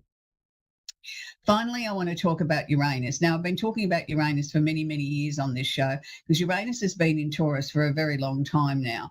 And I'm pleased to say that Uranus has finally stopped going retrograde or backwards. It's in a stationary position at the moment, which means he's going to start to go forward soon. So what this means for all the earth signs particularly, but Taurus, Virgo, Capricorn, and the opposite sign of Scorpio, is the fact that things are going to start to heat up. Things are going to start to ramp up very, very, very, very quickly. So be very aware of this very electric, sort of uncomfortable sort of energy that might be starting to course through your veins. You're starting to feel uncomfortable, restless. You don't understand why. You can't focus on your job. You're forgetting things. It's just the change in the energy of Uranus as it starts to get ready to go forward. And he's going to sort of only be here till the end of April. So what he's got to do in this next 6 to 8 weeks is quite phenomenal. He's got to get in there, tidy everything up, bring about any changes that need to happen, and they will be sudden. If there is a change that comes along, it will be very sudden. It won't be something that you've seen leading up to for 6 months. It'll be like snap of the fingers sudden. So be aware of being very cautious about what you verbalize, particularly if you're one of those signs, that, what you send out to the universe is listening and may just accommodate. So be very careful about that. But it's also a very positive time where we can clear the final bits of debris or things out of your life that have been holding you back or weighing you down so that we can get ready for sort of some new adventures, some new opportunities. This will flow on to the other 8 signs, but nowhere near as dramatic for them. But just be aware, no matter what your star sign is, something can come out of nowhere, and you've got to be able to think on your feet and make a snap decision. It's not the time when you've got 3 weeks to think about it and sort of bring your decision. This will be, I need a decision now. And, just be aware of that. And my only suggestion to that is if you're put in that predicament where you've got to make a snap decision, go with what your first feeling is. If it feels right, do it. If it doesn't, walk away. Don't sit there and dilly-dally or go to and fro, backwards and forwards across the tennis court. That's not the time for that. It's that first response is the right answer for this situation. And not everything do we need to take on board. Sometimes we can just comfortably say thank you, but no thank you. So we're going to take our first caller, which is Connie in Winnipeg in Canada. Are you there, Connie? Hi, Amanda. Hi, Connie. And I can answer it. Oh, yes, Connie. actually I do. Sorry. Sorry, I That's didn't. I okay. wasn't That's focused. okay. I go by both. Don't worry about that. Okay. I have an estranged son, and I'd like to know, do you see Mm-hmm. anything that he will be calling? It's been 5 years now with no contact. Mm-hmm. And can I have his first initial, please, sweetie? His initial or mine? No, his, please. His is RD. Okay. RD, okay. Just so that I'm tuning into the right person. It's really interesting. He's still angry. And I don't know about what. No, I was just going to say, I don't understand why he's angry, because to me, he doesn't have a right to be angry. And yet he's still angry. It's like he hasn't processed anything. Whatever caused the reason for the two of you to not communicate, he hasn't got past that. In some ways, I'm going to say he's being very childish. It's like, I don't think he fully understood what went down between the two of you. He's got his version of what he sees as his truth. You've got your version, and, you know, and neither one is right or wrong. You know, somewhere collectively in that is the answer. But the thing is, he's not seeing past his own anger, and I don't understand why he's angry. He keeps sort of, every time I try and go into his soul, he keeps trying to push me away, keeps saying, I'm not going to discuss this. This is not up for discussion. And he's very adamant about it. Look, I don't think in the short term, Corinne, that you're going to get the answer that you want, because I don't think he's ready to sort of come forward yet. Look, you didn't raise him to be bad-mannered, and that's what I'm seeing him being now. To me, he's got bad manners. You know, why can't he reach out and say, hey, Mum, you know, let's get together, let's, you know, have a coffee, let's do something. You know, he's not doing that. And every time you come into his mind, he tries to push you away. Now, when somebody tries to keep doing that after such a length of time, that to me says, Corinne, that he's guilty, that he feels, you know, he's trying to not look at it because he doesn't want to take responsibility for his part in this. You know, he's not willing to look at it. So without you going into any great detail, to me, what caused this, to me, was something that wasn't that serious. I don't think so either. I've tried. And I have a grandson, and my grandson says, he tells me, Baba, no, don't text him no more. I said, okay. Mm-hmm. So I haven't. Yeah. That's really sad, because to me, you know, like, I mean, as I said, I don't want you to air it on national television around the world of what happened, but to me, it wasn't, his behaviour didn't warrant what happened. That's, you know, to me, it was trivial. And, you know, he's got to get over this. I think he's angry with himself. And until such times as he gets over that and starts to put this into the context of what it really is, I don't think there's going to be any contact. Look, I know it's been 5 years, and I wish I could say it was only going to be another couple of weeks or another couple of months, but I'm still seeing sort of quite a distance ahead of us. All as I can suggest to you to do is just keep sending him loving, positive energy, no matter what. Every time he comes into your mind, do that. Without him really consciously understanding this, all as he's going to keep getting is this wall of positive energy. He's not going to know where it's coming from, but it might sort of start to break down that very hard shell that he's put up around himself of not letting anybody in. You know, he's not going to let anybody hurt him. He's not going to let anybody do this, that, or the other. Not that I believe he did any of that, but in his mind, this is what he's doing. So if you can keep doing that, it will eventually break down that massive great brick wall that he's built up around himself, and he will soften. I know when he does contact you, and they're showing me a 3, and I don't believe it's 3 months, and I hope it's not 3 years, but it's going to be very sudden. It's sort of going to be almost like you've come to terms with, well, that's it. There's nothing more I can do. I've been sending you positive energy for so long now, and nothing seems to be breaking down this barrier between us. I'm just going to put it to one side. You know, it's almost as if you've given up. But it's not as if you've given up. You've just put it to one side so that it's no longer affecting you emotionally and no longer consuming you. And once you do that, when you get to that place organically, it's interesting that he sort of shifts his energy and he reaches out to you out of the blue. And And I don't even know that the first contact is what I'd call terribly friendly. It's sort of like, you might get a text message, "Oh, get out of my head," or something like that. And you think, well, I didn't know I was in your head, like I haven't contacted you, I haven't done anything. But take that as the first step. So what he's looking for, if you respond in an angry or an aggressive manner, that'll be it. But if you just sort of, send a smiley face, or I wouldn't send a love heart, but just say, well, I wasn't, just send something that's very bland. He can't react to that. It's going to be, well, that wasn't the reaction I was expecting. So then I think there will be a little bit more communication. It'll be a very slow process. It's not going to be automatically that you get back to having a loving, mother-son relationship. It's going to take time. But over time, he's going to let out a lot of things that he feels that he's been hurt by, and not all of it's connected to you. It's been just a series of things that happened in his life, and you seem to be the one that copped the brunt. But he will return, and you will build a different type of mother-son relationship, and I think a much stronger one. So I hope that's helped you, Corinne. Yes, thank you very much. It does bother me, believe me, Amanda. I'm his mother. Yeah. That's my only child. And Yes. something it's went awry. heartbreaking. I don't know what. No, but you will know in time, and it's just it's a accumulation of things, and you cop the brunt of it all. You cop the blame, and it wasn't you that was to blame. That's the stupid part about it. But he will be back. So I wish you well with that, Corinne.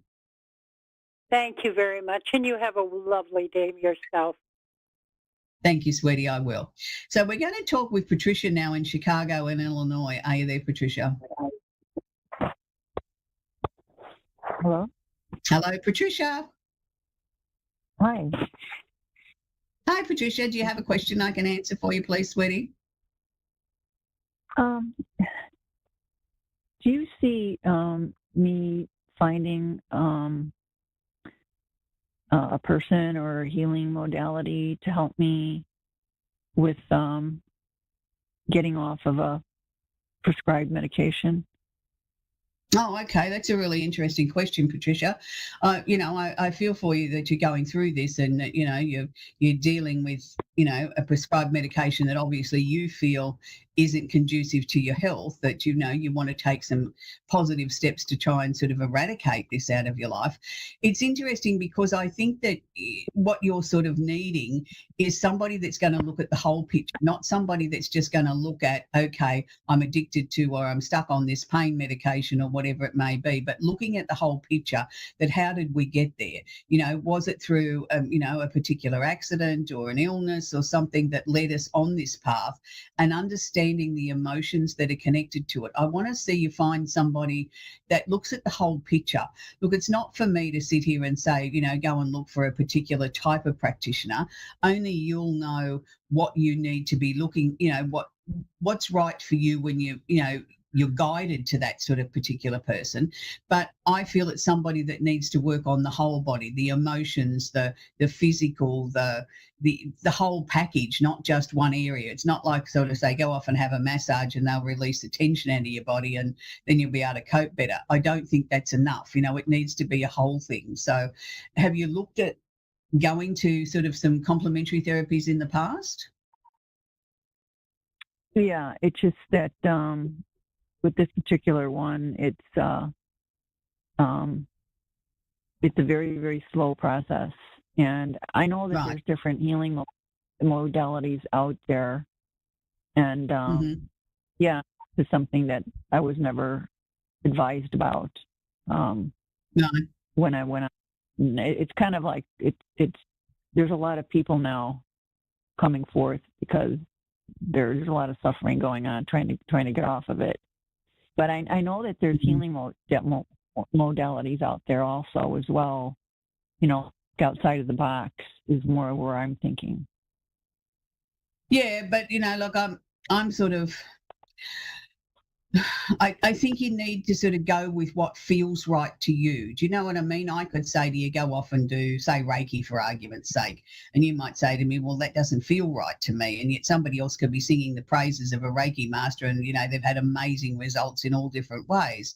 And yet for you personally, that may be not the right path. You know what I mean? That's what I'm saying. I think there needs to be somebody that heals not just the emotions, but the physical side as well, because I think this is a fairly complex problem that led you to having, this problem of, prescription medication that you can't seem to get yourself off of. Like there's got to be reasons for that, and I'm not a doctor and we're not usually allowed to discuss medical things because we're not legal practitioners. But on an energetic level, to me, there seems to be sort of like pockets of blockage that I'm picking up, as I scan around the peripheral edges of your body. There's pockets there where we've locked in emotions and trauma and things that even go way back to sort of early childhood. And it's these things that I think need to be released. It's like we've got to release one thing at a time. Yeah, that's true.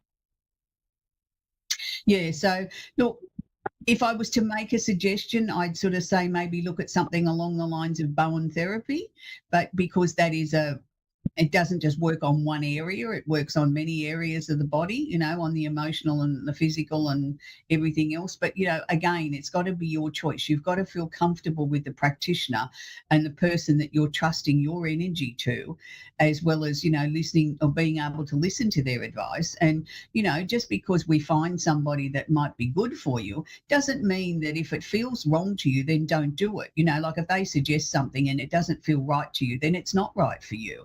Where 99% of what they're working on with you may be really comfortable and really great and you'll see great progress. What they're showing me on a soul level, that I do feel that you're going to be guided to the right practitioner, the person that's going to help you. And I'm going to say she's blonde, she's quite skinny, and you look at her and you think, I don't know whether I like you. You're a bit ditzy. You know what I mean? She seems to be a bit off with the pixie. She's talking about one thing 1 minute and then she's jumping over to another idea another minute and then back to something else. I'm going to say rise above that sort of ditzy rendition of her, because actually what she's doing is she's tuning into different parts of the body really quickly and she's jumping from one situation to another and she's sort of putting it all into her mind like a computer and storing it, and then she sort of comes out with her conclusion at the end of it. But she's actually very good at what she does, and I feel over time you'll feel more connected to her and you'll feel more comfortable with her. The first one, you walk out of there and you scratch your head and think, well, I don't know whether that was really what I wanted or I needed, but I'll go back a second time, and the second time you're more comfortable. What they were showing me is that I believe that you can get off this medication in the next 12 months and be very happy and healthy. So I hope that's helped you, Patricia. We've come to the end of the show and I have to say goodbye to you. Thank you. Blessings to you. You're very welcome. So that's, it's really interesting when people have health issues like this, like Patricia's got, not so much an addiction, but she's relying on prescription medication to get her through the day and she wants to get off it and she hasn't been able to find answers. Look, there's lots of different healing modalities out there. You've got to find the one that works for you. Bowen's been around a long time, but there's lots of amazing therapies out there. So make sure you choose the one that feels comfortable to you. So as I said at the beginning of the show, we're heading towards Valentine's Day. It's only a few days away now. And it's a really interesting time of the year where, lovers will sort of go out and spend a lot of money on candy and flowers and romantic dinners and whatever. And, for those of you that are on your own and maybe not wanting a partner, maybe treat yourself to a nice candlelit dinner or something like that, something that makes your heart sing. So this week I want to leave you with a love song that, look, I agonised over what to sort of suggest this week as the song of the week, and I kept coming back to this one. And a lot of people are going to say it's because I'm a huge fan, but I think it sort of spells right across the board for love in many, many ways. And it's David Cassidy's I Think I Love You. And I know that it's one of those songs that, once you get it in your head, you can't get rid of it. And my favourite clip of that is, back in the 90s with his amazing drummer, Terry Cote, and I'm wearing her beautiful jewellery today that she made for me. And this is actually the Cassidy Rose that she made in honour of her wonderful friend David after he passed, and it's something that I wear with great pride. And I love Terry's jewellery. She's made a lot of jewellery for me over the years, but I want to leave you with this song by David Cassidy, back from the 70s, I Think I Love You, and I know here at the network we certainly do love you all. Until next week, bye for now.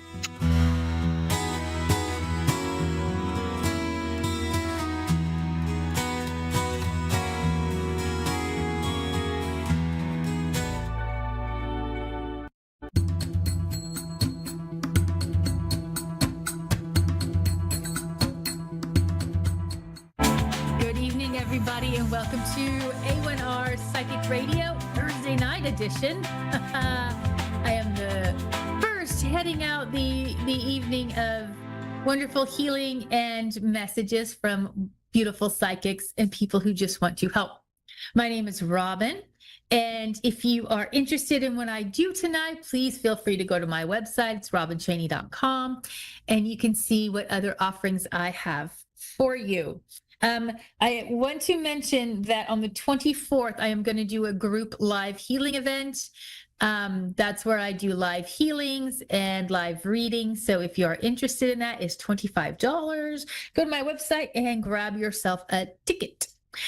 Other than that, welcome to the people who have been here before, and welcome to the new folks. And I hope you enjoy what you get. What is offered tonight? Sorry,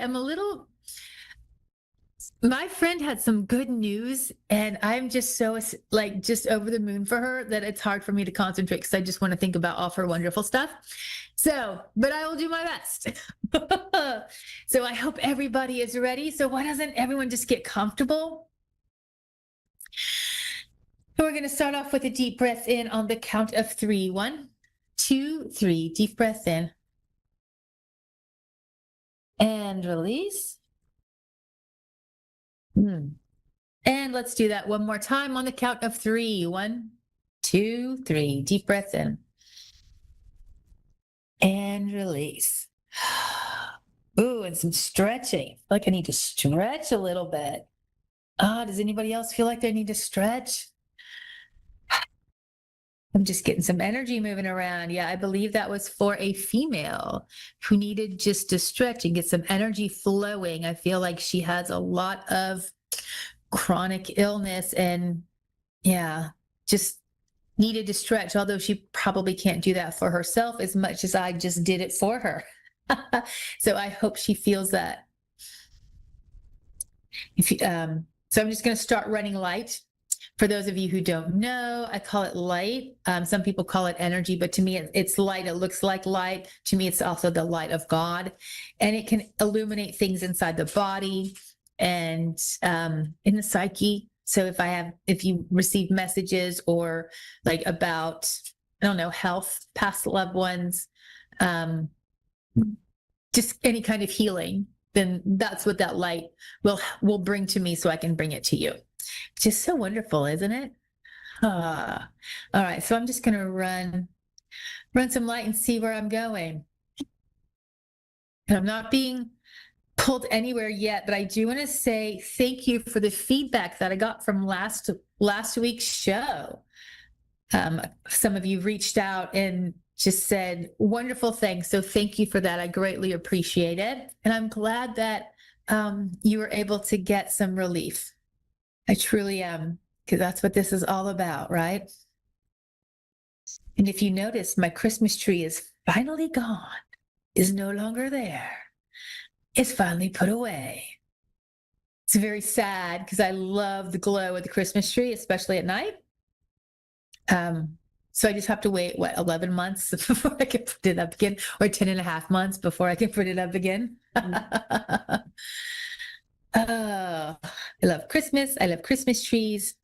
All that wonderful stuff.